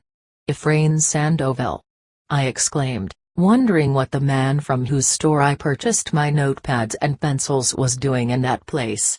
I was well acquainted with him and his German-born wife, who by speech and manner was more Venezuelan than a born native. Together with their 2 daughters they lived near the plaza above the stationary radio-TV shop he owned. He was in his 40s, but his slight build and his delicately featured face made him look much younger. His slanted dark eyes fringed by long, curly lashes shone brightly. He appeared to be amused by some secret thought. As always, he was immaculately dressed, but that morning, his whole being reeked of cigar smoke. "Were you at the séance?" I asked him in an involuntary tone of incredulity. Gesturing me to be quiet, he invited us to sit on the bed. "I'll be right back," he promised, vanishing behind the curtain. Shortly, he reappeared, carrying a bamboo tray heavy with food, plates, and cutlery. He cleared off one of the stools and placed the tray on it, and with the flamboyant movements of a maitre d', he served us black beans, rice, fried plantains, spicy shredded meat, and coffee. In nervous anticipation I looked from one to the other, expecting a discussion of the spiritualists' meeting. "The Museua is about to burst with curiosity," Donna Mercedes announced, a devilish glint in her eyes. "She wants to know why you live up here, when you have such a nice home above your store in town. I would like you to tell her why." "You would?" Ephraim Sandoval asked indifferently as he ate the last of the beans on his plate. He chewed slowly, stalling for time. He rose, walked over to the window, and opened it. For a second or two he gazed at the pale dawn sky, then turned and stared at me. "I guess you must have a good reason for wanting to know about me?" he added in a questioning tone. "She does," Donna Mercedes answered. "So don't be put off when she comes to your store to pester you for your story." Ephraim Sandoval smiled sheepishly, tilted his stool, and leaned against the wall. He let his gaze wander about the room. There was a remote expression in his eyes. He seemed no longer aware of our presence. "But what's the point of telling her?" he finally asked without looking at Donna Mercedes. "It's not an earth-shaking story. It's rather banal." "That's the very point of it," she said. "The Museua has heard all kinds of stories by now. Yours is of particular interest because you never did anything to make it happen. You were just there, placed by a higher order. I still don't see how the story of Frida Herzog is going to help the Museua," Ephraim Sandoval insisted. "Let her worry about that," Mercedes Peralta said dryly. She rose from the bed and motioned me to do likewise. Ephraim Sandoval looked as though he was going to argue the point. Instead he nodded. "As you already know, I have a large house in town," he said, turning toward me. He opened his arms wide. "Yet, I also live here where I can feel the presence of Frida Herzog, who unwittingly gave me everything I have." He moved toward the window, but before closing it he glanced uncertainly at Donna Mercedes, and asked, "Are you going to give me a cleansing today?" "Of course." She laughed. "Don't mind the Museua. She has seen me doing this before." Ephraim Sandoval seemed to vacillate for a moment, then, apparently afraid that there might not be enough time, he promptly took off his coat and lay face up on the bed. Mercedes Peralta retrieved a small bottle, a white handkerchief, 2 candles, and 2 cigars from her dress pocket. Meticulously, she lined them up on the floor at the foot of the bed. She lit one of the candles, then a cigar, and inhaled deeply. Wrapped in smoke, The murmured words of her incantation tumbled out of her mouth with each exhalation. A wicked smile flittered across her face as she reached for the white handkerchief and the little bottle, half filled with a mixture of perfumed water and ammonia. She poured a generous amount on the handkerchief, and folded it into a perfect square. "Breathe," she commanded, and in one swift, well-aimed motion she held the handkerchief under Efrain Sandoval's nose. Mumbling incoherently, he twisted and turned in an effort to sit up. Tears rolled down his cheeks, and his moving lips tried in vain to form a plea. Donna Mercedes held him in place quite effortlessly by simply increasing the pressure of her hand over his nose. Soon, he gave up struggling. He crossed his arms over his chest and lay still, utterly exhausted. Donna Mercedes lit a second cigar. Mumbling a soft prayer, she asked the spirit of Hans Herzog to protect Efrain Sandoval. The last few puffs of smoke she blew into her cupped hands, and then ran her fingers over his face, his folded arms, and all the way down his legs. Startled upon hearing a strange sound, I looked around me. The room was filled with smoke, and out of that haze a form appeared, no more than a shadow or a billow of smoke that seemed to be hovering beside the bed. Efrain Sandoval's deep sleep, punctuated by loud snoring, broke the spell. Mercedes Peralta rose, put all her paraphernalia, including the cigar stubs, into her pocket, then turned to the window and opened it. Pointing her chin to the door, she motioned me to follow. "Will he be all right?" I asked once we were outside. I had never attended such a short session. "He'll be fine for another year," she assured me. Every year, Efrain Sandoval attends a spiritualists' meeting to renew himself. She made a wide sweeping gesture with her arms.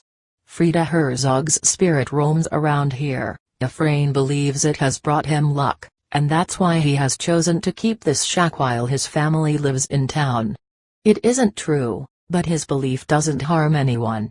In fact, it brings him relief." "But who is Frida Herzog?" I asked. "And who is Hans Herzog?" "You definitely asked his spirit to protect Efrain." Donna Mercedes put her hand over my lips. "Museua, have patience," she said, bemused. "Efrain will tell you in time. All I can say is that the one who moved the wheel of chance for Efrain wasn't Frida Herzog. She had no reason to. It was actually a ghost who did it. The ghost of Hans Herzog." Donna Mercedes leaned heavily against me as we walked down the hill. "I can hardly wait to get into my hammock," she mumbled. "I'm dead tired.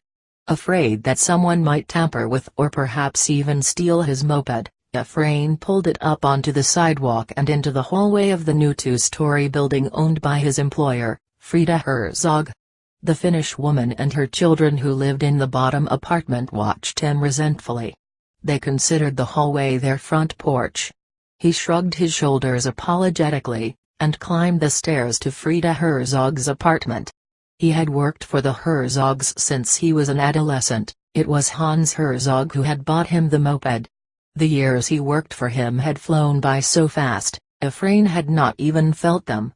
He had liked his job as an all-around helper and delivery boy in Hans Herzog's poultry business, but what he had enjoyed the most was his employer's gentility and his grand sense of humor. Efrain never had the feeling that he was working, but rather that he went to the office every day to get a lesson in the art of good living. Over the years he had become more like an adopted son or a disciple of Hans Herzog than an employee.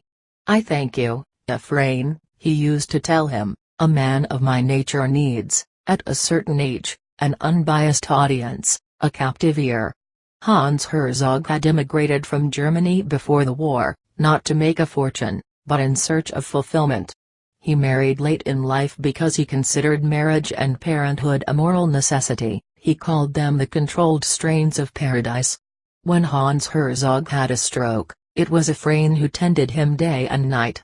Hans Herzog could not speak anymore, but he communicated with Efrain just the same through the intensity of his eyes. In his last moments, he made a frantic effort to say something to Efrain. He failed. So he shrugged his shoulders and laughed. And died. Now, Efrain worked for the man's widow, but not in the same capacity, and certainly not with the same pleasure. She had sold the poultry business, it reminded her of her husband, she said, but she kept Efrain as an employee because he was the only one who knew how to drive the moped. Noticing that the door to Frida Herzog's apartment was ajar, he pushed it open without knocking and stepped into the tiny hall that led to the living room. The room, cluttered with beige upholstered furniture, was divided from the dining area by a grand piano. Glassed-in bookcases stood on either side of an enormous fireplace, which Frida Herzog lit once a year on Christmas Eve.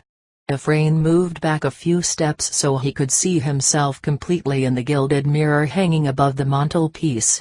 He was in his mid-20s, yet his small wiry frame and his boyish, somehow immature, beardless face, made him look 16. With painstaking absorption he combed his curly hair, and adjusted his tie and the cologne-scented handkerchief in his breast pocket.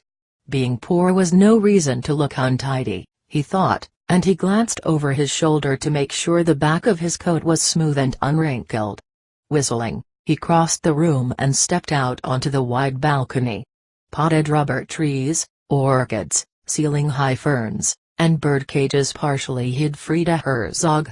Stout and solidly built, she sat at her desk, a white wrought iron table with a heavy, opaque glass top. "I've been waiting for you since 9 o'clock, she said by way of greeting. The angry expression in her blue eyes was magnified by the thick, horn-rimmed glasses posted menacingly on her prominent nose. What peace! What coolness one breathes in this veritable heaven! Efrain exclaimed in a tone of exaltation. He knew that flattering Frida Herzog about her jungle always put her in a good mood. Even at noon your canaries sing like angels. Imitating the call of the birds, he took off his coat and hung it carefully over the back of a chair. "Never mind the birds," she said crossly, motioning him to sit across from her. "I pay you a salary, and I expect you to be here on time." "I was held up by prospective clients," he said importantly. She regarded him doubtfully, dabbing at the tiny drops of perspiration on her upper lip and forehead with a delicately embroidered handkerchief. "Did you take any orders?" She gave him no opportunity to answer, but pushed several of the slender white boxes on the table toward him. "Check these," she grumbled. Undaunted by her bad mood, he cheerfully informed her that the orders were as good as written up and signed. Then, almost reverently, he opened the white boxes before him and gazed in awe at the bulky, silver-plated ballpoint pens lying luxuriously in the dark blue velvet-lined cases. He uncapped one pen, unscrewed its top, and carefully inspected a small rectangular piece of metal and rubber resting on a minute ink pad. It was a seal. To lift it out, he pressed the hollow end of the pen's cap on the perfectly fitting mount projecting from the metal plate. He stamped the box, screwed the seal back, and capped the pen. He did the same with the other pens. He made sure this way that the customers' names and addresses were spelled correctly. "How many times do I have to tell you that I want no fingerprints on the pens?" Frida Herzog snapped, grabbing the pen from his hands. She polished it with her handkerchief and slipped it back inside the box. "Now wrap them." He gave her a hostile glance, and did as she ordered. "Do you also want me to glue the address labels on them?" he asked as soon as he finished wrapping the last one. "Yes. Do that." She handed him 6 neatly typed labels from a small, metal filing box. "Make sure to apply the glue evenly." "What?" Efrain retorted irritably. He had not understood a word she said. Her accent, barely noticeable under ordinary circumstances, flared up whenever she was angry or afraid, making it difficult to understand what she was saying. Frida Herzog spoke slowly, enunciating each word carefully as she repeated, "Apply the glue evenly all the way to the corners of the labels." She looked at him sternly and added, "I want the labels to stay glued. If looks could kill, I would be dead," he mumbled, bringing both hands to his head in a mock gesture of agony. Then he smiled at her entrancingly as he cursed her under his breath. "What did you say?" Frida Herzog asked, her accent so thick that the words came out slurred. I said that it won't take me any time at all to do what you want. He loosened his blue striped tie and the collar of his stiffly starched shirt, then reached for the gourd-shaped glue container on the table and squeezed a small amount of glue on each label. Meticulously, he spread it evenly with the rubber-tipped nozzle all the way to the corners and then pasted the labels to the small, perfectly wrapped, marked boxes containing the ballpoint pens. "That's nicely done, Ephraim." A hint of approval momentarily played upon Frida Herzog's plump, rosy face. She never got over being surprised at the neat way he adhered the labels exactly in the middle of the boxes. She couldn't have done it better herself. Encouraged by her compliment, he decided to ask about the pen she had promised him. Although he had already given up hope of ever receiving one from her, he nevertheless reminded her at every opportunity. Each time she had a different excuse for not honoring her promise. "When are you going to give me a pen?" he repeated, his voice high and urgent. Frida Herzog stared at him in silence, then shifted forward in her chair and planted her elbows firmly on the table. "Haven't I told you before of the difficulties I have had in convincing the manufacturer of the pens to give me the dealership for this area? Don't you realize that to be my age," she never said how old she was, "and to be a woman is a great handicap?" She paused for a moment, then with a touch of pride in her tone, added, "Just because I am doing so well selling pens doesn't mean I'm in a position to give them away." "One pen won't break you," Ephraim insisted. "Your pen? Your pen? Is that all you ever think of?" Indignation made her voice quiver. She thrust her face forward, only inches away from his. Her eyes didn't even blink as they held his fixed. Mesmerized, he just kept staring at her blue eyes in which a glimmer of madness was just discernible. Perhaps sensing she had gone too far, she shifted her gaze away. Slowly, her expression softened. In a coaxing tone she went on to say that she was certain that together they could sell thousands of pens. They would sell them not only in town and in the surrounding hamlets but all over the country. "Be patient, Ephraim," she entreated, leaning even closer toward him. "When business expands, we'll both get rich." She slumped back in her chair, and ran her hand affectionately over the small, gray filing box. "But all I want is a pen, you crazy old idiot," Ephraim mumbled despairingly. Frida Herzog didn't hear him. Dreamily, she gazed at her bird cages, a sad, far-away look in her eyes. "I work very hard," Ephraim said in a loud clear voice. "Not only have I been delivering pens for you, but I've gotten nearly all your customers myself."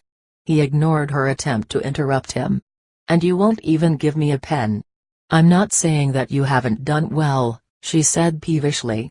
"All I'm trying to do is make you understand that at the beginning of any business venture, sacrifices have to be made."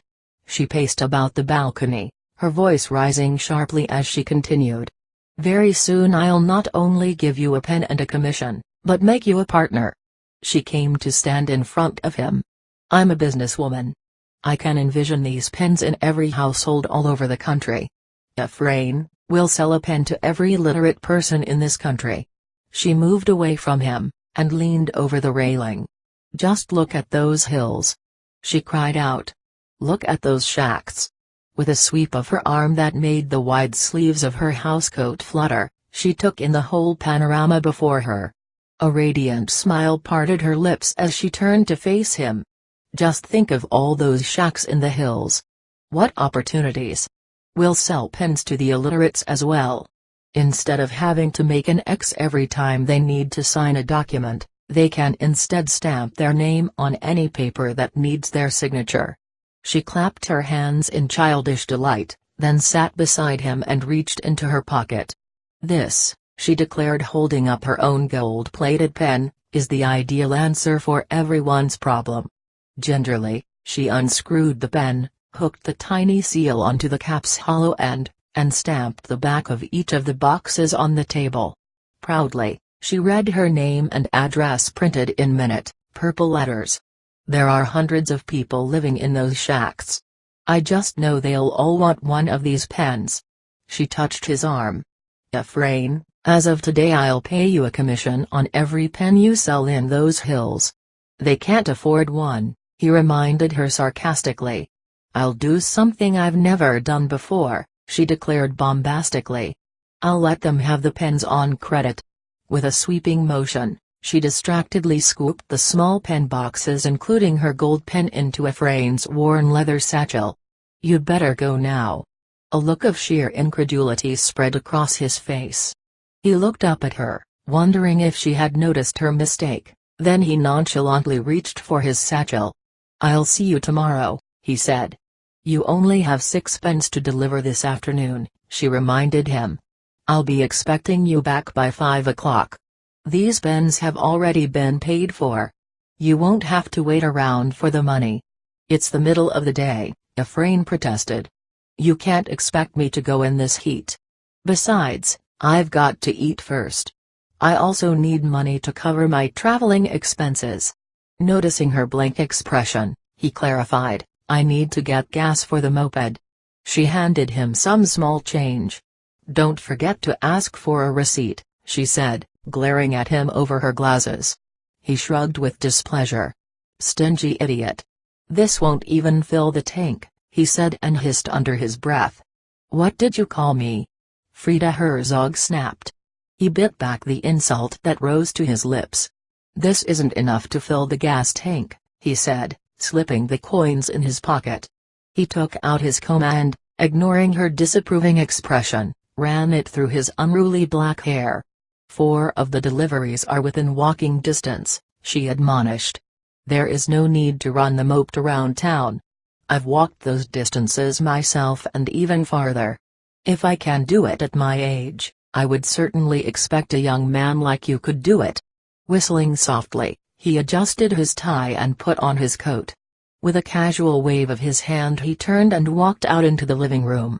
A loud sigh escaped his lips. His eyes widened, expressing both surprise and admiration. Sitting in one of the bulky armchairs, her bare legs hanging over the armrest, was Antonia, Frida Herzog's only daughter. She didn't cover her legs, but looked at him with tender concern the way women look at babies, and then she smiled provocatively. She was a small, pretty woman in her mid-20s, but her worn-out, haggard expression and the air of despair about her made her look much older. She was gone most of the time. Much to her mother's embarrassment, Antonia took off with men every chance she got, only returning periodically to visit. No wonder the old woman was in such a foul mood, Ephraim thought.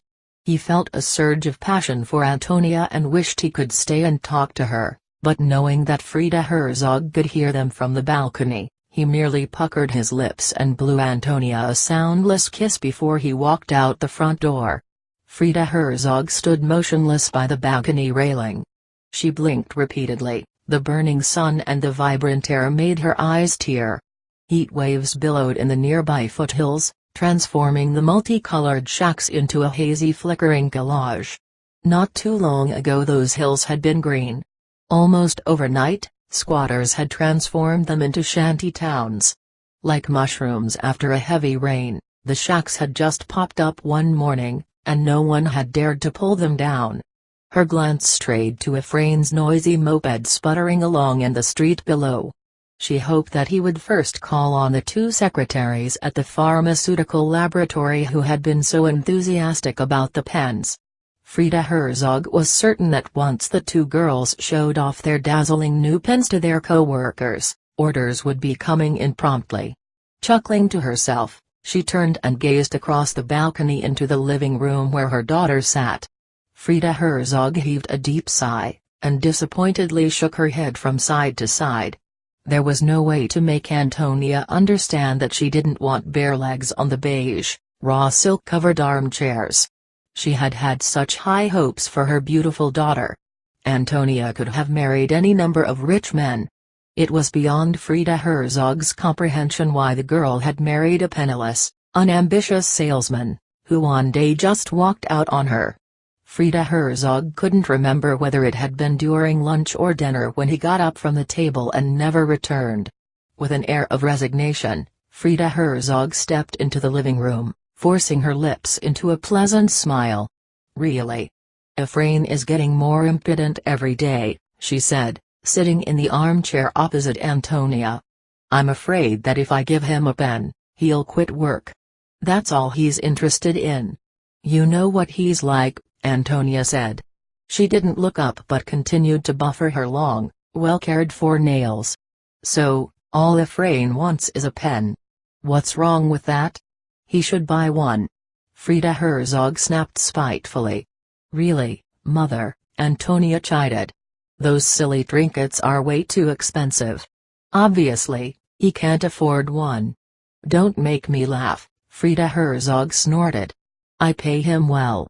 If he wouldn't waste his money on clothes, he could. Antonia's words stopped her in mid-sentence. Those pens are only a fad, she stated, and Efrain knows it, too. In a few months, or perhaps only weeks, people will no longer want them. Frida Herzog straightened in her chair as if her spine had been pulled up. Her face was red with anger. Don't you dare tell me that, she yelled. This pen will go on forever. Calm down. Mother. You can't believe that, Antonia said in a conciliatory tone. Why do you think you're selling pens in this godforsaken place?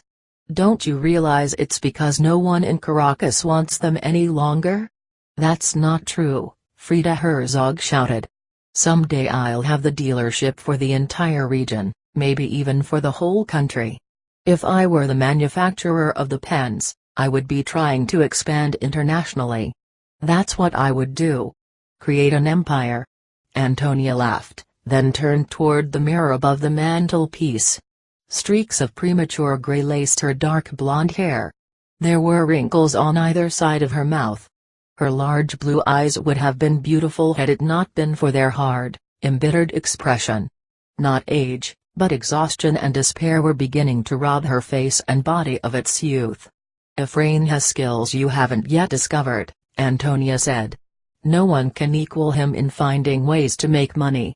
But to think you can get rich on pens. That's a joke. Why can't you simply use him in what he's best at? A contemptuous grin spread over Frida Herzog's face. Use him at what he's best at? You think that I don't know what you have been up to in the last few months?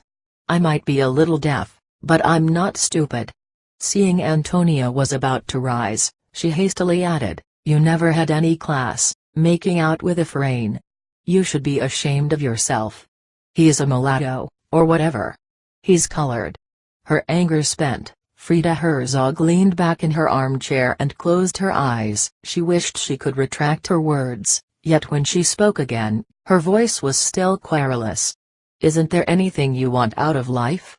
I want to marry Efrain, Antonia said softly. Over my dead body. Frida Herzog yelled.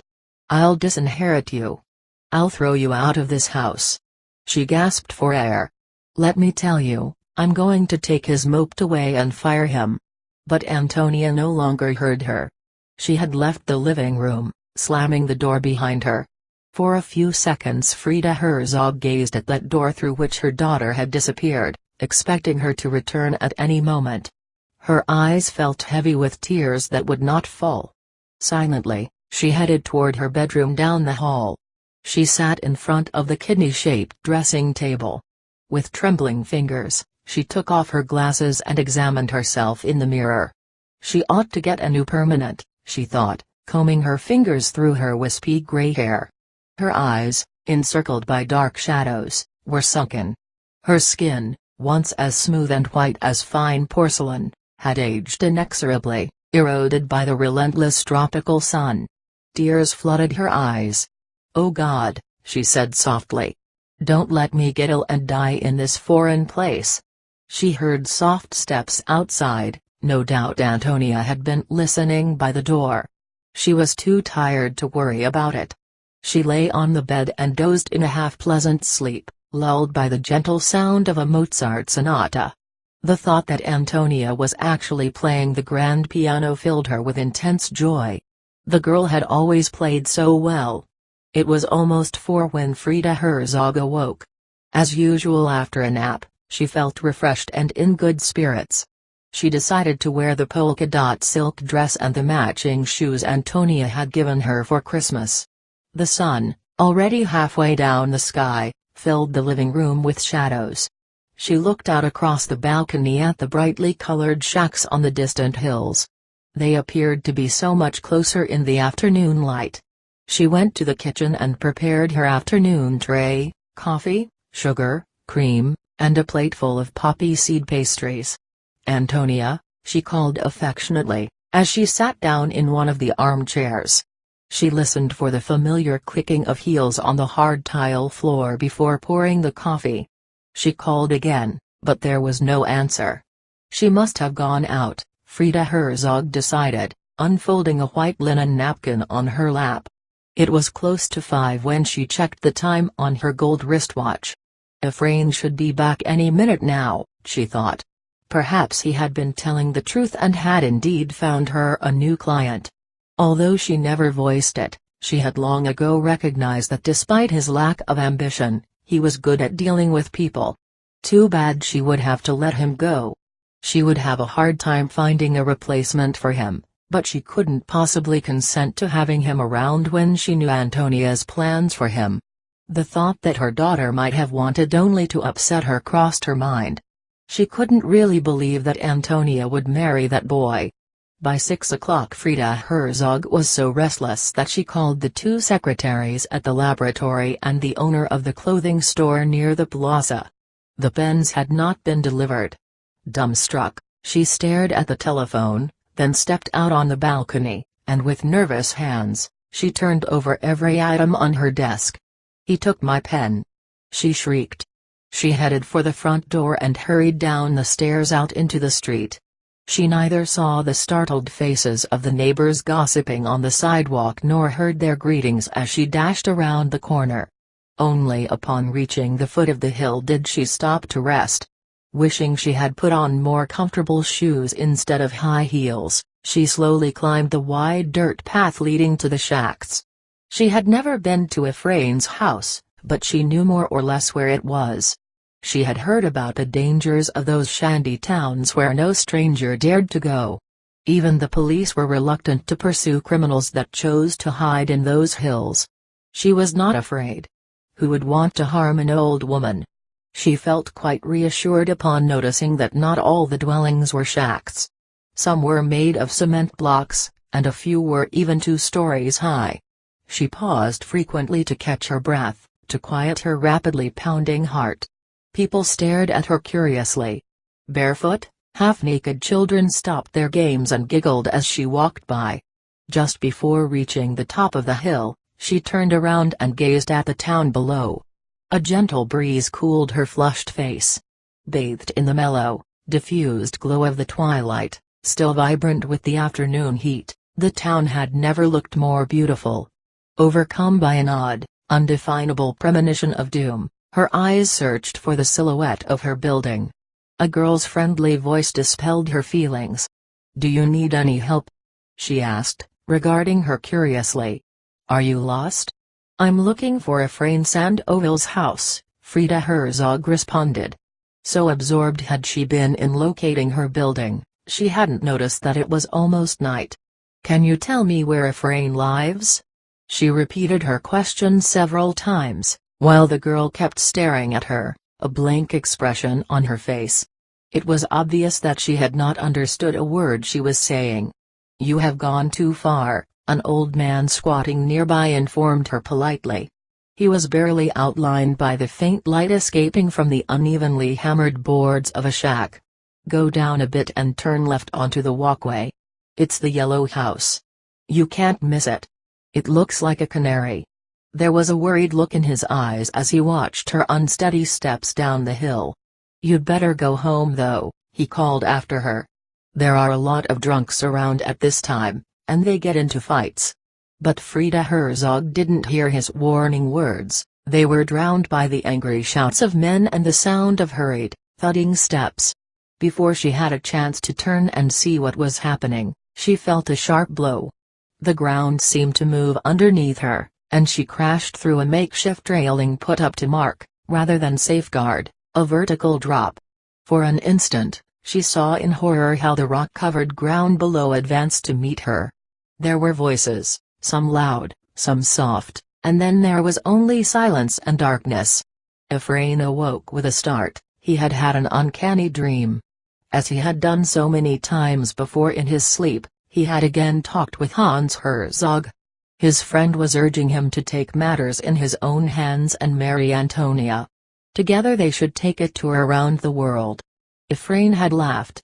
He told his friend that he would rather hear one of his stories about those foreign places. Hans Herzog had refused, saying that it was time for Ephraim to see those places himself.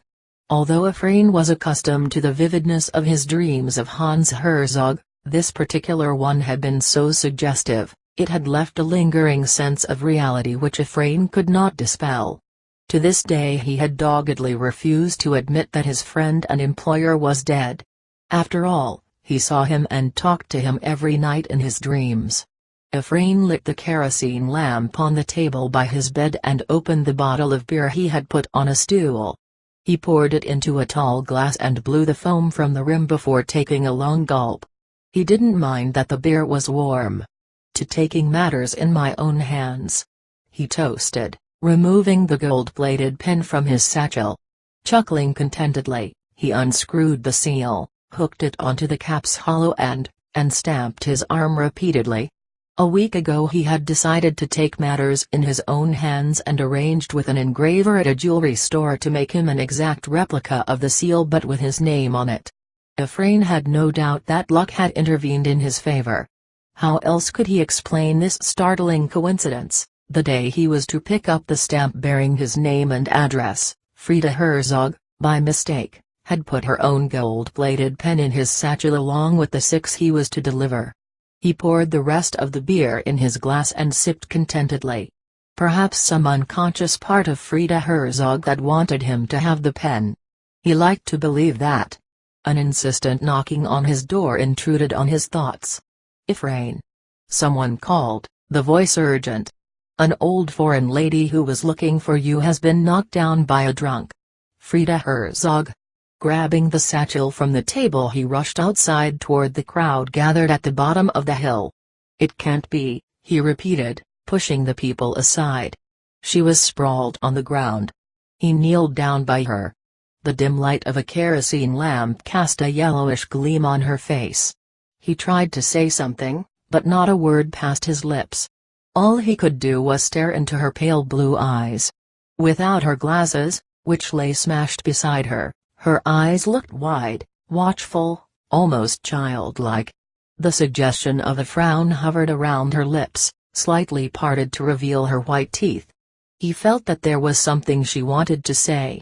"I've got the pens," he said reassuringly, taking the 6 boxes from the satchel. He held them close to her face. "I couldn't deliver them today," he lied, "because I got involved with filling out some order forms for you. We have 4 new clients." Her frown deepened. Her lips moved, mumbling something about his being fired from the job and about Antonia. Her eyes grew wider, her pupils dilated, and then life ran out. "I work for her," Ephraim said to no one in particular. "Life is so strange. Only this morning she gave me this most beautiful pen," he explained, removing the gold-plated pen from his pocket. With precise, careful movements he hooked the seal to the pen's cap and pressed it against his forearm. He read his name and address in a loud clear voice, Ephraim Sandoval. "The Canary Shack. Carmina, and I can arrange for any of you to buy one of these precious pens on credit." Chapter 20. It was Sunday morning, and I was sitting with Donna Mercedes in the plaza, waiting for Candelaria to come out of church. Only an hour earlier, I had had my last meeting with Ephraim Sandoval. On a nearby bench was a well-dressed, dignified old man, reading out loud from a Caracas newspaper. He read in a grave voice, absorbed in what seemed important to him. He never noticed the smiles of the people around him. Across the street, a disheveled old man came out of a bar that was already open. He put on his hat, and clutching a bottle in a plastic sack tightly under his arm, he walked down the street, coughing and wheezing. With an inexplicable feeling of sadness I glanced at Donna Mercedes. She was wearing sunglasses, and I couldn't see the expression in her eyes as she looked straight ahead of her. She folded her arms across her chest and hugged herself as if touched by a sudden cold wind. She listened attentively as I tried to tell her how I had understood so far all the stories I had heard. "You are showing me the different ways to manipulate that force that Florinda calls intent," I said. "To make it move is not the same as to manipulate it," she corrected me, still hugging herself. "And I'm trying much more than that. As I said, I'm putting you temporarily under the shadow of those people so that you can feel the wheel of chance moving. Without that feeling, everything you're doing will be empty. You must follow the ups and downs of the person who is telling you his tale. For an instant you must be under his shadow. How about Efrain Sandoval? He certainly had nothing to do with what happened to him. Why should I be placed under his shadow?" I asked. "Because the wheel moved for him. He didn't move it himself, yet it's his life that changed. I wanted you to feel that change, to feel that movement of the wheel. As I've already mentioned to you, a ghost, the spirit of Hans Herzog, moved it for him. Just as Victor Julio, at the moment of dying, moved the wheel of chance and ruined the life of Octavio Cantu, Hans Herzog moved that wheel after he was dead and enriched the life of Efrain Sandoval." Donna Mercedes took off her glasses and looked straight into my face. She opened her mouth to add something, but instead she smiled and rose from the bench. "Mass will be over any moment now," she said. "Let's wait for Candelaria at the church door." Chapter 21 Museua, are you there? Mercedes Peralta whispered, opening the door to my room noiselessly. Outlined by the weak beam of my reading light, she was the picture of a witch with her long black dress and her wide-brimmed felt hat that hid half of her face. "Don't turn on the light," she said as I reached for the switch. "I can't bear the brightness of a bulb." She sat on my bed. Her brow was set tightly in concentration as she smoothed out the wrinkles in my blanket.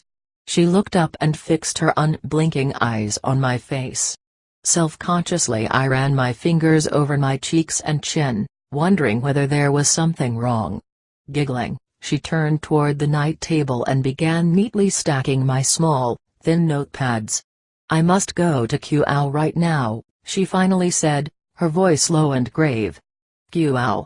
I repeated. "At this hour?" Seeing her emphatic nod, I added, "We'll get stuck in the mud if it rains." Cuau was a village near the coast, at least an hour's drive from Carmina. "It will rain," she casually admitted. "But with your jeep we won't get stuck." She sat hunched over the night table, biting her lower lip, deliberating whether to say more. "I have to be there tonight by midnight," she murmured in a tone that betrayed urgency rather than desire. "I have to get some plants that will be available only tonight." "It's past 11, I pointed out, checking the illuminated dial of my wristwatch. "We'll never make it by midnight." Grinning, Donna Mercedes reached for my jeans and shirt hanging at the front of the iron bedstead. "We'll make your watch stop counting the hours." A faint smile lit up her face, her eyes, trusting and expectant, held mine. "You'll take me, won't you?" Heavy raindrops drummed on the jeep the moment we left town. Within seconds the rain came in a solid sheet, dense and dark. I slowed down, unable to see, irritated by the squeaking of the wipers clearing an arc of glass that was instantly blurred again. The trees fringing the road waved indistinctly beside and above us, giving the impression that we were driving through a tunnel. Only the intermittent solitary bark of a dog indicated that we had passed another shack. The rainstorm ended with the same abruptness with which it had begun, yet the sky remained overcast. The clouds hung oppressively low. I kept my eyes glued to the windshield, intent on avoiding the frogs, which, momentarily blinded by the headlights, jumped across the road. All at once, as if they had been erased from the sky, the clouds vanished the moment we turned onto the road that led to the coast. The moon shone brightly upon a flat landscape where an occasional tree swayed gently in the breeze, its leaves shining silvery in the unreal light. I stopped in the middle of a crossroad and got out of the jeep. The air, warm and humid, smelled of the mountains and the sea. "What made you stop here, Museu?" Mercedes Peralta asked, her voice full of bewilderment as she got out and stood beside me. "I'm a witch," I explained, looking into her eyes. I knew that if I'd told her that I just wanted to stretch my legs, she wouldn't believe me. "I was born in a place like this," I went on, "somewhere between the mountains and the sea." Mercedes Peralta frowned at me, then a humorous, delighted twinkle shone in her eyes. Giggling uncontrollably, she sat on the wet ground and pulled me down with her. "Perhaps you weren't born like a normal human being, maybe a curiosa lost you on her way across the sky," she said. "What is a curiosa?" I asked. She regarded me cheerfully and explained that curiosas were witches who were no longer concerned with the obvious aspects of sorcery, symbolic paraphernalia, rituals, and incantations. "Curiosas," she whispered, "are beings preoccupied with things of the eternal. They are like spiders, spinning fine, invisible threads between the known and the unknown." She took off her hat, then lay on her back, flat on the ground, with her head precisely in the middle of the crossroad, pointing north. "Lie down, Museu," she urged me, stretching her arms toward the east and the west. "Make sure the top of your head touches mine and that your arms and legs are in the same position as mine." It was comfortable lying head to head on the crossroad. Although separated by our hair, I had the feeling our scalps were fused together. I turned my head sideways and to my great amusement noticed how much longer her arms were than mine. Seemingly aware of my discovery, Donna Mercedes moved her arms closer to mine. "If someone sees us, they'll think we're crazy," I said. "Perhaps," she conceded. "However, if it's people who usually walk by this crossroad at this time of the night, they will run away in fright, thinking they have seen two curiosas ready for flight."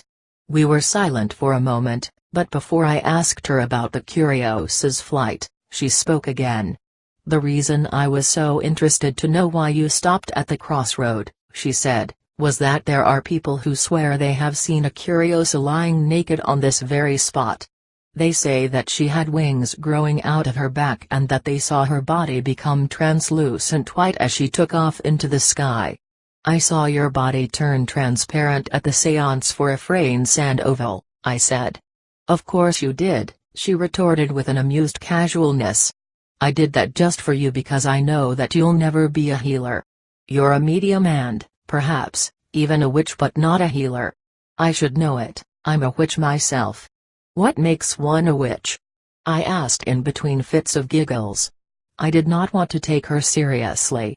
"Witches are creatures not only capable of moving the wheel of chance," she replied, "but also capable of making their own link. What would you say if at this moment we took off flying, joined at our heads?" For a second or two, I had the most terrifying apprehension. Then, a feeling of utter indifference invaded me. "Repeat any of the incantations the spirit of my ancestor taught you," she commanded. "I'll say it with you." Our voices merged into a single harmonious sound, filling the space around us, enveloping us into a giant cocoon. The words rose into a deep continuous line, carrying us up and up. I saw the clouds advancing at me. We began to turn like a wheel until everything was black. Someone was shaking me vigorously. I woke up with an unexpected jolt. I was sitting behind the steering wheel of my Jeep. And I was driving. I had no recollection of walking back to the car. "Don't fall asleep," Donna Mercedes said. "We'll crash and die like two fools." I stepped on the brakes and turned off the ignition. The thought that I had been driving asleep made me tremble with fear. "Where are we going?" I asked. My voice sounded an octave lower. She smiled and made a gesture of exasperation, raising her eyebrows. "You get tired too easily, Museu," she said. "You're too little. But, I think that's your best feature. If you were bigger, you would be unbearable." I insisted on knowing our destination. I meant it in terms of physical locale, so that I could drive with a sense of direction. "We are going to meet Leon Chirino and another friend," she informed me. "Let's go. I'll give you directions as you drive." I started the Jeep and drove in silence. I was still drowsy. "Is Leon Chirino a medium and a healer?" I asked shortly. She laughed softly but did not answer. After a long moment she asked, "What makes you think that?" "There's something quite inexplicable about him," I said. "He reminds me of you." "Does he now?" she asked mockingly, then in a sudden serious tone she admitted that Leon Chirino was a medium and a clairvoyant. Lost in thought, I did not hear her directions and was jolted when she yelled, "You passed it. You've got to back up now," she admonished, pointing to a tall bouquet tree. "Pull up there." She smiled, then added, "We have to walk from here on." The tree marked the entrance to a narrow path. The ground was covered with small flowers. I knew them to be red, but they appeared black in the moonlight. Bouquets hardly ever grow by themselves. Usually, they are found in groves, shading coffee and cacao trees. Following a narrow, overgrown trail bordered by other bouquet trees, we headed toward a cluster of hills looming darkly before us. There were no other sounds than Mercedes Peralta's uneven breathing and the crackling of twigs being crushed under our feet.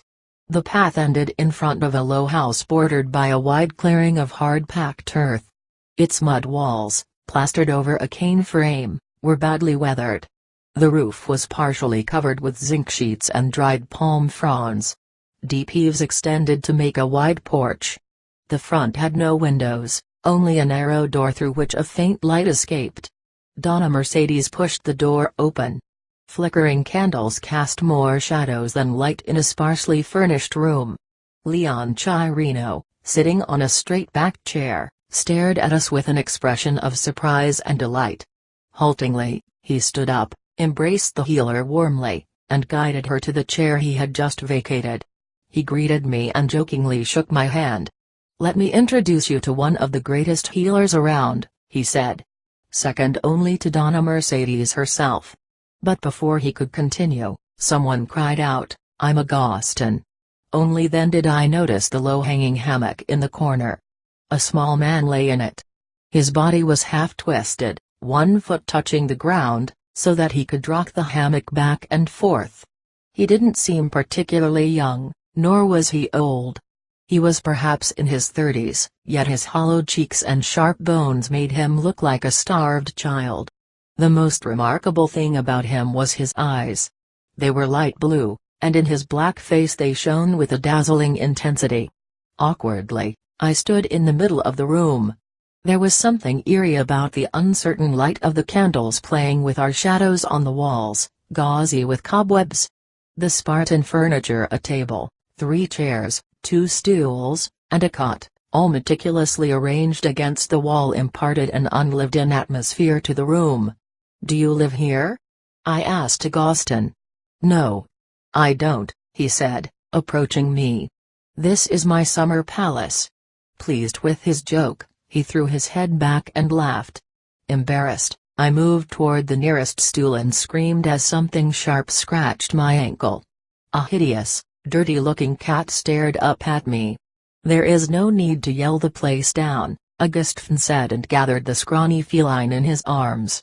It began to purr the instant he rubbed its head. "She likes you. Do you want to touch her?" I shook my head emphatically. It wasn't so much the fleas and the mangy bare spots scattered over its yellowish fur that I minded, but its piercing yellow-green slitted eyes that never left my face. "We better go if we want to get the plants in time," Leon Chirino said, helping Donna Mercedes to her feet.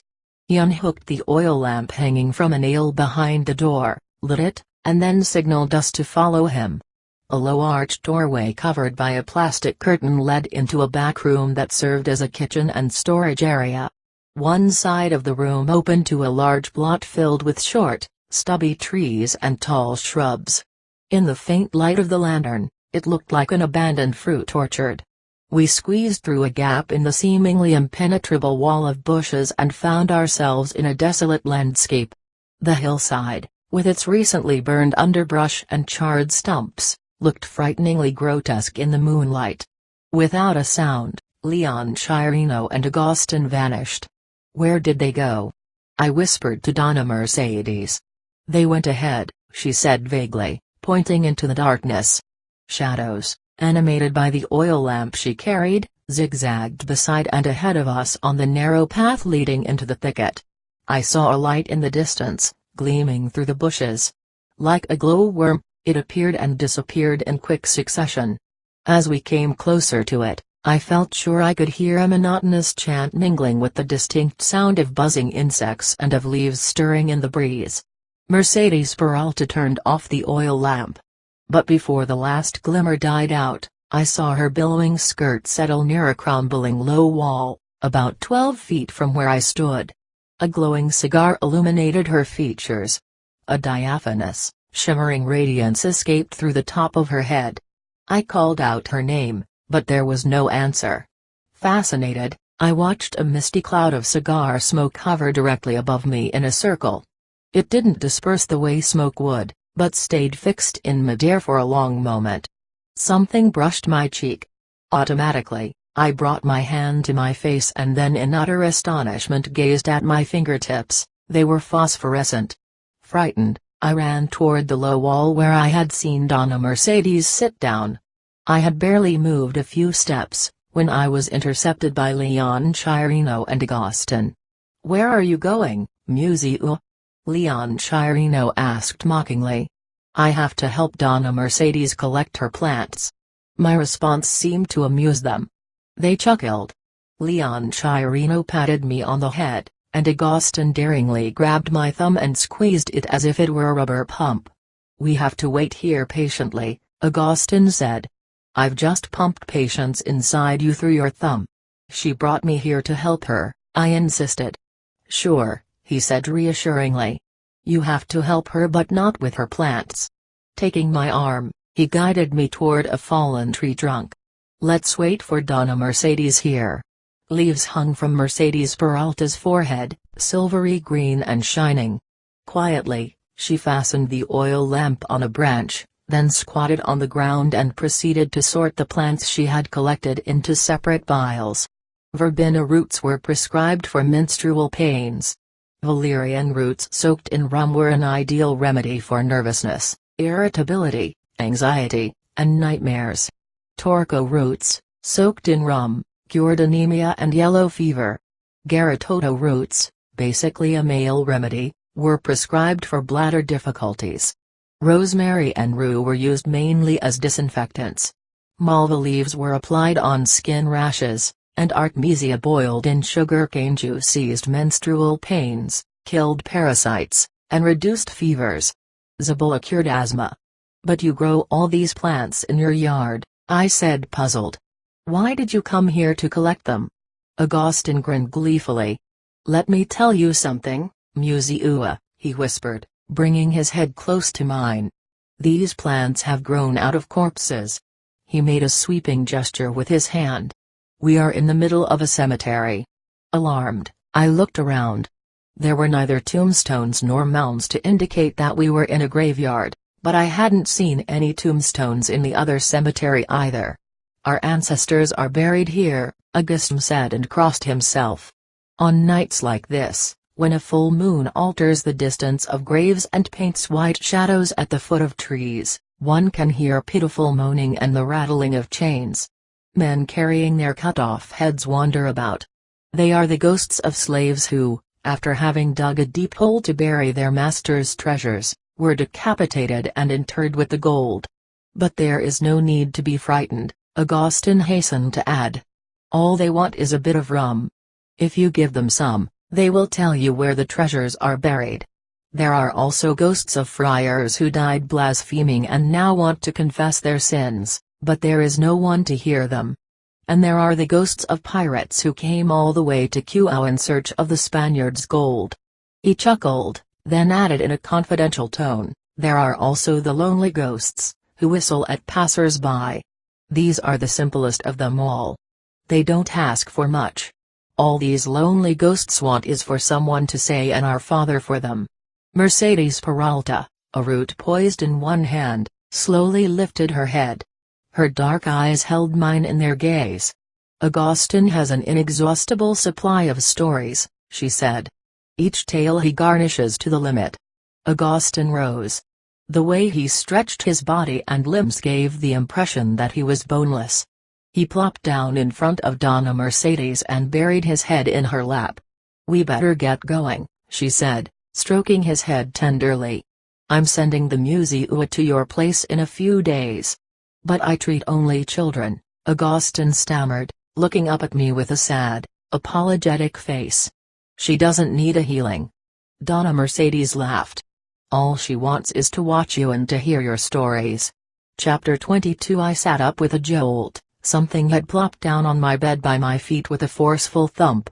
The dog sleeping nearby raised its head, pricked its ears, but hearing nothing other than my mumbled imprecations, put its muzzle back on its forepaws.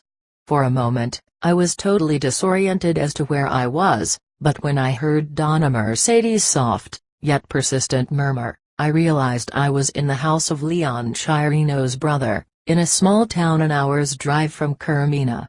I was on the cot they had set up for me in the kitchen. I had driven Leon Chirino and Donna Mercedes there in the middle of the night, for they had to conduct a private séance for his brother. Closing my eyes, I settled back on the lumpy pillow and abandoned myself to the comforting sound of the healer's voice. I felt the sound wrap itself around me. I was definitely falling asleep when another thumping noise woke me up again. The musty blanket I was covered with was all bunched up around my neck. I half rose to straighten it out and screamed upon seeing Augustin's cat perched on my knee. "Why do you always shriek when you see my pet?" His voice coming from the darkness was full of gentle mockery. Augustin, sitting cross-legged at the foot of my cot, reached for his cat. "I've come to protect you from the dog," he explained, his dazzling blue eyes fixed on my face. "Dogs don't really sleep at night. If you open your eyes in the darkness you can see how a dog watches you all night long. That's why they are called watchdogs." He laughed at his own joke. I opened my mouth to speak to him, but no sound crossed my lips. I reached out, but Augustin and the cat wavered indistinctly before my eyes until they finally faded away. "Perhaps they are all outside," I thought, and stepped into the yard, still shrouded by the shadows of dawn. There was no one about. I looked at my wristwatch. Only 2 hours had passed since Donna Mercedes, Leon Chirino, and I had arrived. Realizing that I had had far too little sleep, I went back to my cot, pulled the blanket over my head, and dozed off. I awoke to the sound of voices and music and the scent of coffee. Leon Chirino, bent over the kerosene stove, was listening to the radio as he strained freshly made coffee through a flannel sieve. "Did you have a good sleep?" he asked, motioning me to sit down by him. I joined him at a big, square table covered with brand new oilcloth. He half filled 2 cups with coffee and added to each a generous amount of cane liquor. "For strength," he said, pushing the steaming porcelain cup toward me. Afraid to get drunk, I took a few hesitant sips. The cup had golden edges and painted roses on its surface. He replenished his own cup with more coffee and cane liquor. "Donna Mercedes says that you're clairvoyant," I said. "Can you tell me what fate has in store for me?" I hoped that my abrupt question would elicit a candid response. "My dear," he said in that charming forbearance older people show when addressing someone much younger. "I'm an old friend of Donna Mercedes. I live with her ghosts and her memories. I share her solitude." He spat through his teeth, then taking 2 cigarettes from the pack on the table, he put one behind each ear. "You'd better go and see Augustin," he advised. "He starts early. Let me show you the way into town." "You really haven't answered my question," I said, undaunted by his eagerness to get me out of the house. A sardonic, bemused expression appeared on his face. "I can't tell you what's in store for you," he affirmed. "Clairvoyants have glimpses of things they don't understand and then make up the rest." He took my arm and practically pulled me outside. "Let me show you the way to Augustin's house," he repeated. He pointed to a trail winding down the hill. If you follow this path, you'll reach town. Anyone there will tell you where Augustine lives." "What about Donna Mercedes?" I asked. "We'll come and get you in the evening," he replied, then bent toward me and in a conspiratorial whisper he added, "Donna Mercedes and I will be busy the whole day with my brother's business." The twittering of bluebirds in the trees and the fragrance of the ripe mangoes, shimmering amid the dark foliage like clumps of gold, filled the air. A well-trodden path winding down the slope ran into a wide dirt-packed street and branched off again into the hills at the other end of the hot, sunlit town.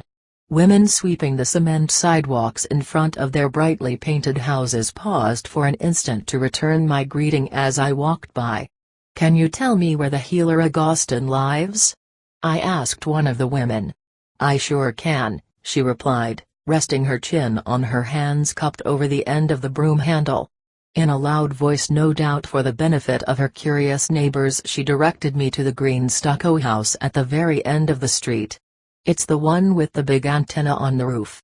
You can't miss it." She lowered her voice to a murmur and in a confidential tone assured me that Augustine could cure anything from insomnia to snakebites. Even cancer and leprosy were not too much for him. His young patients always got well. I knocked repeatedly on Augustine's front door, but there was no answer. "Just walk right in," a young girl shouted, leaning out a window across the street. "Augustine can't hear you. He's way in the back." Following her advice, I stepped through the front door that opened into the inside patio. I peeked into each of the 3 rooms I passed, which also opened onto the patio. Except for a hammock in each of them, the first 2 rooms were empty. The third one was the living room. Calendars and magazine pictures decorated the walls. A row of straight-backed chairs and a plastic-covered couch faced an enormous television set. Farther back was the kitchen. Beyond the kitchen through an alcove was yet another room. I saw Augustine there, seated at a large table. As I approached, he rose smiling and stood scratching his head, his other hand thrust deep into the pocket of his worn khaki pants. His white shirt had patches, and the cut-off sleeves were frayed at the unhemmed cuffs. "This is my working room," he exclaimed proudly, extending his arm about in a circle. "I've got everything in here. And I'm about to open. My patients come through the side door. That door brings both of us luck." The room, well lit and ventilated by 2 windows facing the hills, smelled of disinfectant. There were rows of unvarnished, unpainted shelves on all the walls. On the shelves, neatly arranged and all properly labeled, stood various sized flasks, bottles, jars, and boxes filled with dried roots, bark, leaves, and flowers. These items were not only identified by their common names but also by their scientific Latin nomenclature. The table was hand-carved and faced the open windows. Bottles, bowls, pestles, books, and 2 scales were lined up on the highly polished surface. A cot and the 3-foot-tall crucifix hanging in a corner with its votive candle burning on a triangular ledge beneath it indeed confirmed that I had stepped into the working room of a healer, not an old-fashioned apothecary. Without much ado, Augustine brought in another chair from the kitchen and invited me to observe him at work. He opened the lucky side door he had pointed out earlier. There were 3 women and 4 children in the adjacent room. The hours passed swiftly. He treated each patient by first examining a jar filled with the child's urine that had been brought in by the mother. Prompted by each woman's account of her child's symptoms, Augustine proceeded to read the waters. The odor, the color, and the kind of microbes, or filaments, as he preferred to call them and which he claimed to see with the naked eye, were all carefully considered before he arrived at a diagnosis. Fevers, colds, indigestion, parasites, asthma, rashes, allergies, anemia, and even measles and smallpox were among the most prevalent illnesses Augustine claimed to recognize after a thorough reading of the waters. In respectful silence, each woman waited for Augustine to invoke the help of Christ before he prescribed the appropriate medication. He mixed his own herbal concoctions. Being familiar with, and a believer in, modern pharmacopoeia, Augustine was inclined to supplement his own remedies with milk of magnesia, antibiotics, aspirins, and vitamins, which he had repacked and rebottled in his own containers. Like Mercedes Peralta, he charged no set fee but left it to the judgment of his clients, that is, they paid whatever they could afford. Our late lunch of chicken and pork empanadas, brought to us by a woman in the neighborhood, came to an abrupt end when a man carrying a small boy walked into the kitchen. The child, perhaps 6 or 7 years old, had cut the calf of his leg while playing in the field with his father's machete. In his calm, sure manner, Augustine carried the child to the cot in his working room and undid the makeshift, blood-soaked bandage. First he bathed the deep gash with rosemary water, and then with peroxide.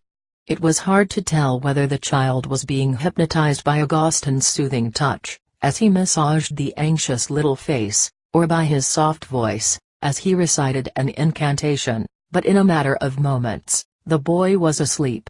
And then Augustine began the most important part of his treatment. To stop the bleeding, he applied to the wound a poultice of leaves that had been soaked in clear, sugar-cane liquor. Then he prepared a paste that, he claimed, would heal the wound in less than 10 days and leave no scar. Invoking the guidance of Christ, Augustine sprinkled a few drops of a milky substance on an abalone shell. With slow, rhythmic motions he began to grind the shell with a broad wooden pestle. A half-hour elapsed before he had little less than a half-teaspoon of a greenish, musky-smelling substance. He examined the cut once more, pressed the wound closed with his fingers, and carefully spread the paste over the gash. Mumbling a prayer, he expertly bandaged the leg with strips of white cloth. A satisfied smile lit his face as he handed the sleeping boy into the father's arms and told him to bring him every other day to change the dressing. Late in the afternoon, certain that there would be no more patients that day, Augustine gave me a tour of his yard. His medicinal plants grew in neat rows and square patches, arranged as carefully as the jars and bottles were on the table and shelves in his working room. At the far end of the yard, leaning against a tool shed, stood an old kerosene refrigerator. "Don't open it!" Augustine cried out, holding my arm in a firm grip. "How could I?" I protested. "It's padlocked. What secrets do you keep in there?" "My witchcraft," he whispered. "You do know that I practice witchcraft, don't you?" His tone was mocking, but his face was somber when he added, "I'm a specialist in healing children and bewitching adults." "Do you really practice witchcraft?" I asked incredulously. "Don't be obtuse, Museua," Augustine chided. He paused for a moment, then in an emphatic tone, added, "Donna Mercedes must have told you that the other side of healing is bewitching. They go together because one is useless without the other. I heal children. I bewitch adults," he repeated, knocking on the top of the refrigerator. "I'm very good at both. Donna Mercedes says that one day I will bewitch the same ones I healed when they were children." He smiled at my startled face. "I don't think I will. But only time will tell." Taking advantage of his expansive mood, I finally told him what had been on my mind the whole day. That I had seen and talked to him when I was in a dreamlike state. Augustine listened attentively, but his gaze betrayed nothing. "I can't quite define what it was," I said, "but it wasn't a dream." Exasperated by his unwillingness to comment or to explain, I urged him to say something. "I like you so much that I wanted to know if you're really a medium," he said, smiling. "Now I know you are." "I think you're humoring me," I said, even more exasperated. Augustine's eyebrows raised in arcs of astonishment. "It must be horrible to have big feet." "Big feet?" I stammered uncomprehendingly, looking down at my sandals. "My feet are in perfect proportion to my size." "They should be smaller," Augustine insisted, putting his fingers to his lips as though to suppress a smile. "Your feet are too large. That's why you live in perpetual reality. That's why you want everything explained." There was mockery in his voice, mixed with a tinge of compassion that did nothing to reassure me. Witchcraft follows rules that cannot be empirically demonstrated or repeated, unlike other laws of nature, Witchcraft is precisely the act of persuading reason to rise above itself or, if you wish, to move below itself. He chuckled and gave me a push. I stumbled over my feet, and he quickly grabbed my arm to keep me from falling. "Do you see now that your feet are too big?" Augustin asked and then laughed. I wondered if he was trying to hypnotize me, for he gazed at me without blinking. I was held captive by his eyes. Like 2 drops of water, they seemed to spread wider and wider, blurring everything around me. All I was aware of was his voice. "A sorcerer chooses to be different from what he was raised to be," he continued. "He has to understand that witchcraft is a lifelong task. A sorcerer, through witchcraft, weaves patterns like webs, patterns that transmit invoked powers to some superior mystery. Human actions have an endless, spreading network of results. He accepts and reinterprets these results in a magical way." He brought his face even closer to mine and lowered his voice to a soft whisper. "A sorcerer's hold on reality is absolute. His grip is so powerful, he can bend reality every which way in the service of his art. But he never forgets what reality is or was."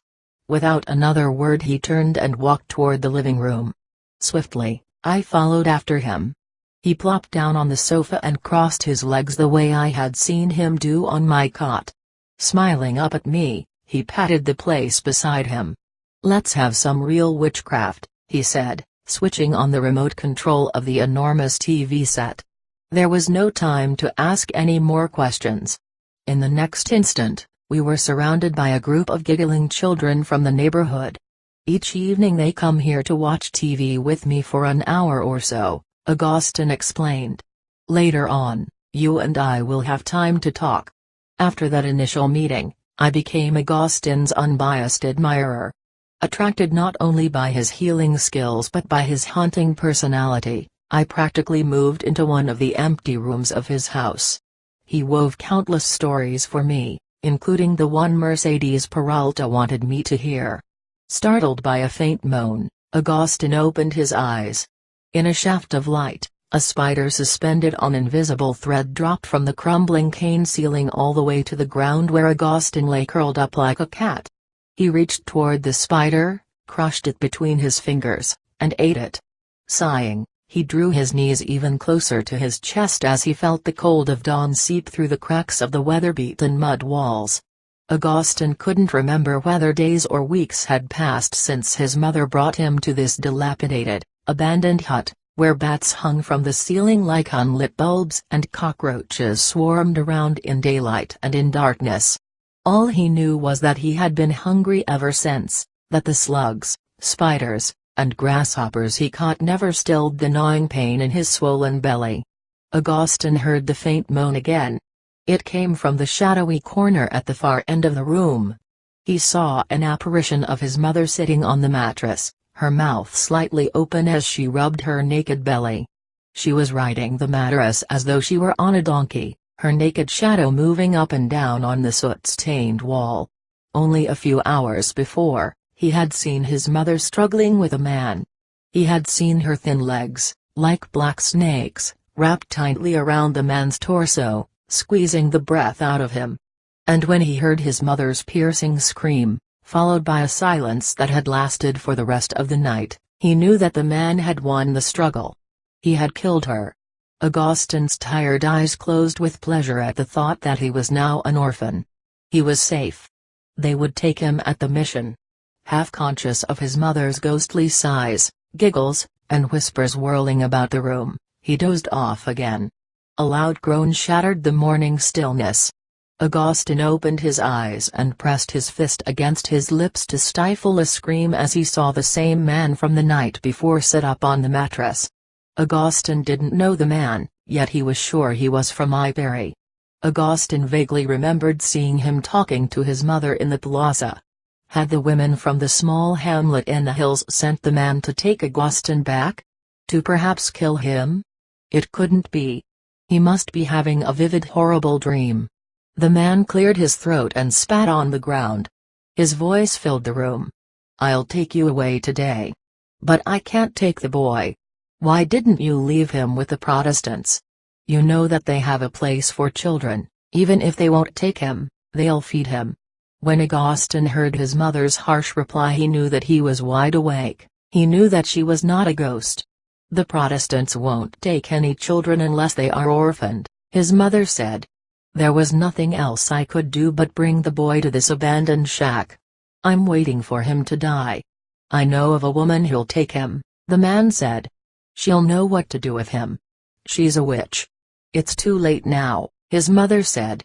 "I wish I had given Augustin to a witch when he was born. Ever since he was a baby, a witch in Iperi wanted him. She used to feed him strange potions and hang amulets around his wrists and neck, allegedly to guard him from calamities and disease. I know she cast a spell on the boy. That witch is responsible for all my misfortune." His mother was silent for a moment, then in a strangled whisper, as though she were under attack by an unseen enemy, she added, "I'm terrified of witches. If I went to one now, she'd know that I haven't been feeding the boy. She'd kill me." Tears rolled down Augustin's cheeks as he remembered the days in Iperi when his mother used to cradle him in her arms. She would smother him with kisses and tell him that his eyes were like pieces of the sky. But when the women in the neighboring shacks forbade their children to play with him, his mother became a different person. She no longer touched or kissed him. Finally, she ceased speaking to him altogether.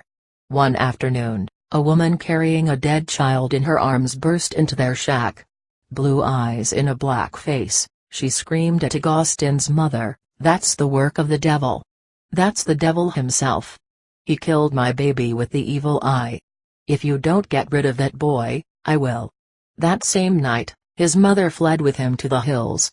Augustin was certain that it was that woman who had cast a spell on his mother so she would hate him. The man's loud voice cut into Augustin's reveries. "You don't have to take him to the witch yourself. I can leave word with her to pick the kid up tonight. We'll be gone by then.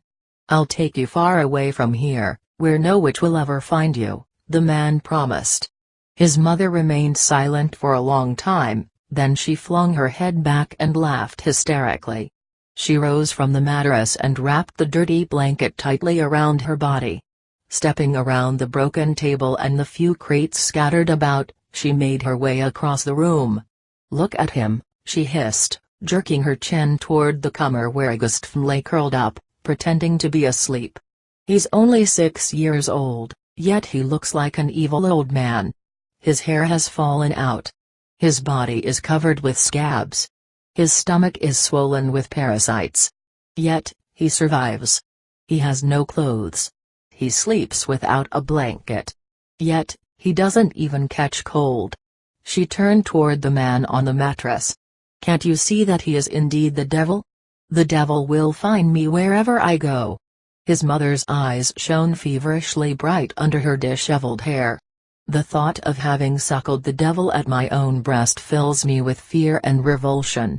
She reached up to a niche in the wall where she had hidden the corn cakes the man had brought her last night. She gave one to the man, and nibbling on the other one, she lowered herself beside him on the mattress. In a monotonous, trance-like tone she recounted that Augustin was a changeling. "One of the nurses at the hospital changed my own baby for the devil," she continued, her tone suddenly vehement. "Everyone knew that I was going to have a girl. My pregnant belly was broad instead of pointed. My hair began to fall out. Blotches and blemishes appeared on my skin. My legs swelled. Those are the symptoms of carrying a girl.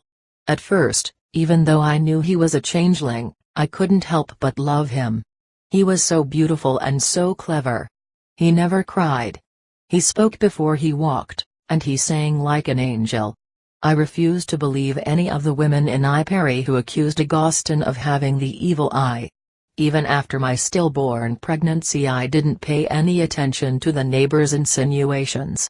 I just thought they were ignorant, and worst of all, envious of the boy's beautiful eyes. After all, who ever heard of a child having the evil eye?" She scraped out the white, soft center of the corn cake and flung the dry crust across the room. "But when my man died in an accident at the mill, I had to agree with the women." She covered her face with her hands, and quietly added, Augustin has never been ill in his life. I should have left him to his fate in Iperi. Then his death would not be on my conscience. Let me get word to the woman I've been telling you about, the man said, his voice soft, yet persuasive. I know she'll take him. At great length he explained about his job at the pharmaceutical laboratory. He worked in the storeroom and was on very good terms with his boss. He foresaw no difficulties in convincing the man of his need for an advance. With the money, the two of us can go to Caracas, he said. He rose and dressed. Wait for me at the laboratory. I'll be out by 5. I'll have everything arranged by then. Augustin reached for the dry crust on the ground. On unsteady legs, he walked toward the narrow, back doorway, which no longer had a door, and stepped out into what had once been a yard. He headed toward his favorite place, the gnarled, no longer blooming acacia tree overhanging the ravine. He sat on the ground, his legs extended in front of him, his naked back resting against a portion of the crumbling low wall that had once encircled the grounds. The scrawny, sickly-looking cat that had followed him all the way from Iperi rubbed its coarse fur against his thigh. Augustin gave it a small piece of the crust, then pushed the cat away toward the lizards scuttling in and out of the crevices in the mud wall. He would not part with another crumb. He was never capable of satisfying his own relentless hunger, a hunger that filled his days and nights with dreams of food.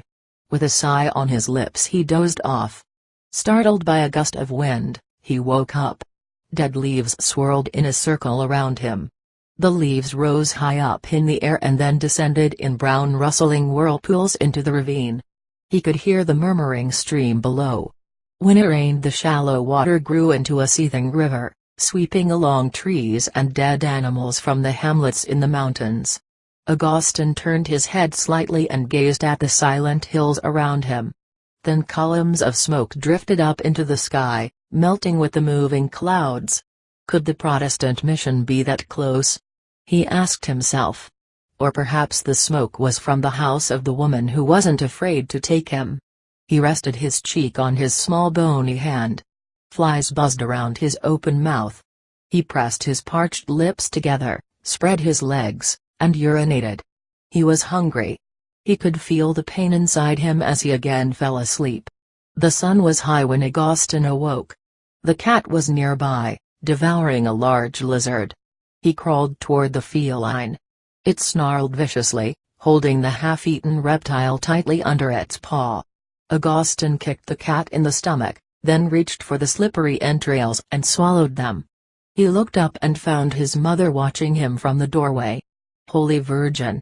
she exclaimed. "He isn't human." She crossed herself. "It won't be long before he poisons himself." Again she made the sign of the cross and, folding her hands in prayer, murmured, "Holy Father! Get him out of my way. Make him die a natural death, so I won't have him on my conscience." She went inside, lifted the mattress, and pulled out her only dress. She caressed it and lovingly pressed the wrinkled dress against her body, then shook it repeatedly and laid it out on the mattress with great care. Curiously, Augustin watched her light a fire in the cooking pit. Humming a little tune, she retrieved the coffee and the pieces of sugar loaf she kept in a crate nailed high up on the wall. Augustin wanted a piece of that sugar. He tried to stand up, but overcome by nausea he crouched with his elbows against the ground and vomited unchewed pieces of lizard. Salty tears dribbled down his sunken cheeks. He gagged repeatedly, foam and bile spurting from his trembling lips. He wiped his mouth and chin on his shoulders. With a painful moan he tried to straighten up but slumped forward on the ground. The sound of the murmuring ravine engulfed him like a soft veil. When the smell of coffee filtered through his nostrils and he heard his mother say that she had made him sweet coffee, he knew that he was dreaming. His dry lips grimaced. He wanted to smile when he heard her laugh, that high, abrupt, happy laughter he used to know so well. He wondered if she would put on her red dress and meet the man at the pharmaceutical laboratory. Augustin opened his eyes. On the ground next to him stood a small tin filled with coffee. Afraid the vision would vanish, he reached out and lifted the can to his mouth. Indifferent to the burning pain on his lips and tongue, he sipped the strong, very sweet brew. It cleared his head and stopped his nausea. Dreamily, Augustin gazed at the slanted rain lines in the distance. Within moments dark clouds, edged with gold, floated across the sky. The clouds stained the hills with purple shadows and turned the sky a smoky black. A cold wind, followed by a deafening roar, rose from the bottom of the ravine. The rainwater from the distant hills gushed down the deep gorge with outrageous force. Within moments large heavy drops burst from the sky. Augustin rose, tilted his face skyward, and, with arms outstretched, welcomed the soothing coolness that washed him clean. Driven by an inexplicable impulse, he went into the house and picked up the dress on the mattress. Clutching it with trembling hands, he hurried outside to the very edge of the ravine and threw the garment into the wind. It flew like a kite, landing on a leafless branch of the old acacia tree overhanging the steep slope. "You devil! You monster!" his mother screamed, rushing toward him, her hair tumbling wildly about her face, her arms extended. As if transfixed by the sound of the roaring water, she just stood there between the boy and the fluttering dress, her eyes filled with hatred, unable to say a word. Then, holding on to weeds and exposed roots, she carefully eased herself toward the overhanging branch of the acacia tree. Augustin watched her from behind the gnarled trunk with fascinated interest. Her feet moved with unerring agility on the steep slippery ground. She will get the dress by any means, he thought. He felt anger and fear. She was only a few inches away from it. She stretched her arm as far as she could. She touched the dress with the tip of her fingers and then lost her footing and tumbled over the brink. Her horror-stricken scream mingled with the sound of the roaring water was carried away by the wind. Augustin moved closer to the edge. His eyes shone with a hollow depth as he saw his mother's body spin helplessly in the thick brown water on its journey to the sea. The storm died away. The rain ceased. The wind dropped, all but the turbulent water in the ravine regained its habitual murmuring calm. Augustin walked into the house, lay down on the mattress, and covered himself with the thin, dirty blanket. He felt the coarse, wet fur of the cat seeking the warmth of his body. He pulled the blanket over his eyes and fell into a deep dreamless sleep. It was night when he awoke. Through the open doorway he could see the moon entangled in the barren branches of the acacia tree. "We'll go now," he murmured, stroking the cat. He felt strong. It would be easy to walk across the hills, he decided. With each other as companions, he had the vague certainty that he and the cat would find the Protestant mission or the house of the woman who is not afraid to take him. Chapter 23 Mercedes Peralta came rushing into my room, sat on my bed, and shifted about until she was comfortably settled. "Unpack your gear," she said. "You can't go to see Augustin anymore.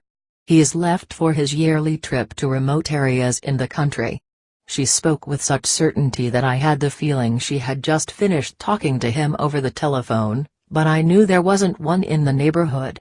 Candelaria came at that moment into the room holding a tray with my favorite dessert, guava jelly and a few slices of white cheese. "I know it's not the same as sitting spiritually with Augustin in front of a TV set," she remarked, "but I'm all you have for the moment." She placed the tray on the night table and sat down on the bed opposite from Donna Mercedes. Donna Mercedes laughed and urged me to eat my treat. She said that Augustin was known in distant, God-forsaken towns and visited them yearly. At great length she talked about his gift for healing children. "When will he be back?" I asked. The thought that I might not see him again filled me with indescribable sadness. "There's no way to know," Donna Mercedes said. 6 months, perhaps even longer. He does this because he feels he has a great debt to pay. Whom does he owe? She looked at Candelaria, then both of them looked at me as though I ought to have known. "Witches understand debts of this kind in a most peculiar manner," Donna Mercedes finally said. "Healers pray to the saints, and to the Virgin, and to our Lord Jesus Christ. Witches pray to power, they entice it with their incantations." She rose from the bed and paced about the room. Softly, As though she were talking to herself, she continued to say that although Augustin prayed to the saints, he owed something to a higher order, an order that was not human. Donna Mercedes was silent for a few moments, looking at me but allowing no expression to be read on her face.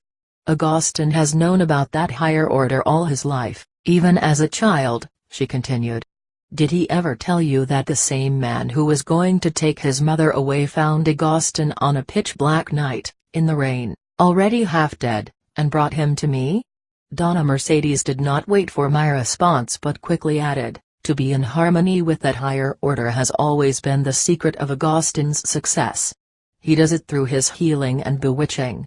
Again she paused for a moment, looking up at the ceiling. That higher order made Augustin and Candelaria a gift, she continued, lowering her gaze toward me. It helped them from the moment they were born. Candelaria pays part of her debt by being my servant. She is the best servant there is. Donna Mercedes moved toward the door, and before stepping outside, she turned to face Candelaria and me, a dazzling smile on her face. I think that in some measure you, too, owe a great deal to that higher order, she said. So try by all means to pay back the debt you have. Not a word was said for a long time. The two women looked at me with a sense of expectancy. It occurred to me that they were waiting for me to make the obvious connection obvious to them, just as Candelaria was a born witch, Augustin was a born sorcerer. Donna Mercedes and Candelaria listened to me with beaming smiles. Augustin is capable of making his own links, Donna Mercedes explained. He has a direct connection to that higher order which is the wheel of chance itself, and the witch's shadow as well, or whatever it is that makes that wheel move. Chapter 24 Sharing the faint light of the bulb above us, Candelaria and I sat across from each other at the kitchen table.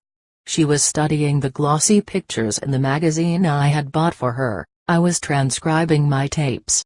Did you hear a knock at the front door? I asked, pulling the earphone from my ear. Totally oblivious to my words, she pointed to the picture of a blonde model.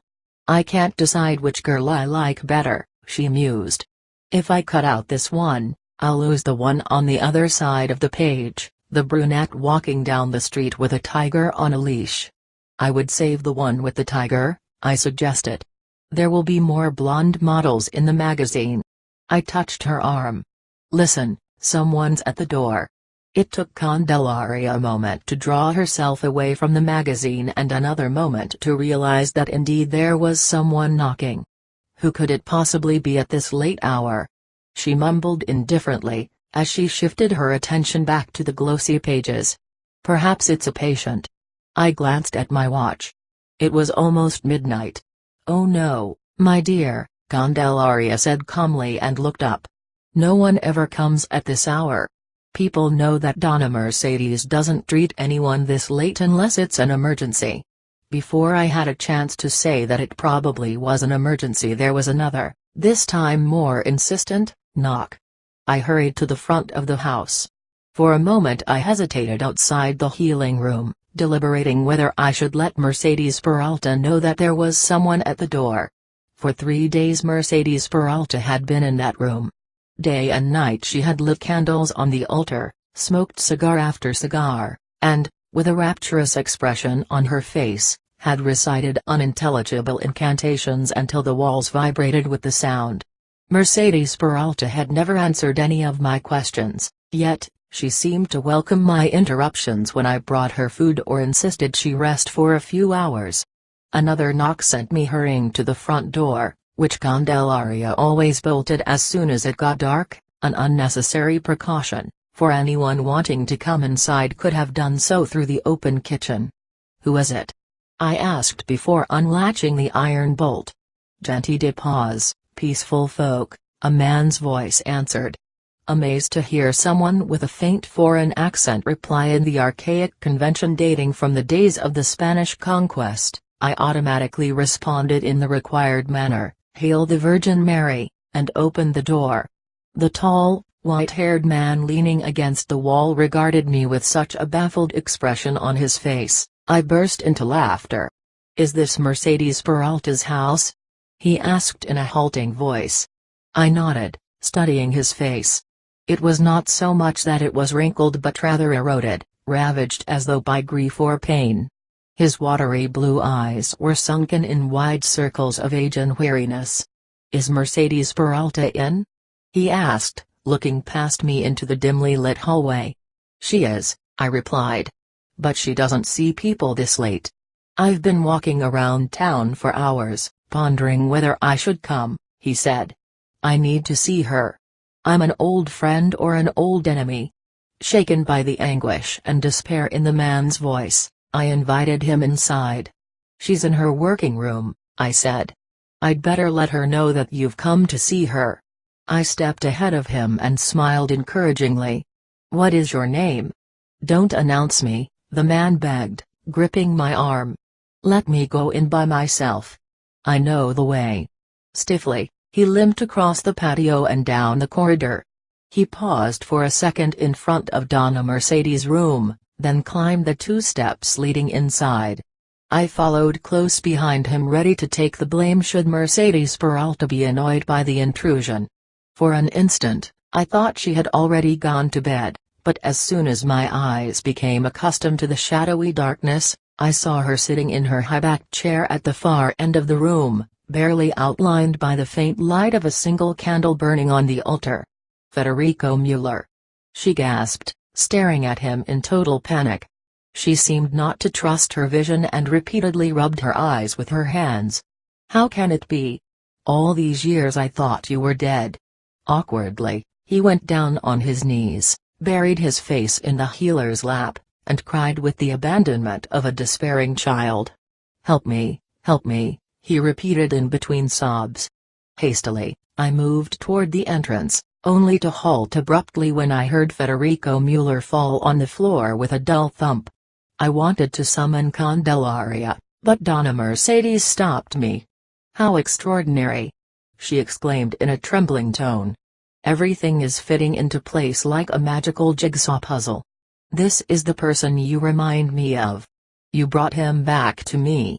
I wanted to tell her that I saw no similarity between the old man and myself, but she sent me to her bedroom to fetch her basket with medicinal plants. When I returned, Federico Mueller was still lying curled up on the floor. Donna Mercedes was trying to revive him. "Get Candelaria," she said. "I can't handle Federico Mueller by myself." Candelaria had heard the commotion and was already standing by the entrance. She walked in. There was an expression of disbelief, of sheer horror in Candelaria's eyes. "He's come back," she murmured, approaching Federico Mueller. Candelaria crossed herself, then turned to Donna Mercedes and asked, "What do you want me to do?" "His soul is detaching itself from his body," she answered. "I'm too weak to try to push it back." Candelaria sat on her haunches and swiftly moved Federico Mueller's inert body to a sitting position. She gave him a sort of bear hug from behind. The bones of his back cracked as if they were breaking into 100 pieces. Candelaria propped him in a sitting position against the wall. "He's very ill," she said to me. "I think he's come back here to die." She left the room, crossing herself. Federico Mueller opened his eyes. He took in everything in one glance, then he looked at me as if he were silently begging me to leave him alone with Donna Mercedes. "Museua," she said in a weak voice as I was walking out of the room, "since you have brought him back to my life, you ought to stay." I sat down awkwardly on my stool. He began to talk to no one in particular. He rambled on incoherently for hours. Mercedes Peralta listened attentively. Whatever he was saying seemed to make all the sense in the world to her. A long silence ensued after Federico Mueller stopped talking. Slowly, Donna Mercedes rose and lit a candle in front of the statue of the Virgin. Poised before the altar, she looked like an ancient wood statue, her face an expressionless mask. Only her eyes seemed alive as they filled with tears. She lit a cigar and drew each breath deep inside her, as if she were feeding a force within her chest. The flame grew brighter as the candle shrank. It cast an eerie light on her features as she turned to face Federico Mueller. Mumbling a soft incantation, She massaged first his head and then his shoulders. "You can do anything you want with me," he said, pressing both her palms against his temples. "Go into the living room," Donna Mercedes said, her voice a shaky whisper. "I'll be along shortly with a valerian potion. It will put you to sleep." Smiling, she patted his hair into place. Hesitantly, he limped across the patio and down the corridor. The sound of his steps echoed faintly through the house. Mercedes Peralta turned once again to the altar but could not reach it. She was beginning to fall, when I jumped up and caught her. Feeling the uncontrollable tremor of her body, I realized how immense had been her stress and her poise. She had comforted Federico Mueller for hours. I had seen only his turmoil, she had revealed nothing about her own. "Museua, tell Candelaria to get ready," Donna Mercedes said, stepping into the kitchen where I was writing. "You're taking us in your jeep." Certain that she was already asleep, I went immediately to look for Candelaria in her room. She was not there. The door of her wardrobe stood wide open, exposing the bevel-edged mirror on its door and all her clothes. They were arranged not only by color but also by the length of the hems. Her narrow bed, a frame of laths, and a horsehair mattress stood between two bookcases filled with romance novels and photo albums containing cut-out magazine pictures. Everything was in immaculate order, nothing was rumpled. "I'm ready," Candelaria said behind me. Startled, I turned around.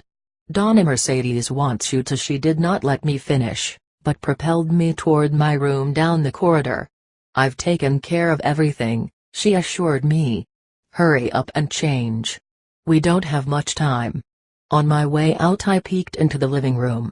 Federico Mueller was sleeping peacefully on the couch. Donna Mercedes and Candelaria were already waiting for me in my jeep. There was no moon or a single star in the sky, yet it was a lovely night, soft and black with a cool wind blowing from the hills.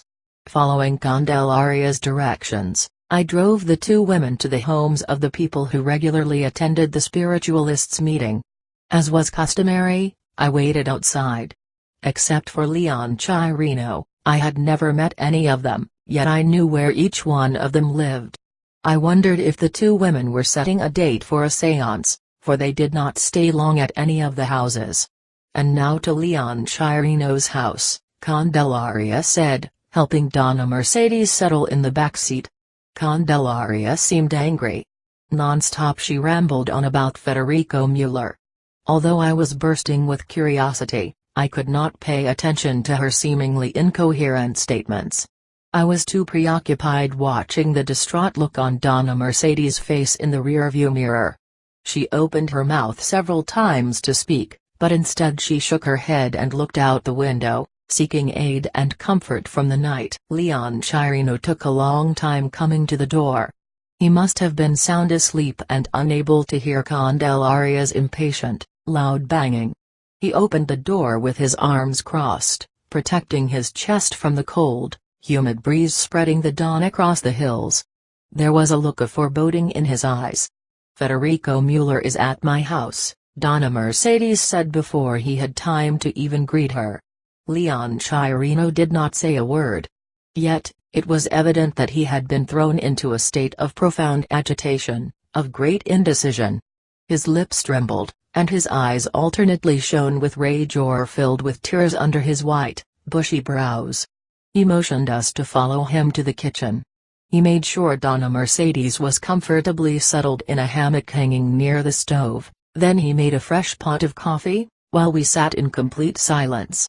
As soon as he had served Candelaria and me a cup, he helped Donna Mercedes into a sitting position, and standing behind her proceeded to massage the back of her head. He moved down to her neck, then to her shoulders and arms, all the way to her feet. The sound of his melodious incantation floated over the room, clear like the dawn, peaceful and infinitely lonely. "Only you know what to do," Leon Chirino said to her, helping her up. "Do you want me to come with you?" Nodding, she embraced him and thanked him for lending her his strength.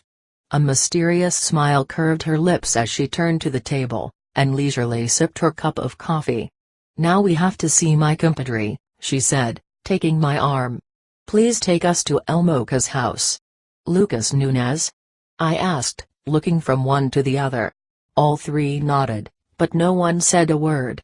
I had remembered Candelaria's comment about the godfather of Donna Mercedes' adopted son Elio. Candelaria had told me that Lucas Nunez blamed himself for Elio's death.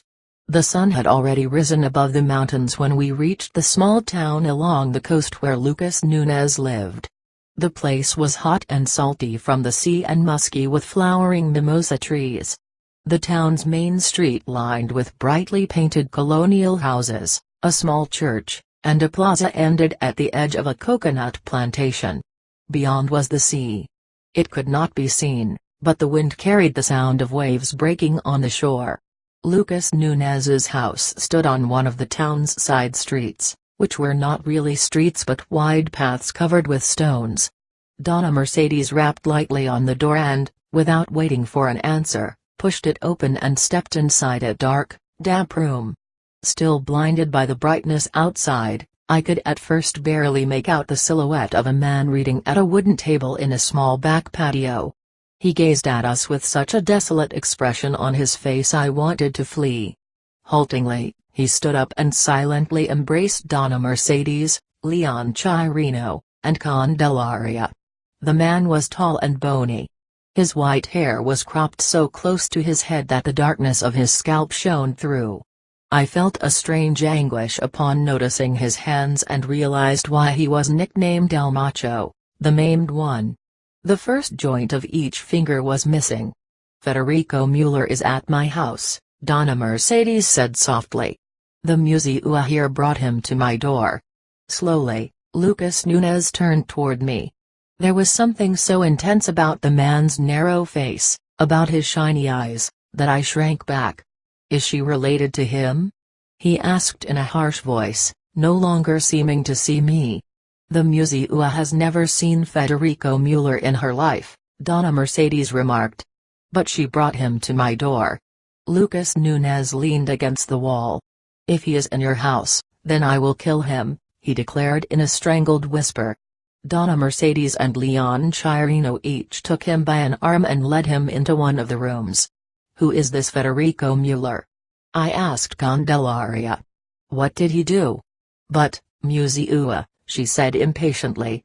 "I've been telling you during the whole trip about the horrible things Federico Mueller did." She looked at me baffled, shaking her head in disbelief. Despite my insistence that she repeat them, she would not say another word about Federico Mueller. Instead of going to rest in her hammock upon returning to her house, Mercedes Peralta asked Candelaria and me to join her in her working room. Mercedes Peralta lit 7 candles on the altar, and reaching behind the folds of the Virgin's blue mantle, pulled out a revolver. Horrified and fascinated, I watched her caress the gun. She smiled at me, and pressed the revolver into my hands. "It's unloaded," she said. "I unloaded it the day you arrived. I knew then that I wasn't going to need it, but I didn't know that you were going to bring him back to me." She went over to her chair and, heaving a deep sigh, sat down. "I've had that gun for almost 30 years, she went on. "I was going to kill Federico Mueller with it. And you should do it now." Candelaria hissed through clenched teeth. "I know what I'm going to do," Donna Mercedes went on, ignoring the interruption. "I'm going to take care of Federico Mueller for as long as he lives." "Dear God!" Candelaria exclaimed. "Have you lost your mind?" A childlike look of innocent hope, a wave of affection, shone in Donna Mercedes' eyes as she regarded us intently. She held up her hand, pleading us to silence. "You brought Federico Mueller to my door," she said to me. "And now I know that there is nothing to forgive. Nothing to understand, and he came back to make me realize just that. This is why I'll never mention what he did. He was dead, but he's not now." Chapter 25. There were several empty rooms in the house, but Federico Mueller chose to sleep in the narrow alcove back of the kitchen. It was just large enough for a cot and a night table. Quite vehemently, he declined my offer to drive him to Caracas and get his belongings. He said that nothing of what he had there would be of any value to him now, yet, he was grateful, when at Donna Mercedes' prompting, I bought him several shirts and a pair of khaki pants, and toiletries. And thus, Federico Mueller became part of the household. Donna Mercedes pampered him. She indulged him. Every morning and again every afternoon she treated him in her working room, and each night she made him drink a valerian potion laced with rum. Federico Mueller never left the house. He spent all his time either in a hammock in the yard, or talking to Donna Mercedes. Candelaria ignored his existence. He did likewise, not only with her, but also with me. One day, however, Federico Mueller began to speak to me in German, haltingly at first. It cost him a tremendous effort to form the words. But soon he gained a total command of the language, and never again did he speak a word of Spanish with me. That changed him radically. It was as though his problems, whatever they may have been, were encased in the sound of Spanish words. Candelaria was, at first, mildly curious about the foreign language. She began asking Federico Mueller questions, and ended up succumbing to his innate charm. He taught her German nursery rhymes, which Candelaria sang the whole day along with faultless pronunciation. And he repeated to me again and again in a perfectly coherent way what he had said to Donna Mercedes the night he arrived. As happened every night, Federico Mueller woke up screaming. He sat up in bed, his back pushed against the headboard in an effort to escape that one particular face. It always came so close to him he could see the cruel mocking glint in the man's eyes and his gold-rimmed teeth as he laughed in great guffaws. Beyond him were all the other faces of the people who always populated his nightmares, faces distorted by pain and fear. They always screamed in agony, begged for mercy. All of them except her. She never screamed. She never broke her stare. It was a look he could not bear. Moaning, Federico Mueller pressed his fists against his eyes, as if with that gesture he could keep his past at bay. For 30 years he had been tormented by those nightmares, and by the memories and visions that would follow in a wave of dreadful lucidity. Exhausted, he slid back under the covers. Something palpable, yet unseen, lingered in the room. It prevented him from falling asleep. He pushed the blanket aside, and reluctant to turn on the light, limped across to the window, and pulled back the curtain. Spellbound, he gazed at the white mist of dawn filtering into the room. He strained his eyes wide open to reassure himself that he was not dreaming. As it had so often happened, she materialized out of that formless haze, and sat by his working table amid the stuffed birds that stared at him impassively from their dead, empty glass eyes. Carefully, he approached the figure. Swiftly she vanished, like a shadow that leaves no trace. The bells of the nearby church and the hurried steps of old women on their way to early mass echoed through the silent streets. The familiar sounds reassured him that today was going to be like any other day. He washed and shaved, then prepared his morning coffee and ate standing at the stove. Feeling decidedly better, he settled down to work on his birds. A vague restlessness, some undefined dread, prevented him from finishing his work on the owl he had promised a client for that afternoon. He put on his good suit, and went outside for a walk. The city still had an air of restful clarity at that early hour. Slowly, he limped down the narrow street. The section of Caracas where he lived had been bypassed by the frenzy of modernization that had swept through the rest of the city. Except for a casual greeting, he never stopped to talk to anyone.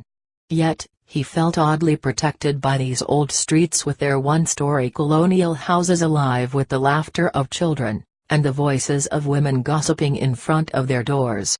At first, people had talked a great deal about him, but he never gave in to the need to explain his presence. He was aware that because of his aloofness, his neighbors speculated and were suspicious of him. Over the years, as was to be expected, people's interest in him finally waned. Nowadays, they merely thought of him as an eccentric old man who stuffed birds for a living, and wanted to be left alone. Federico Mueller caught a glimpse of himself in a mirror outside a shop. As always when he saw his reflection, he couldn't help but be startled to discover that he looked so much older than his years could possibly warrant. Not a vestige remained of the tall, handsome man with blonde curls and a deep tan. Although he had been only 30 when he first came to live in this section of Caracas, he already looked the way he did now at 60, old before his time, with a useless leg, white hair, deeply etched wrinkles, and a death-like pallor that wouldn't disappear regardless of how long he stayed outdoors. Shaking his head, he resumed his walk toward the plaza and rested on a bench. A few old men were already about, sitting with their hands between their knees, each one lost in his own memories. He found something oddly disturbing in their unshared solitude. He rose and walked on, limping through block after block of crowded streets. The sun was hot. The contours of buildings had lost their early morning preciseness, and the noise in the streets intensified the dizzying shimmer of the haze hanging over the city. And again, as he had done so many times before, he found himself standing in front of the same bus depot. His eyes caught a dark face in the crowd. "Mercedes," he whispered, knowing that it couldn't possibly be her. He wondered if the woman had heard him, for suddenly she looked into his eyes.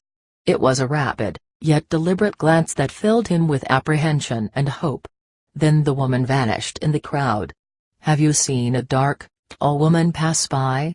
he asked one of the hawkers roaming around the bus depot, his tray of candies and cigarettes strapped in front of him. "I've seen hundreds of women," the man said, making a wide circle with his hand. "There are lots of women around here." He grabbed Federico Mueller's arm and turned him slightly to the left. "See those buses over there? They are filled with women. Old ones, dark ones, tall ones. Any way you like them. They are all going to the coastal towns." Laughing, the man continued weaving in and out of the waiting buses, advertising his wares.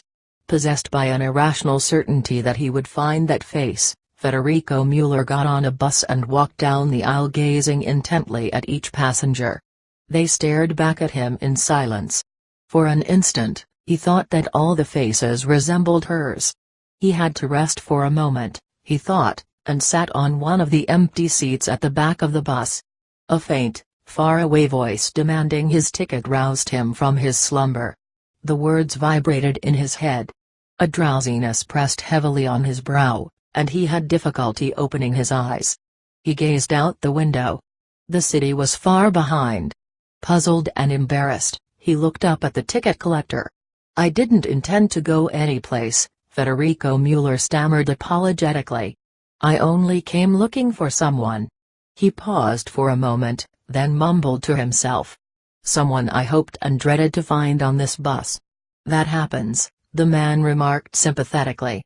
"Since you have to pay the full fare, you might as well take advantage of the ride, and go all the way to Carmina." The man smiled and patted Federico Mueller on the shoulder. "There you can get a bus that will take you back to the capital."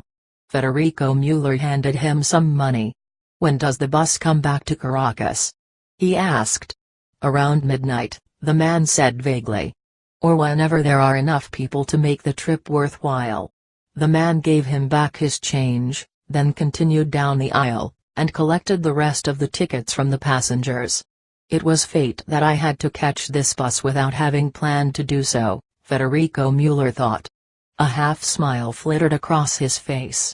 His worn eyelids closed with a feeling of hope, quiet and deep. Fate was finally forcing him to surrender to his past. An unknown peacefulness filled him as he recalled that past. It all began at a party in Caracas, where he was approached by a high-ranking general in the government, who asked him point-blank to join the secret police.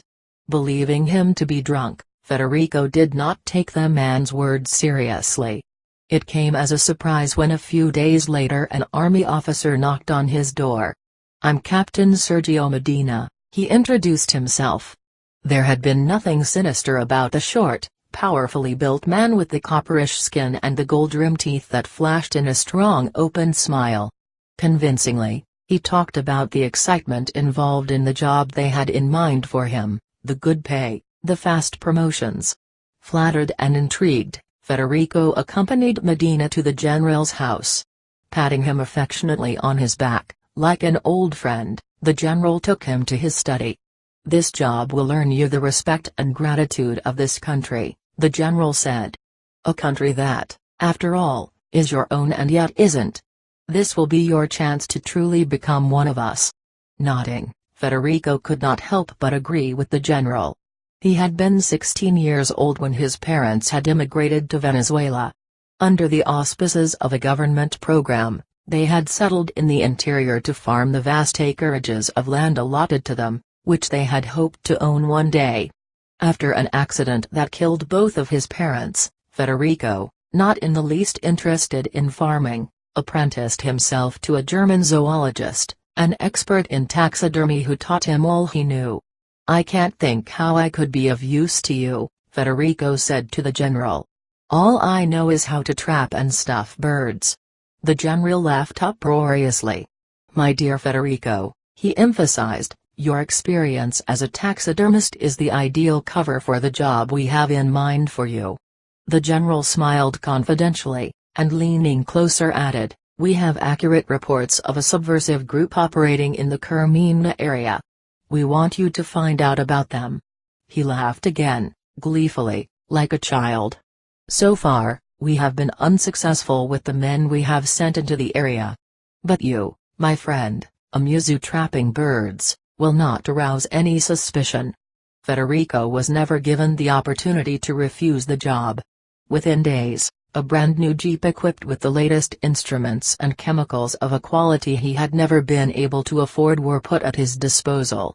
Federico was always careful when in the hills. One morning, however, upon seeing a rare toucan in one of his traps, he leapt out of his hammock without first putting on his boots. He felt a sting between his toes. He swore, and thought he had stepped on a thorn.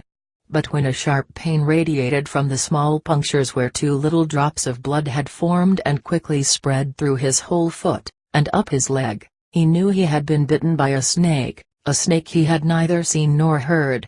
He rushed to his jeep parked nearby and rummaged through his gear until he found his first aid kit. He tied a handkerchief halfway up the calf of his leg, then expertly cut across the 2 punctures and bled the wound. But too much poison had already gone into the bloodstream. Flashing pains shot all the way to his buttocks, and his foot swelled to twice its size. He would never make it to Caracas, he thought, easing himself behind the steering wheel. He would have to take his chances in the nearest town. The nurse at the dispensary near the plaza calmly informed him that they were out of antivenin serum. "What am I supposed to do? Die?" Federico shouted, his face contorted with anger and pain. "I hope not," the nurse remarked calmly. "I'm sure you've already discarded the chances of reaching Caracas in time." She studied him, carefully considering her next words. "I know of a healer here. She has the best contras, the secret potions to counteract a snake's poison." The nurse smiled apologetically. "That's why we hardly ever stock up on serum. Most victims prefer to go to her." She examined the swollen foot once more. "I don't know what kind of snake bit you, but it looks bad to me. Your only chance is the healer. You'd better take it." Federico had never been to a witch doctor in his life, but at that moment he was willing to try anything. He didn't want to die. He was beyond caring who helped him. The nurse, assisted by 2 customers from the bar across the street, carried Federico to the witch doctor's house in the outskirts of town. He was put on a cot in a smoke-filled room that smelled of ammonia. At the rasping sound of a match, Federico opened his eyes. Through the haze of smoke, he saw a tall woman lighting a candle on an altar. In the flickering light her face was like a mask, very still with high molded bones over which her tautly stretched skin, dark and smooth, shone like polished wood. Her eyes, hooded by heavy lids, revealed absolutely nothing as they looked into his. "A macagua bite for sure," she diagnosed, shifting her gaze to his foot. "That snake gave you all she had. You were lucky the nurse brought you here. There is no serum for this kind of poison." She pulled up a chair beside him, then examined his foot with great attention. her long fingers soft and gentle as she probed the skin around the wound. "You don't have to worry," she stated with absolute conviction. "You're young. You'll survive the poison and my treatment." Turning toward the table behind her, she reached for 2 large decanters filled with a syrup-like greenish-brown liquid in which roots, leaves, and snake entrails floated around. From one jar, she poured a certain amount in a metal plate, from the other one, she half-filled a small tin mug. She lit a cigar. Inhaling deeply, she closed her eyes and swayed her head. Abruptly, she bent over his foot and blew what seemed to be the accumulated smoke of the entire cigar into the cut he had made with his knife. She sucked the blood, then quickly spit it out and rinsed her mouth with a clear, strong-smelling liquid. 7 times she repeated this procedure. Thoroughly exhausted, she rested her head against the back of her chair.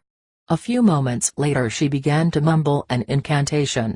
She unbuttoned his shirt, and with her middle finger which she had dipped into the cigar's ashes, she drew a straight line from the base of his throat down to his genitals. With remarkable ease, she turned him around, pulled off his shirt, and painted a similar line down his back.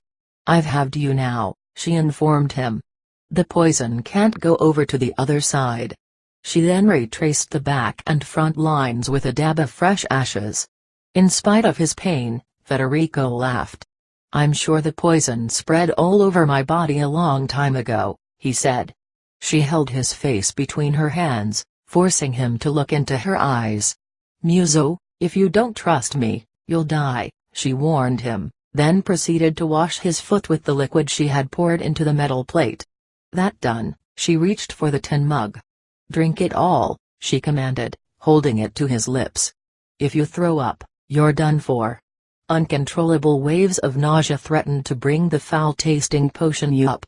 "Force yourself to keep it down," she urged him, placing a small rectangular pillow filled with dried maize kernels under his neck.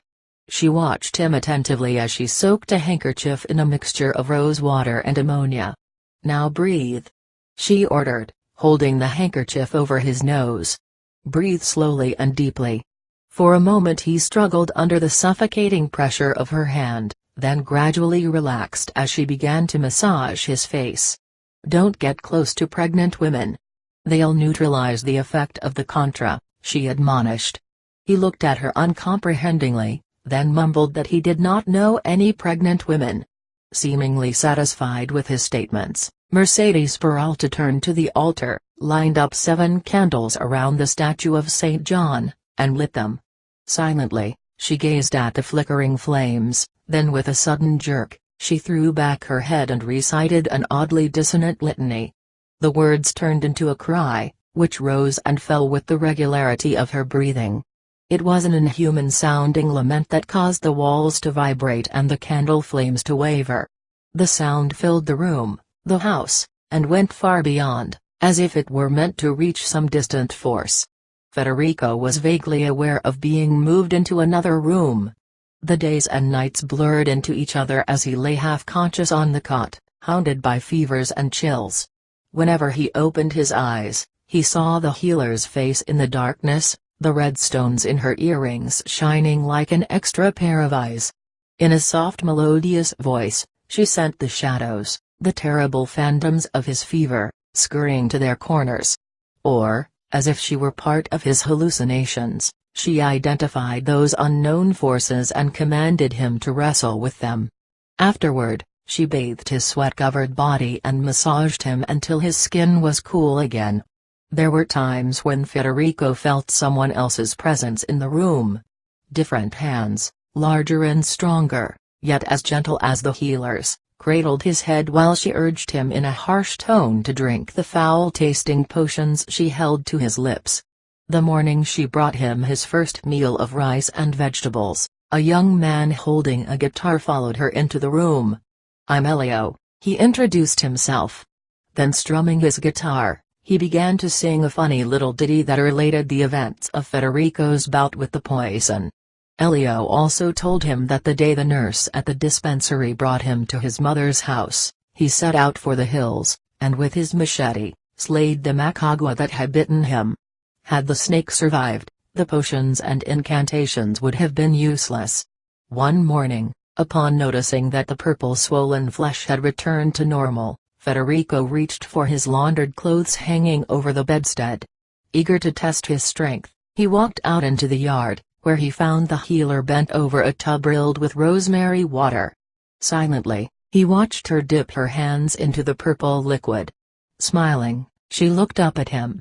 "It keeps my hair from turning white," she explained, combing her fingers repeatedly through her curls. Bewildered by the surge of desire welling up inside him, he moved closer. He longed to kiss the drops of rosemary water trickling down her face, her neck, into the bodice of her dress. He didn't care that she might be old enough to be his mother. To him she was ageless and mysteriously seductive. "You saved my life," he murmured, touching her face. His fingers lingered on her cheeks, her full lips, her warm smooth neck. "You must have added a love potion to that foul-tasting brew you forced me to drink every day." She looked straight into his eyes but did not answer. Afraid she had taken offense, he mumbled an apology. She shook her head, her raspy laughter starting low in her throat. He had never heard such a sound. She laughed with her whole soul, as if nothing else in the world mattered. "You can stay here until you're stronger," she said, tousling his blonde curls. In her veiled eyes, there was a hint of mockery but also of passion. Months passed swiftly. The healer accepted him as her lover. Yet, she would never let him stay a full night in her room. "Just a little longer," he pleaded each time, caressing the silken texture of her skin, fervently wishing that for once she would give in to his demand. But she always pushed him out into the darkness, and laughing, would close the door behind him. "Perhaps if we stay lovers for 3 years," she used to tell him every time. The rainy season had almost come to an end before Federico resumed his trips into the hills. Elio accompanied him, at first to protect him, but soon he too was caught up with trapping and stuffing birds. Never before had Federico taken someone with him. Despite the 10-year age difference, they became the best of friends.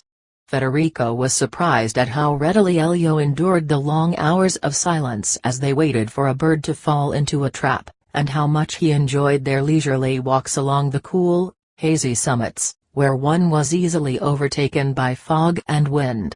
Federico was often tempted to tell Elio about Captain Medina, but somehow he never dared to break that intimate, fragile stillness.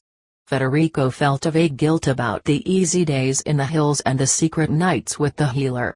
Not only had he convinced Elio and the healer, but he himself had begun to believe that Captain Medina was merely the middleman from Caracas who sold his stuffed birds to schools, museums, and curio shops.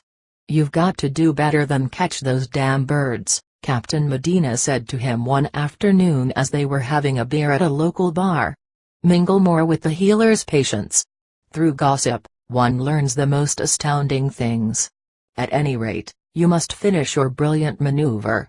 Federico had been surprised and, in turn, upset when Captain Medina had congratulated him on his clever scheme. The captain actually believed that Federico had let the snake bite him on purpose. "It's the intellectuals," Federico said, "the educated people, who plan and plot against a dictatorship. Not poor farmers and fishermen. They are too busy making a living to notice what kind of government they have." "Muso, you aren't paid to give me your opinions," Medina cut him short. "Just do what you're supposed to do." Medina turned the empty beer glass in his hands, then looked up at Federico and added in a whisper, "Not too long ago the leader of a small, but fanatic, revolutionary group escaped from jail. We have reason to believe that he's hiding in the area." Laughing, Medina placed his right hand on the table. "He left in jail the first joint of each of his fingers. For that, he's now called Del Macho."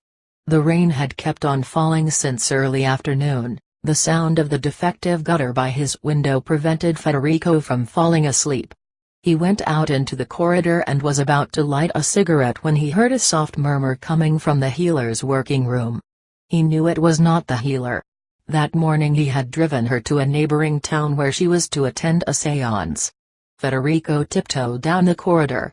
Among the different voices, he distinctly recognized Elio's excited voice.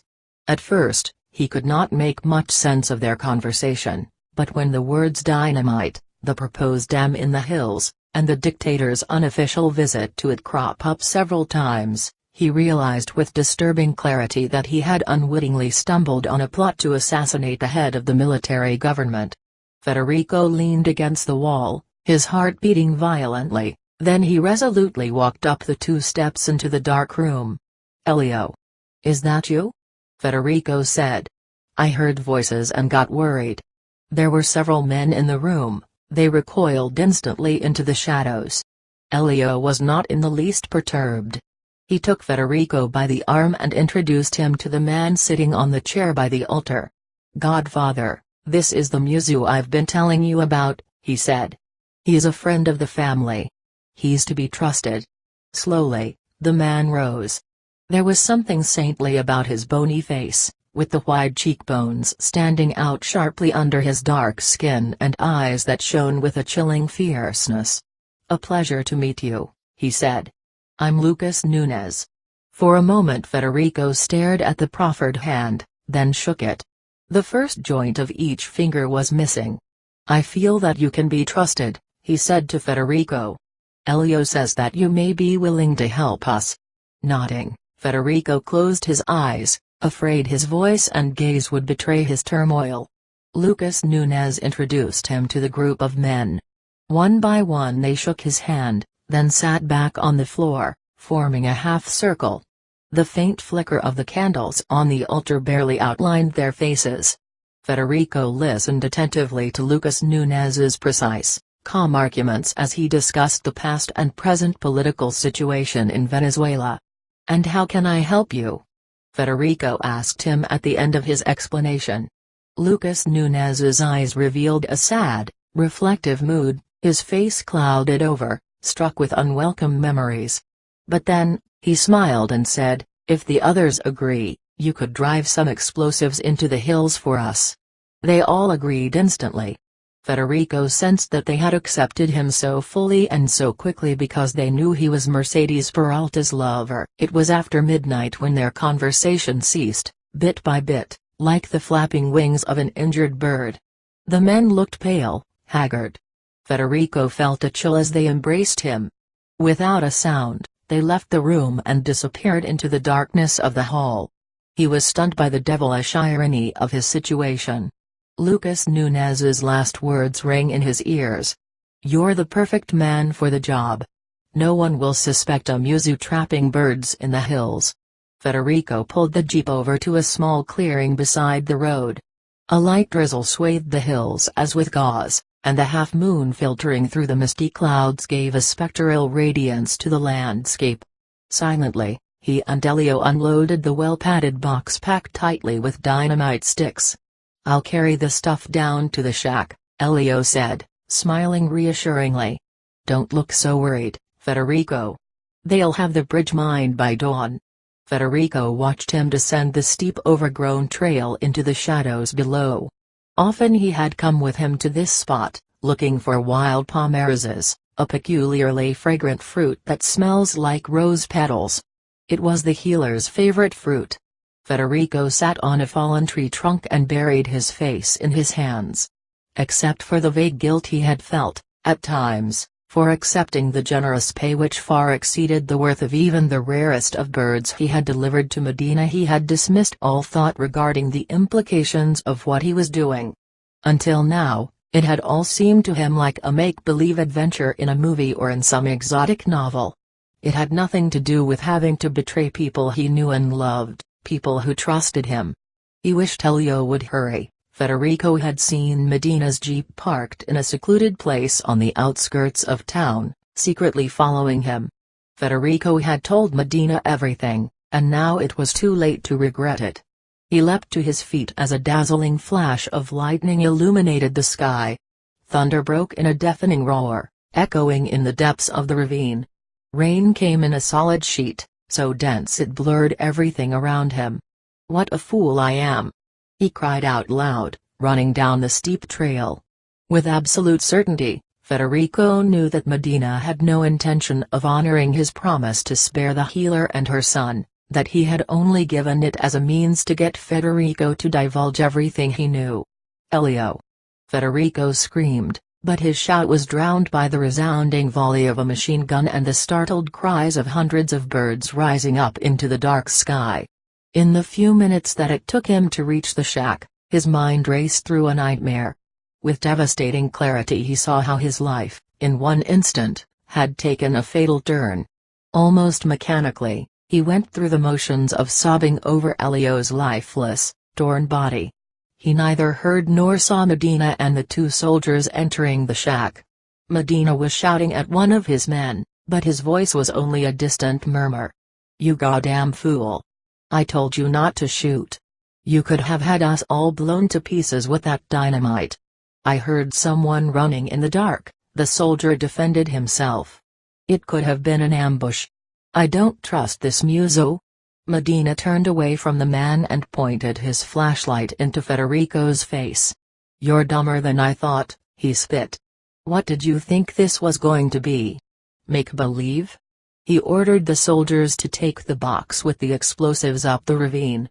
Federico brought the jeep to such a violent halt in front of the healer's house that he pitched forward, hitting his head on the windshield. For a moment he sat dazed, looking uncomprehendingly at the closed door, at the closed shutters. No light shone through the cracks of the wooden panels, yet the blaring sound of a radio playing a popular tune could be heard for miles. Federico went around to the yard, where he saw the army jeep parked on the side street. "Medina!" he screamed, running across the patio through the kitchen to the healer's working room. Defeated, utterly worn out, he fell to the ground, not far from where the healer lay moaning in the corner by the altar. "She doesn't know anything," Federico shouted. "She's not involved in this." Medina threw his head back and laughed uproariously. His gold-rimmed teeth caught the light of the candles burning on the altar. "To be a double-crossing spy, you have to be infinitely more clever than I," he said. "I have practice. Being cunning and suspicious is my livelihood." He kicked Federico in the groin. "If you wanted to warn her, you should have come here first and not wasted time crying over the boy you killed." The two soldiers grabbed the healer by the arms, forcing her to stand up. Her half-closed eyes were bruised and swollen. Her lips and nose were bleeding. Shaking herself loose, she glanced around the room until her eyes found Federico. "Where is Elio?" she asked. "Tell her, Federico." Medina laughed, his eyes shining with malice. "Tell her how you killed him." Like an enraged animal unleashing its last strength, she pushed Medina against the altar, then turned to one of the soldiers and reached for his gun. The soldier fired a shot. The healer stood still, her hands pressed on her chest, trying to stop the blood from seeping through the bodice of her dress. "I curse you to the end of your days, Federico." Her voice dropped, the words were unclear. She seemed to be reciting an almost inaudible incantation. Softly, like a rag doll, she collapsed on the ground. With a last surge of lucidity, Federico made a final decision: in death, he would join the people he had betrayed. His thoughts ran ahead of him. He would atone by killing the men responsible for everything, himself, and his accomplice Medina. Federico unsheathed his hunting knife and plunged it into Medina's heart. He expected to be killed instantly, but one of the soldiers only shot him in the leg. Handcuffed, blindfolded, and gagged, Federico was carried outside into a car. He wondered if it was already daylight, for he heard the mocking babble of a flock of parrots crossing the sky. He was certain they had arrived in Caracas when the car stopped hours later. He was put into a cell. He confessed to anything his torturers hinted at. Everything, he said, was immaterial to him. His life had already ended. Federico had no idea how long he remained in jail. Unlike the other prisoners, he did not count the weeks, months, and years. All the days were the same to him. One day he was set free. It was a morning of great agitation. People were screaming, crying, and laughing in the streets. The dictatorship had come to an end. Federico moved to an old section of the city and he began to stuff birds again. He no longer went into the hills to trap them, however. Chapter 26 Human nature is most strange, Donna Mercedes said. I knew that you were going to do something for me. I knew it from the first moment I laid eyes on you. And yet, when you did what you were here to do, I couldn't believe my eyes. You have actually moved the wheel of chance for me. I can say that you enticed Federico Mueller to return to the realm of the living. You brought him back to me by the force of your witch's shadow. My retort was cut off before I had time to open my mouth. During all these months you've been at my house, she said, you have been under my shadow, in a minimal way, of course, yet the usual would have been for me to make a link for you, and not the other way around. I wanted to clarify matters. I insisted that I had not done anything. But she would not hear of it. For the sake of understanding, I proposed a line of thought. She had made the link herself with her conviction that I was the one who would bring her something. No, she said, puckering her face. Your reasoning is wrong. It makes me very sad that you seek explanations that only impoverish us. She rose and embraced me. I feel sorry for you, she whispered in my ear. Suddenly, she laughed, a joyful sound that dispelled her sadness.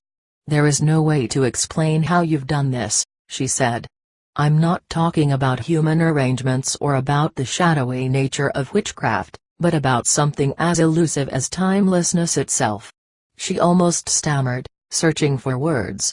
All I know and feel is that you made a link for me. How extraordinary.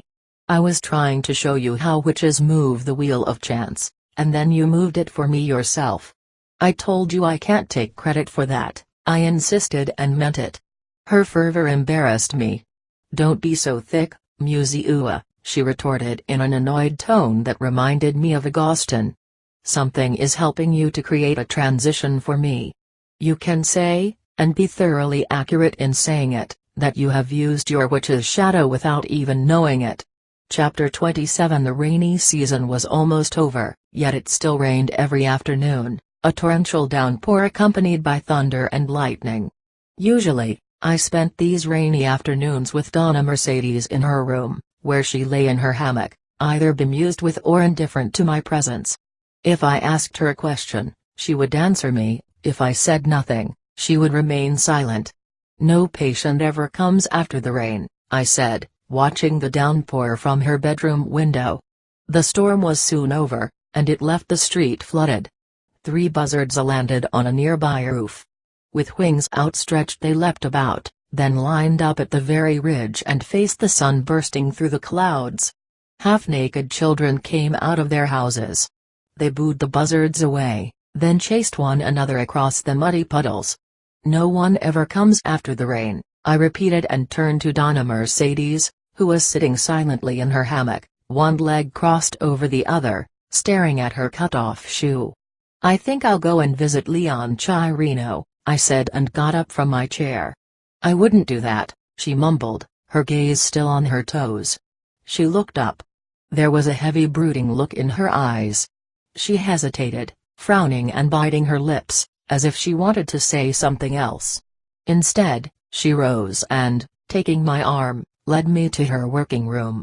Once inside, she moved with great speed, her skirt swishing noisily as she went from one corner to another, looking over and over again in the same places, turning everything upside down on the table, on the altar, and inside the glass cabinet. I can't find it, she finally said.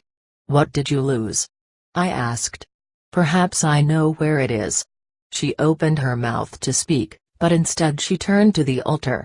She lit a candle, then a cigar, which she puffed on non-stop until it was just a stub, her eyes fixed on the ashes falling on the metal plate in front of her. She turned abruptly, stared at me still standing by the table, and went down on her haunches. She crawled underneath the table and, reaching behind the bottles, dragged out a long gold chain on which a clump of medals was attached.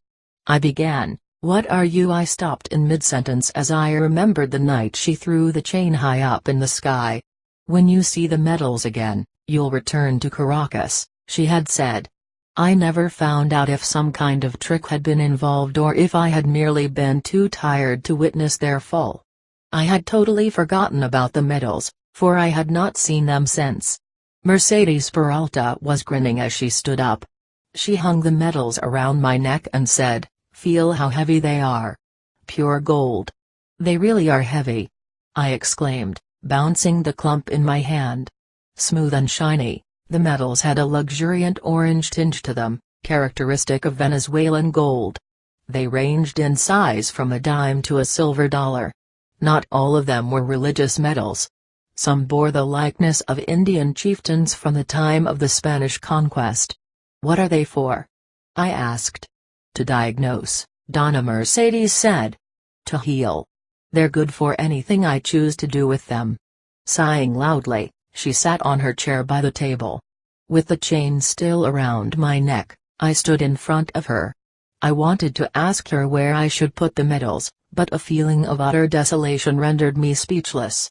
As I gazed into her eyes, I saw boundless melancholy and longing reflected in them. "You're an experienced medium now," she murmured. "But your time here has ended." She had tried for a week to help me summon the spirit of her ancestor. It seemed that my incantations had no more power. We had failed to lure the spirit as I alone had done every night for months. Donna Mercedes laughed a little tinkling laughter that sounded oddly ominous. "The spirit is telling us that it's time for you to move on. You have fulfilled what you came to do. You came to move the wheel of chance for me. I moved it for you the night I saw you at the plaza from Leon Chirino's car. It was at that precise instant that I wished you to come here. Had I not done so, you would never have found me regardless of who sent you to my door. You see, I, too, used my witch's shadow to make a link for you." She gathered the boxes, candles, jars, and scraps of material from the table, piled them in her arms, then carefully eased herself out of her chair. "Help me," she said, pointing with her chin to the glass cabinet. After placing each item neatly on the shelves, I turned to the altar and lined up the Knocktover saints. "A part of me will always be with you," Donna Mercedes said softly. "Wherever you go, whatever you do, my invisible spirit will always be there. Fate has woven its invisible threads and tied us together." The thought that she was saying goodbye brought tears to my eyes. It struck me like a revelation that I had taken her for granted, loved her carelessly and easily the way one loves the old. I had no time to express my feelings, for at that moment an old woman burst into the room. "Donna Mercedes!" she cried out, clutching her folded hands against her shriveled bosom. "You have to help Clara. She's had one of her attacks, and there is no way I can bring her here. She's just lying on her bed as if she were dead." The woman spoke rapidly out of the side of her mouth, her voice rising sharply as she moved toward the healer. "I don't know what to do. There is no use calling the doctor, for I know that she's having one of her attacks." She paused and crossed herself, and as she looked about the room, she discovered me. "I didn't realize you were with a patient," she mumbled contritely. Offering the woman a chair, Donna Mercedes put her at ease. "Don't worry, Amelia. The Museua is no patient. She's my helper," she explained. Then she sent me to fetch her basket from the kitchen. As I stepped outside I heard Donna Mercedes ask Amelia if the aunts had been to visit Clara. I took my time closing the curtain behind me so that I could hear the woman's answer. "They finally left this morning," she said. "They have been here for almost a week. They want to move back here." Luisito came, too. As usual he was anxious to take Clara back with him to Caracas. Although I had no way of assessing what the information meant to Donna Mercedes, I knew that she deemed it necessary to include the house in her treatment, for she sent Amelia to the drugstore to purchase a bottle of Lluvia de Oro, Golden Rain, a bottle of Lluvia de Plata, Silver Rain, and a bottle of La Mano Poderosa, the Powerful Hand. These flower extracts, mixed with water, are used to wash the bewitched as well as their houses. It is a task the bewitched themselves have to perform. The valley and the gentle slopes south of town where sugarcane fields used to be had been claimed by industrial centers and unattractive rows of box-like houses. Amid them, like some relic of the past, stood what remained of the Hacienda El Rincon, a large pink house and an orchard. For a long time Donna Mercedes and I stood gazing at the house, the peeling paint, the closed doors and shutters. Not a sound came from inside. Not a leaf stirred in the trees. We walked through the front gate. The traffic noise from the wide streets around us was muted by the crumbling high wall enclosing the property and by the tall casuarina trees, which also shut out the direct sun. "Do you think Amelia has returned?" I whispered, intimidated by the teary silence, by the afternoon shadows falling across the wide walkway. Without answering, Donna Mercedes pushed open the front door. A gust of wind redolent of decay scattered dead leaves at our feet. We walked along the wide corridor bordering the inside patio full of shade and humidity. Water trickled from a flat dish held perfectly balanced on the raised hands of a chubby angel. We turned a corner and continued along another corridor past endless rooms. Half-opened doors allowed glimpses of unmatching odds and ends of furniture thrown together in the most haphazard fashion. I could see sheets draped over couches and armchairs, rolled-up carpets, and statues. Beveled mirrors, portraits, and paintings were propped against the walls, as if waiting to be rehung. Donna Mercedes, not in the least perturbed by the chaotic atmosphere of the house, only shrugged her shoulders when I commented on it. With the confidence of someone familiar with her surroundings, she stepped into a large, dimly lit bedroom. At the very center stood a wide mahogany bed draped with mosquito nets as delicate as mist. Dark, heavy curtains covered the windows, and a black cloth was flung over the mirror on the dresser. The smell of burning tallow, incense, and holy water made me think of a church. Books lay everywhere, piled carelessly on the floor, on the bed, on the two armchairs, on the night table, on the dresser, and even on an upside-down chamber pot. Mercedes Peralta turned on the lamp by the night table. "Clara," she called softly, pushing the netting aside. Expecting to see a child, I stood gaping at a young woman, perhaps in her late 20s, propped against the raised headboard with her limbs all awry like a rag doll that had been carelessly tossed on the bed. A red Chinese silk robe embroidered with dragons barely covered her voluptuous figure. In spite of her disheveled appearance, she was stunningly beautiful, with high slanted cheekbones, a sensual full mouth, and dark skin burnished to a fine gloss. "Negrita, Clarita," Donna Mercedes called, shaking her gently by the shoulder. The young woman opened her eyes with a start like someone awakening from a nightmare, then shrank back, her pupils enormously dilated. Tears flowed down her cheeks, but no expression crossed her face. Pushing the books onto the floor, Donna Mercedes placed her basket at the foot of the bed, retrieved a handkerchief, sprinkled it with perfumed water and ammonia, her favorite remedy, and held it under the woman's nose. The spiritual injection, as Donna Mercedes called it, did not seem to affect the young woman, for she only stirred slightly. "Why can't I die in peace?" she asked, her voice querulous with fatigue. "Don't talk nonsense, Clara," Donna Mercedes said, rummaging through her basket. "When a person is ready to die, I'll gladly help them prepare for their eternal sleep.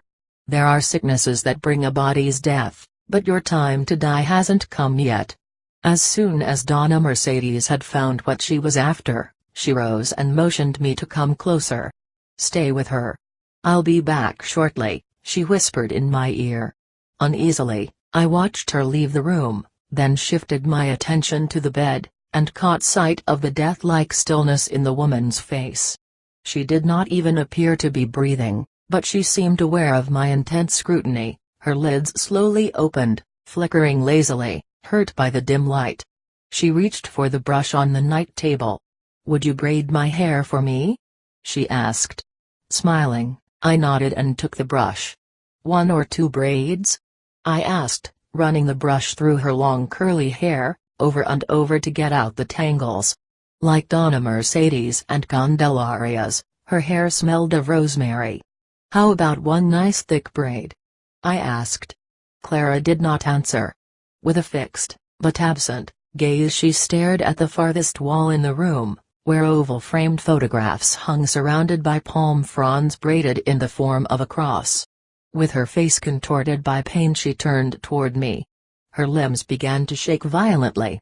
Her face darkened as she gasped for air and tried to push herself up the headboard. I ran to the door, but afraid to leave her all by herself, I did not dare go out of the room. Repeatedly, I called for Donna Mercedes, there was no answer. Certain that some fresh air would do Clara good, I stepped over to the window and pulled open the curtain. A faint glimmer of daylight still lingered outside. It made the leaves of the fruit trees vibrate with color and chased the shadows out of the room. But the warm breeze drifting through the window made Clara only worse. Her body shook convulsively, heaving and gasping, she collapsed on the bed. Afraid that she might be suffering from an epileptic seizure and might bite off her tongue, I tried to get the hairbrush between her chattering teeth. That filled her with terror. Her eyes dilated further.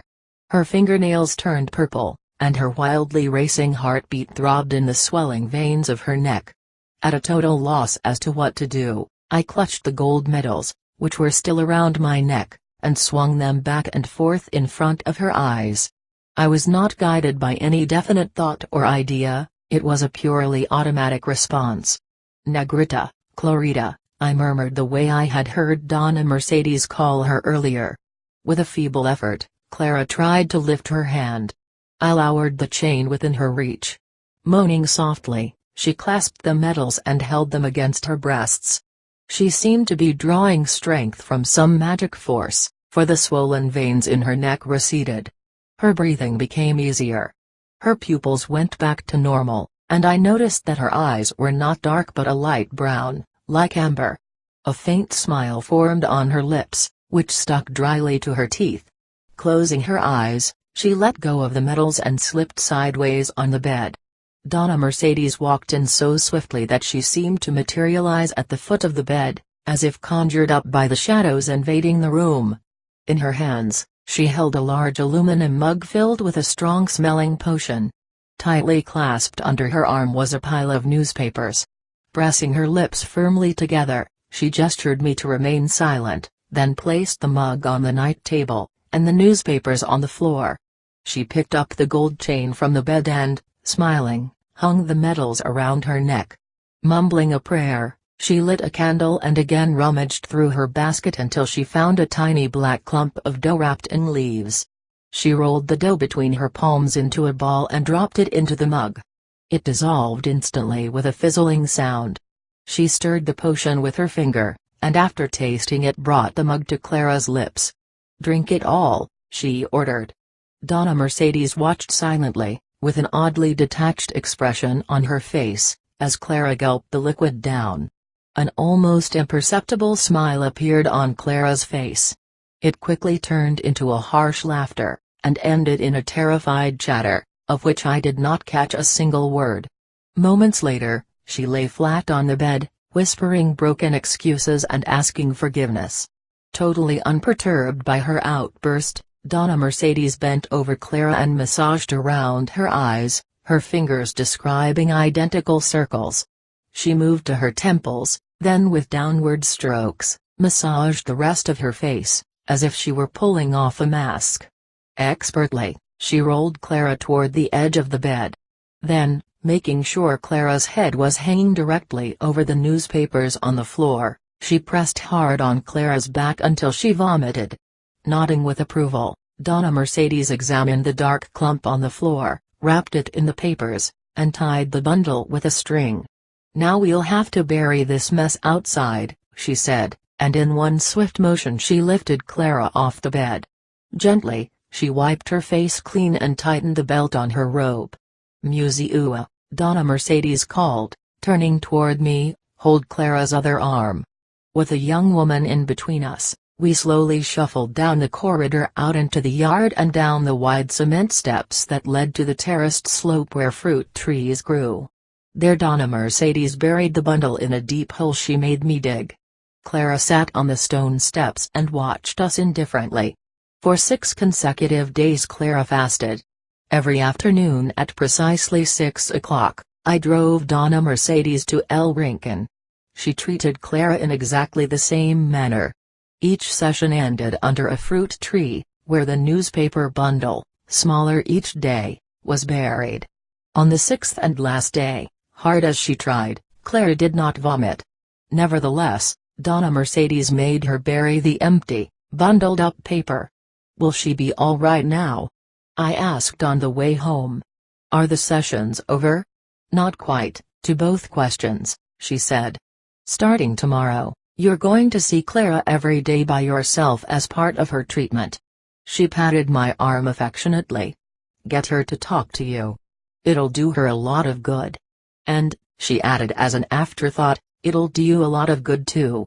Clothes and shoebox in hand, Clara hurried down the corridor into the bathroom. She dropped everything on the floor, then took off her nightgown and admired herself in the mirrored walls. She moved closer to see if her budding breasts had grown a bit more overnight. A satisfied smile spread over her face as she bent her head and counted her few pubic hairs. Humming a little tune, she turned on the hot and cold water faucets in the enormous shell-shaped bathtub, then went over to the dressing table and carefully examined the various bottles arranged on the marble top. Unable to decide which of the bath gels or salts to use, she poured a small amount of each into the water. For a moment she stood staring at the foaming bubbles. How different it had been in Piritu. Water had to be drawn from the river or from the newly installed municipal faucet by the road and had to be carried up the hill in tin cans. Only a year had passed since her arrival at El Rincon, yet it seemed she had been living in this large old house forever. She had made no conscious effort to forget her life in Piritu. Her memories, however, had begun to fade like visions in a dream. All that remained was her grandmother's face, with the sound of her rocking chair creaking on the dirt-packed floor on that last day in the shack. "You're almost grown up, Negra," her grandmother had said, her face looking older, more tired than it ever had before. The child knew at that instant that the only person she had in the world was going to die. "That's what old age does," her grandmother had said, aware of the child's realization. "When a body is ready to die, there is nothing one can do but lie down and close one's eyes. I've already traded my rocking chair for a coffin, and this shack for a Christian burial." "But grandmother, hush, child," the old woman stopped her in mid-sentence. She pulled out a handkerchief from her skirt pocket, untied the knot in one corner, and counted the few coins she kept there for an emergency. "It's enough to get you to El Rincon." She ran her fingers over the child's face, then braided her long curly hair. "No one knows who your father is, but your mother, my daughter, is Don Luis's illegitimate child. She left for Caracas right after you were born. She went to seek her fortune, but fortune doesn't need to be sought. Quat. Her voice trailed off, she had lost her train of thought. After a long silence she added, "I'm sure Don Luis will recognize you as his granddaughter. He is the owner of El Rincon. He is old and lonely." She took the child's hands in hers, pressed them against her wrinkled cheeks, and kissed the leaf-shaped mole in her right palm. "Show this to him." The candle burning before the figure of a black Christ blurred before the child's eyes.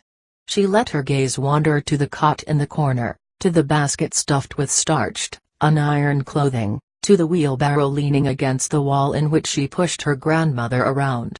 For one last time her eyes rested on the old woman, settled back in her rocking chair. She stared with empty eyes into the distance, her face already shrunken with death. It was dusk when the bus driver let her off right in front of the recessed arched doorway built into the wall surrounding El Rincon. She walked up the terraced hillside, where fruit trees grew all evenly spaced from one another. Halfway up she stopped short and remained utterly still, her whole being taken over by the sight of a small tree covered with white blossoms. "That's an apple tree," a voice said, and then inquired, "And who are you? Where have you come from?" For an instant, she believed it was the tree that had spoken, Then she became aware of an old man standing beside her. "I fell out of the apple tree," she said, holding out her hand in greeting. Surprised by her formal gesture, he stared at her hand. Instead of shaking it, he just held it in his, her palm turned up. "Strange," he murmured, his thumb moving over the leaf-shaped mole. "Who are you?" he asked again. "I think I'm your granddaughter," she said hopefully. She had taken an instant liking to him. He was frail-looking, with silver-white hair that contrasted sharply with his tanned face. From his nose to the corners of his mouth ran two deep lines. She wondered if they had been drawn by worry and hard work, or by smiling a lot. "Who sent you here?" the old man asked, his thumb still rubbing over the leaf-shaped mole. "My grandmother, Eliza Gomez, of Pirito. She used to work here. She died yesterday morning." "And what's your name?" he asked, studying her upturned face with the wide, amber-colored eyes, the fine nose, the full mouth, and the determined angle of her chin. "They call me La Negra," she faltered under his intense scrutiny. "La Negra Clara," he said. "That was my grandmother's name. She was as dark as you." To make light of his words, he led her around the apple tree. "It was the size of a parsley sprig when I brought it back with me from a trip to Europe. People laughed at me, saying that the tree would never grow in the tropics. It's old now. It hasn't grown very tall, nor has it ever borne any fruit. But once in a while it dresses itself all in white."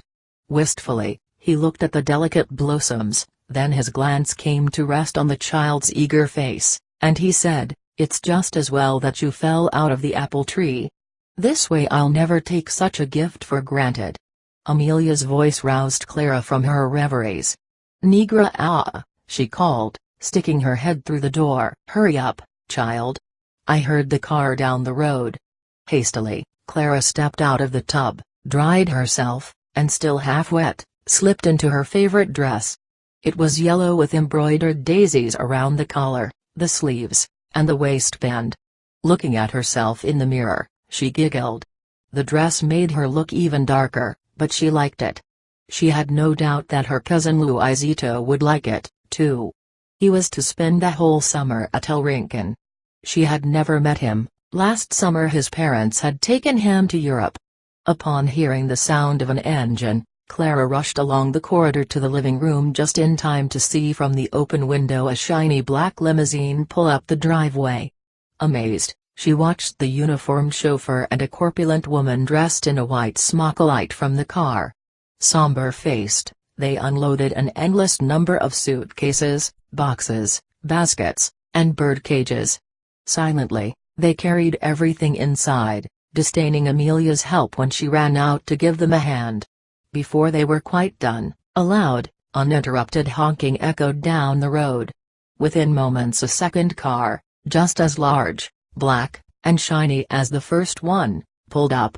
A short fat man, dressed in a beige guayabera, a Panama hat, and dark pants stuffed into boots that creaked with newness, moved out from behind the steering wheel. Clara knew it was Raoul, a very important man in the government and her grandfather's son-in-law. "Don Luis!" Raoul shouted. "I've brought your daughters, the three Graces." He bowed low, almost sweeping the ground with his hat, then opened the back door of the limousine and held out his hand to help three women out of the car, the twins, Maria del Rosario and Maria del Carmen, and the youngest sister, Maria Magdalena, Raoul's wife. "Luisito," Raoul called, opening the car's front door. "Let me help you with those." Clara, not waiting to hear the rest of his words, rushed outside. "Luisito." "I've been looking forward." She came to a dead halt. Bewildered, Clara stared at the little boy holding on to a pair of crutches. "I didn't know you had an accident." Glowering, Luisito looked into her dark face. "I didn't have an accident," he said matter-of-factly. For being so slight and frail, he had a booming voice. "I had poliomyelitis," he explained, and noticing her uncomprehending expression, he added, "I'm a cripple." "A cripple?" she repeated with a quizzical, yet calm, acceptance. No one told me. His little white hands and dark curls framing his pale, delicately featured face made her think of something unworldly. He reminded her of the blossoms on the apple tree. She knew him to be 13, a year older than she, but to look at him one would think he was 7 or 8. His lips turned up at the corners, twitching, as if he had guessed her thoughts, and was suppressing his laughter. "Oh, Luisito." She sighed with relief and bent to kiss his cheek. "You look like an angel." "Who is she?" one of the twins asked, turning to Amelia. "Did you find someone to help you in the kitchen? Is she a relative of yours?" "I'm Clara," the child retorted, planting herself between the housekeeper and the aunt. "La Negra Clara, your niece." "My what?" the woman shrieked, grabbing Clara by the arm and shaking her. "Negrita, Clarita," the boy cried excitedly. With the aid of only one crutch he limped toward her. "Didn't you hear, Aunt Maria del Rosario? She's my cousin." Taking Clara's hand, he pulled her away from his startled parents and his aunts. "Let's see what's keeping grandfather." Before Clara could explain that grandfather was in town, Luisito had turned to the white gravel path that led to the orchard behind the house. He maneuvered his crutches so swiftly and skillfully, he made her think of a monkey rather than a cripple. "Luisito!" Maria del Rosario called after him. "You have to rest after the long, tiring drive. It's too hot to be outdoors." "Leave him alone," Raoul said, ushering the 3 women inside. "The fresh air will do him good." "Where is grandfather?" Luisito asked, easing himself to the ground under the shade of the mango tree growing by the wall. "In town," Clara said, sitting beside him. She was glad she had not accompanied her grandfather on his rounds as usual. She liked going with him to the barber shop, to the pharmacy where he bought the latest medicines which he never took, and to the bar where he had a glass of brandy and played a game of dominoes. But today, she wouldn't have missed Luisito's arrival for anything in the world. "Let's surprise grandfather." "He didn't expect you until late in the afternoon," Clara suggested. "Let's go into town without telling anybody." "I can't walk that far." Luisito lowered his head and slowly pushed his crutches away. Clara sucked in her lower lip. "We'll make it," she declared with fierce determination. "I'll push you in the wheelbarrow. I'm good at that." She held her hand over his lips to stop him from interrupting her. "All you have to do is slide into the wheelbarrow and sit." She pointed to the narrow arched doorway in the wall. "I'll meet you there." She gave him no time to voice any objections but rose and ran to the tool shed halfway down the slope.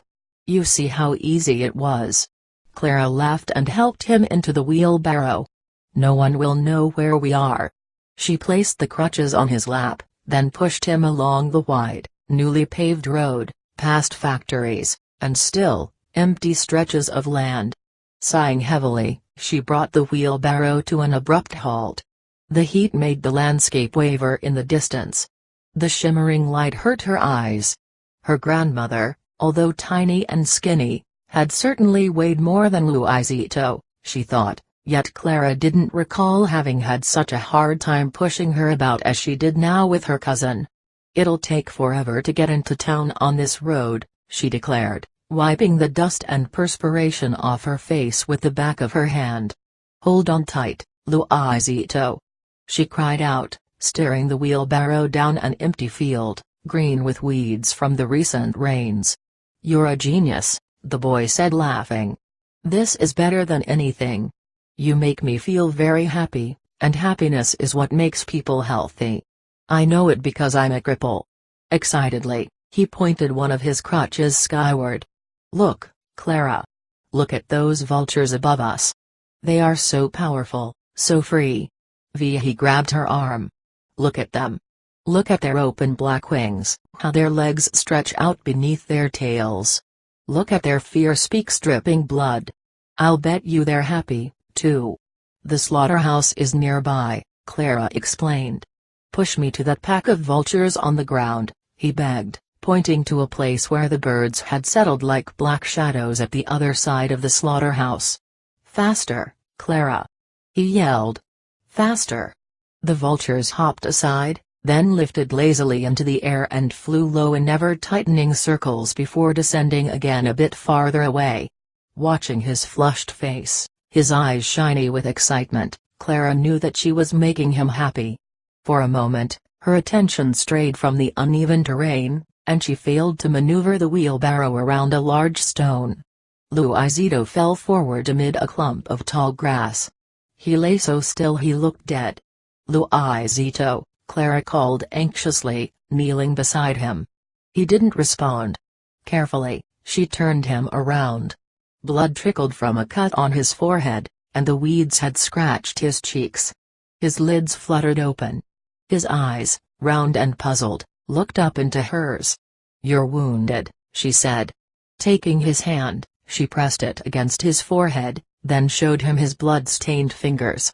He looked so happy, so pleased with himself that she laughed. "Let's see if you're injured anyplace else," she said. "What about your leg?" He sat up, then lifted his pant leg and said, "The braces are fine.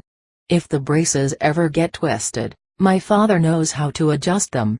"But what about your leg?" she insisted. "Is it all right?" Luisito shook his head sadly. "It will never be all right," he declared and swiftly pushed down his pants. He explained to her what poliomyelitis was. "I've been to many doctors," he continued. "Father has taken me to the United States and to Europe, but I will always be a cripple." He shouted the word so many times he became exhausted by his effort, and broke into a fit of coughing. He looked at her sheepishly. "I'll go with you anywhere you want me to," he said, pressing his head against her shoulder. "Clara, are you really my cousin? Do you think I'm too dark to be your cousin?" she retorted. "No," he replied thoughtfully. "You're too nice to be my cousin. You're the only one who doesn't make fun of me or look at me with pity and disdain." He pulled out a white handkerchief from his pocket, folded it into a triangle, then rolled it and fastened it around his forehead. "This will be the best summer I've ever had," he said happily. "Come on, cousin, let's find grandfather." Before opening the dining room door, Clara brushed a few loose strands of hair behind her ears. Since the aunt's arrival from Caracas, her grandfather and she no longer had breakfast in the kitchen.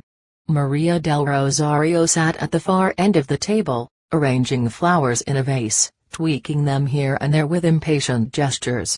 Maria del Carmen, with her head buried in her missal, sat silently beside her sister. Luisito's parents, who had only stayed for a few days at El Rincon, had left for Europe.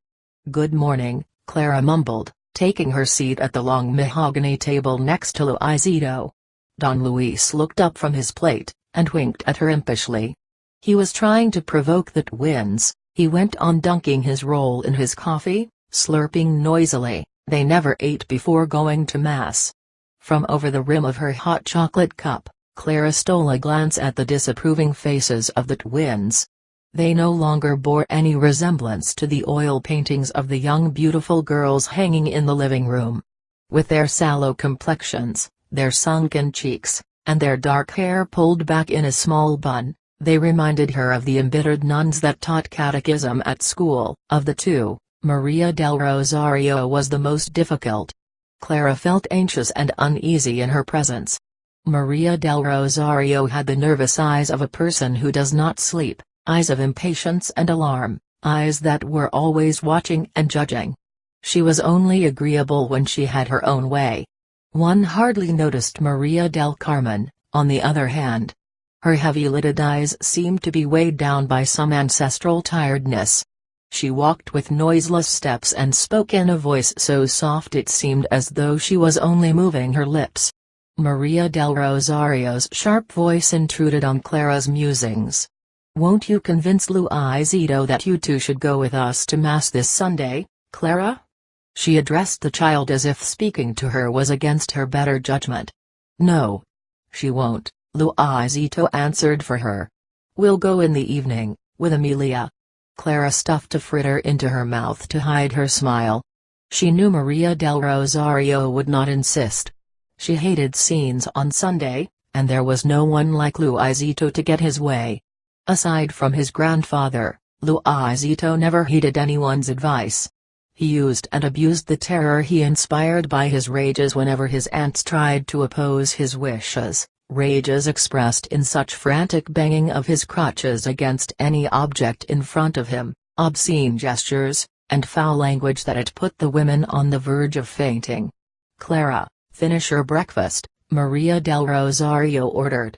"The maid wants to clear everything away before we leave. She, too, wants to go to church."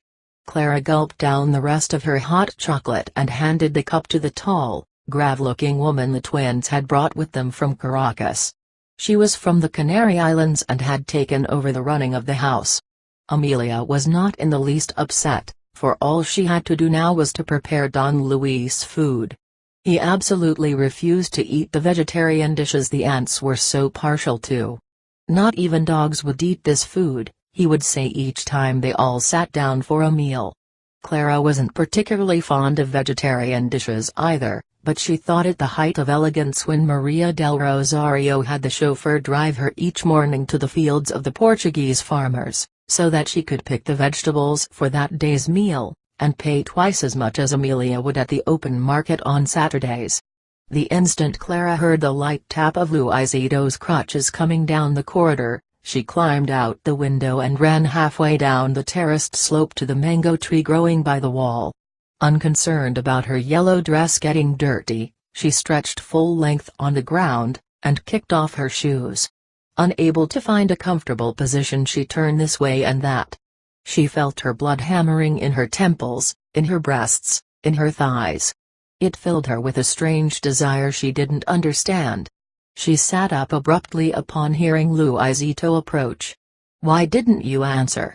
he asked, easing himself down beside her. He placed the crutches within reach and added, "They have all gone to mass, including grandfather." Smiling, she searched his face with tender admiration. He had a dreamy, soft-edged look, sweet, yet daring. She wanted to tell him so many things, but she could not express any of them. "Kiss me the way they do in the movies," she demanded. "Yes," he whispered, and that one word answered all her turmoil, that strange desire she didn't understand. "Oh, Negrito," he mumbled, burying his face in her neck. She smelled of the earth and the sun. Her lips moved, but there was no sound. Wide-eyed, she watched him open his pants. She couldn't shift her gaze away. His face shone down on her with glowing animation, his eyes seemed to melt between his long lashes. Carefully, so his steel braces would not hurt her, he eased himself on top of her. "We'll stay together forever," Luisito said. "I've convinced my parents that I'll be happier at El Rincon. They are going to send a tutor out here." Clara closed her eyes. In the last 3 months her love for Luisito had taken on monumental proportions. Daily they lay together in the shade of the mango tree. "Yes," she whispered. "We'll stay together forever." She wrapped her arms around him. She didn't know what she heard first, Luisito's muffled sigh or Maria del Rosario's horrified scream. The aunt shrieked.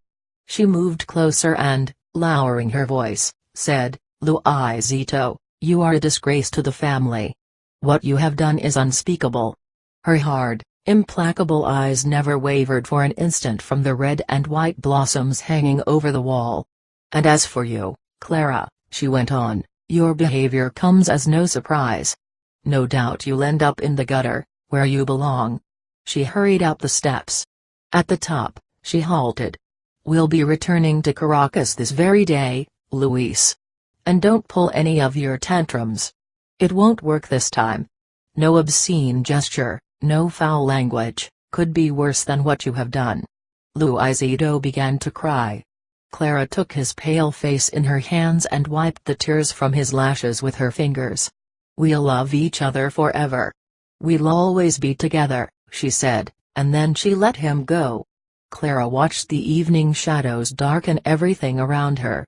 Through a veil of tears she gazed up at the tree above her. The leaves, outlined against the starlit sky, took on unexpected forms, shapes she did not quite recognize. A swift breeze erased the patterns. All that remained was the sound of the wind, a desolate cry, bringing an end to the summer. "Clara!" Her grandfather called. Torn between remorse and anxiety, she didn't answer. The light shimmering among the fruit trees didn't waver. The certainty that her grandfather would wait for her, even if it took her the whole night to answer, filled her with gratitude. Slowly, she rose and brushed the leaves and the dampness from her dress. "Grandfather," she called softly, climbing the steps toward the light, and the love and understanding that awaited her. "Let's look at the apple tree," Don Luis said. "Perhaps it'll bloom again next summer."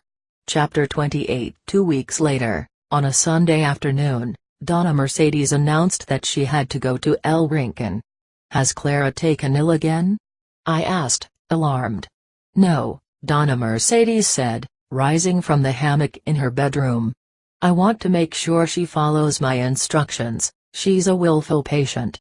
Donna Mercedes rested her hands on my shoulders. "Today, you and I will help Clara. Together we'll move the wheel of chance for her." She turned to the blue and pink painted wardrobe that blocked the door facing the street, and fumbled with the key.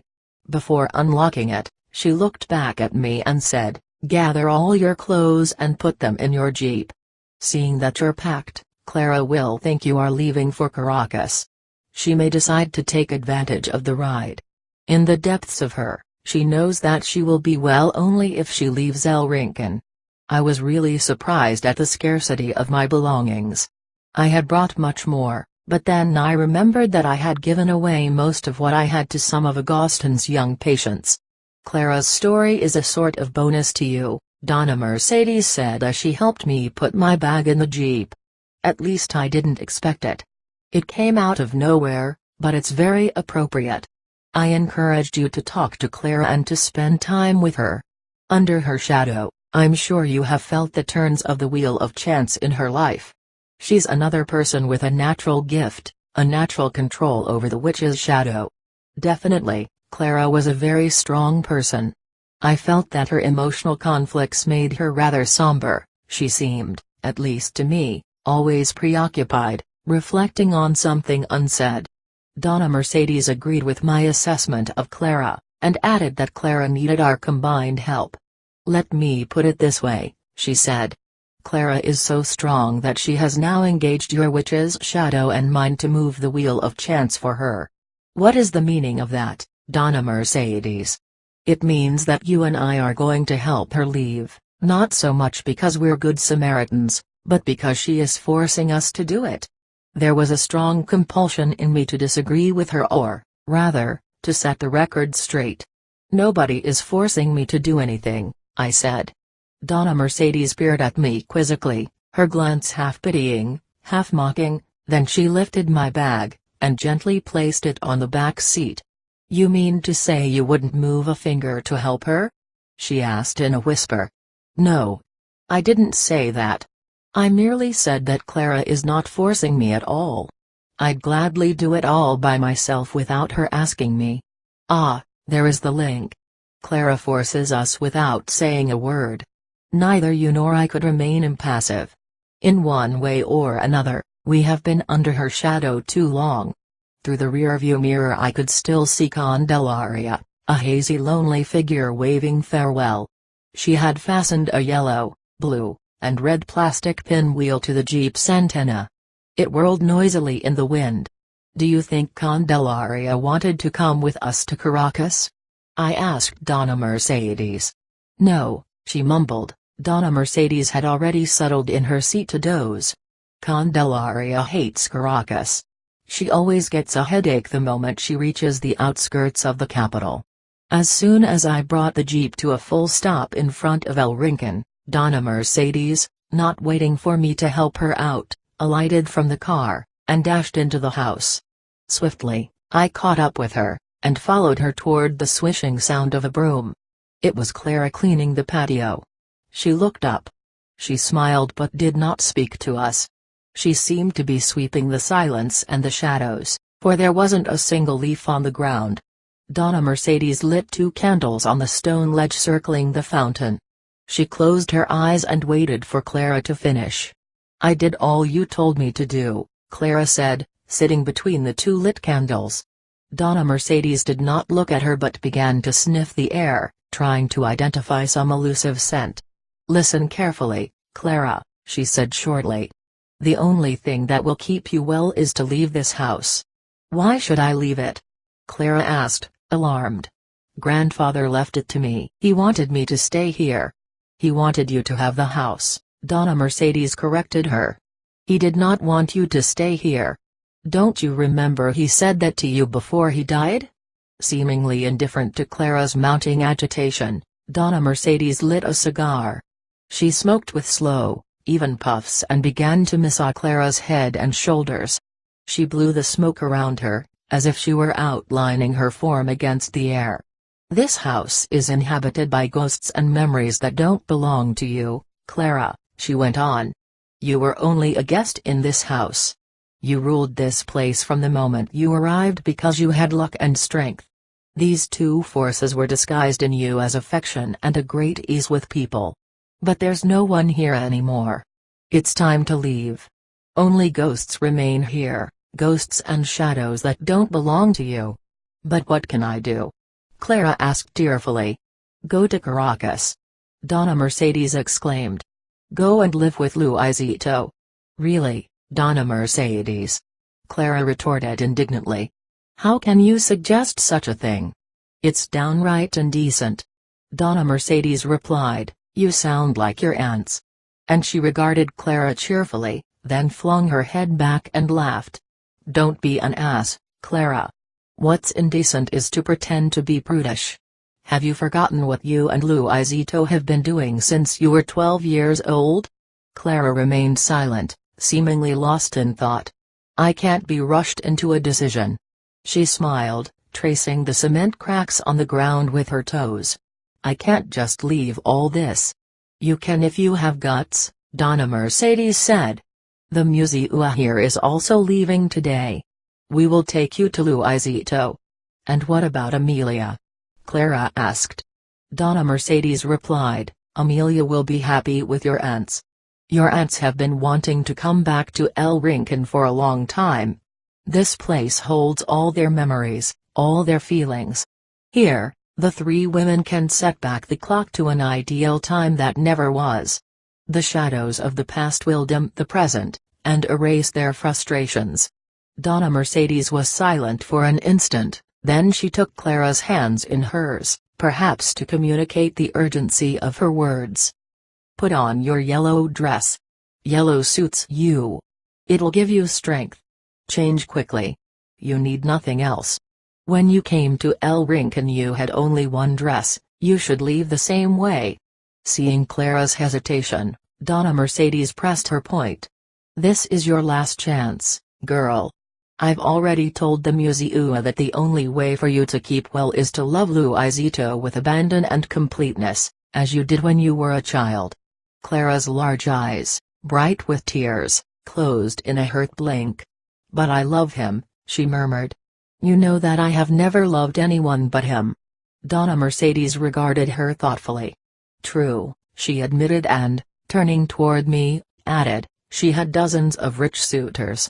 She still does, and she still gets a malicious pleasure disappointing them. She's escaped from more sure engagements than I care to remember." Clara's laughter rang out loud. She put her arm around Donna Mercedes' shoulders and brushed her lips across her cheek. "You always exaggerate everything," she said, her tone betraying how delighted she was. "But in spite of all my admirers, I never loved anyone but Luisito." Donna Mercedes took her arm and guided her toward her room. "You have to love Luisito in the world the way you love him within the crumbling walls of El Rincon." She pushed Clara inside, and said, "Go on and put on your yellow dress. We'll be waiting for you in the jeep."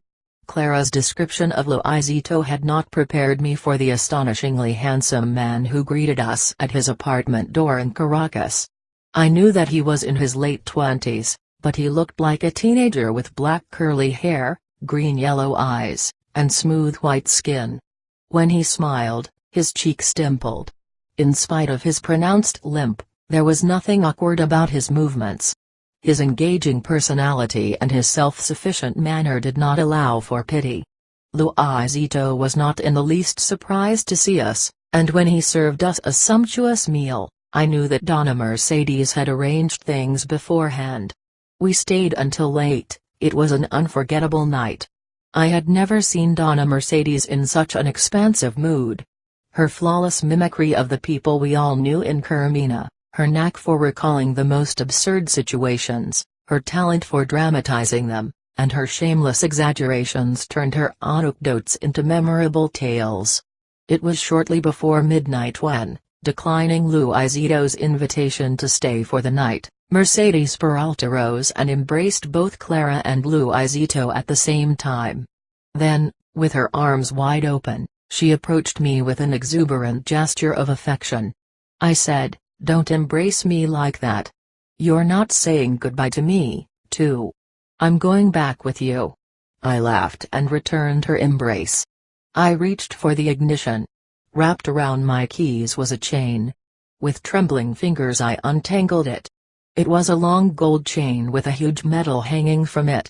"You better wear it," Donna Mercedes said, looking at me. "It's Saint Christopher, the remarkable patron saint of travelers." A sigh of contentment escaped her lips as she settled back in her seat. "You'll be well protected. After all, you're a traveler who has stopped only for a moment." Instead of heading for Carmina, Donna Mercedes directed me along specific streets, clear across town. I had the feeling we had been driving in circles, when she finally made me stop in front of an old, green colonial house. "Who lives here?" I asked. "My ancestors lived here," she replied. "It's their house. And I am just a leaf of an enormous tree." She looked at me so intently she seemed to be imprinting my face in the depths of her eyes. Leaning closer, she whispered in my ear. "A witch has to have luck and strength to move the wheel of chance.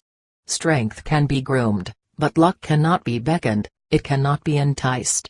Luck, independent of witchcraft or human arrangements, makes its own choice." She ran her fingers through my hair and over my face, feeling rather than seeing me, then added, "That's why witches are so attracted to it." I was filled with an odd premonition. I looked at her questioningly, but she reached for her basket and pulled out a reddish-brown leaf shaped like a butterfly. "Look at it carefully," she said, handing me the leaf. "The spirits of my ancestors told me to always carry a dry leaf. I am this leaf, and I want you to throw it through that window." She pointed to the house in front of us. "As you throw it, recite an incantation. I want to know how powerful your incantations are." Willing to humor her, I examined the leaf from every angle, turning it over and over. I surveyed its surface and searched its depths. "It's beautiful," I said. "Throw it through the window," she repeated. I climbed up the wrought iron grill, pushed the heavy curtain aside, and threw the leaf inside as an incantation flowed out of me. Instead of falling to the ground, the leaf fluttered upward toward the corner by the ceiling like a moth. Alarmed, I jumped down. Mercedes Peralta was no longer in the jeep. Certain that she had gone into the house, I knocked softly on the door. It was open. "Donna Mercedes," I whispered and stepped inside. The house, built around a patio and shadowy corridors, was like a silent dark cloister. Long rain gutters dropped from the dark roof, and metal rings dangled from the ancient protruding eaves. I walked to the center of the patio, toward a weeping willow shrouded in mist. Like phantom beads, the tiny silvery dewdrops on its leaves slit soundlessly into the fountain beneath. A gust of air shook the willow tree, scattering fresh dry leaves all around me. Gripped by an irrational fear, I ran out into the street. I sat in my jeep determined to wait for Mercedes Peralta. I reached under my seat for a box of tissue paper and felt my camera and tape recorder. Puzzled, I turned around. I had no recollection of packing anything but my clothes. To my utter astonishment, I discovered a box on the back seat. It contained my tapes and my diaries. Stuck to the box was an unsigned note. I recognized Candelaria's bold handwriting. It read, A witch's farewell is like dust from the road, it sinks in as one tries to slough it off. Epilogue: I returned to Los Angeles, and then I went to Mexico to face Florinda. Upon hearing a detailed summary of my experiences, she found it quite extraordinary and inexplicable that my life in Donna Mercedes' world began with her own handwritten note, hidden among my clothes, and ended with Candelarias, hidden among my tapes. Although Florinda made fun of what she called my compulsive thoroughness, she urged me to see if I could use my numerous tapes to write my dissertation. Working with the material, I became aware that in spite of the fact that I had had no theoretical plan to organize my objectives, the events in Donna Mercedes' house seemed prearranged to introduce me to spiritualists, witches, healers, and the people they deal with, and what they do in the context of their daily activities. Having followed Donna Mercedes' activities in healing, and having learned to use her own system of interpretation, I sincerely believed that I had mastered, at least intellectually, the way healers see themselves, each other, and their knowledge. I was certain that my experience and the notes I had collected would suffice to write a dissertation. However, after transcribing, translating, and analyzing my tapes and notes, I began to doubt my intellectual mastery of healing. My attempt to organize the data to fit a meaningful framework proved to be futile. My notes were written with inconsistencies and contradictions, and my knowledge of healing could not fill in the gaps. Florinda then made a cynical suggestion: either alter the data to fit my theories, or forget about the dissertation altogether. I forgot about the dissertation. Florinda has always urged that I look beneath the surface of things. In the case of my experience with Donna Mercedes, she suggested that I look deeper than the possible academic value. She thought my academic bias blinded me to more important aspects. I read and reread the stories Donna Mercedes had selected for me and finally understood what Florinda wanted. I realized that if I removed the academic emphasis from my own work, I would be left with a document about human values definitely foreign to us, yet perfectly understandable, if we momentarily placed ourselves outside our usual frame of reference.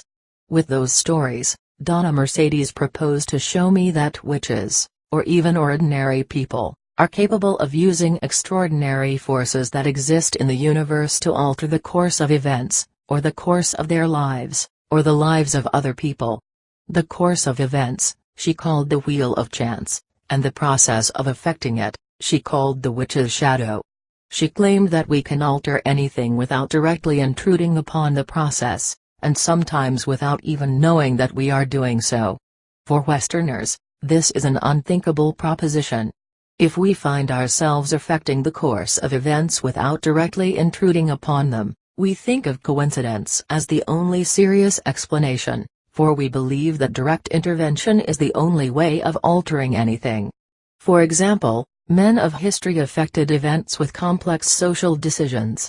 Or in a more reduced scope, people directly intervene through their actions in the lives of others. In contrast, the stories selected by Donna Mercedes make us aware of something that we are not familiar with. The stories point to the incomprehensible possibility that without direct mediating, we can be more influential than we think in shaping the course of events. On the whole, Florinda was satisfied with the results of my journey to Venezuela. She said that she had wanted me to get first-hand knowledge of my hidden resources. Her idea was that I had to function effectively in an environment unknown to me, and that I had to learn to adapt quickly to situations outside the boundaries of what I know, accept, and can predict. Florinda maintained that nothing could be more appropriate for bringing out those hidden resources than a confrontation with the social unknown. My life in Donna Mercedes' house, and my interaction with her patients and friends was that social unknown. I admitted to Florinda that her admonitions about the woman-warrior philosophy, which were quite incomprehensible to me at the time, actually became the basis for all my acts while I stayed with Donna Mercedes. There are many ways of behaving when one is in a normal setting, Florinda commented, but when one is alone, in danger, or in darkness, there is only one way, the warrior's way.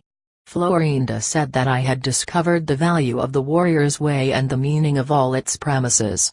Under the impact of an unfamiliar life situation, I had found out that not surrendering means freedom.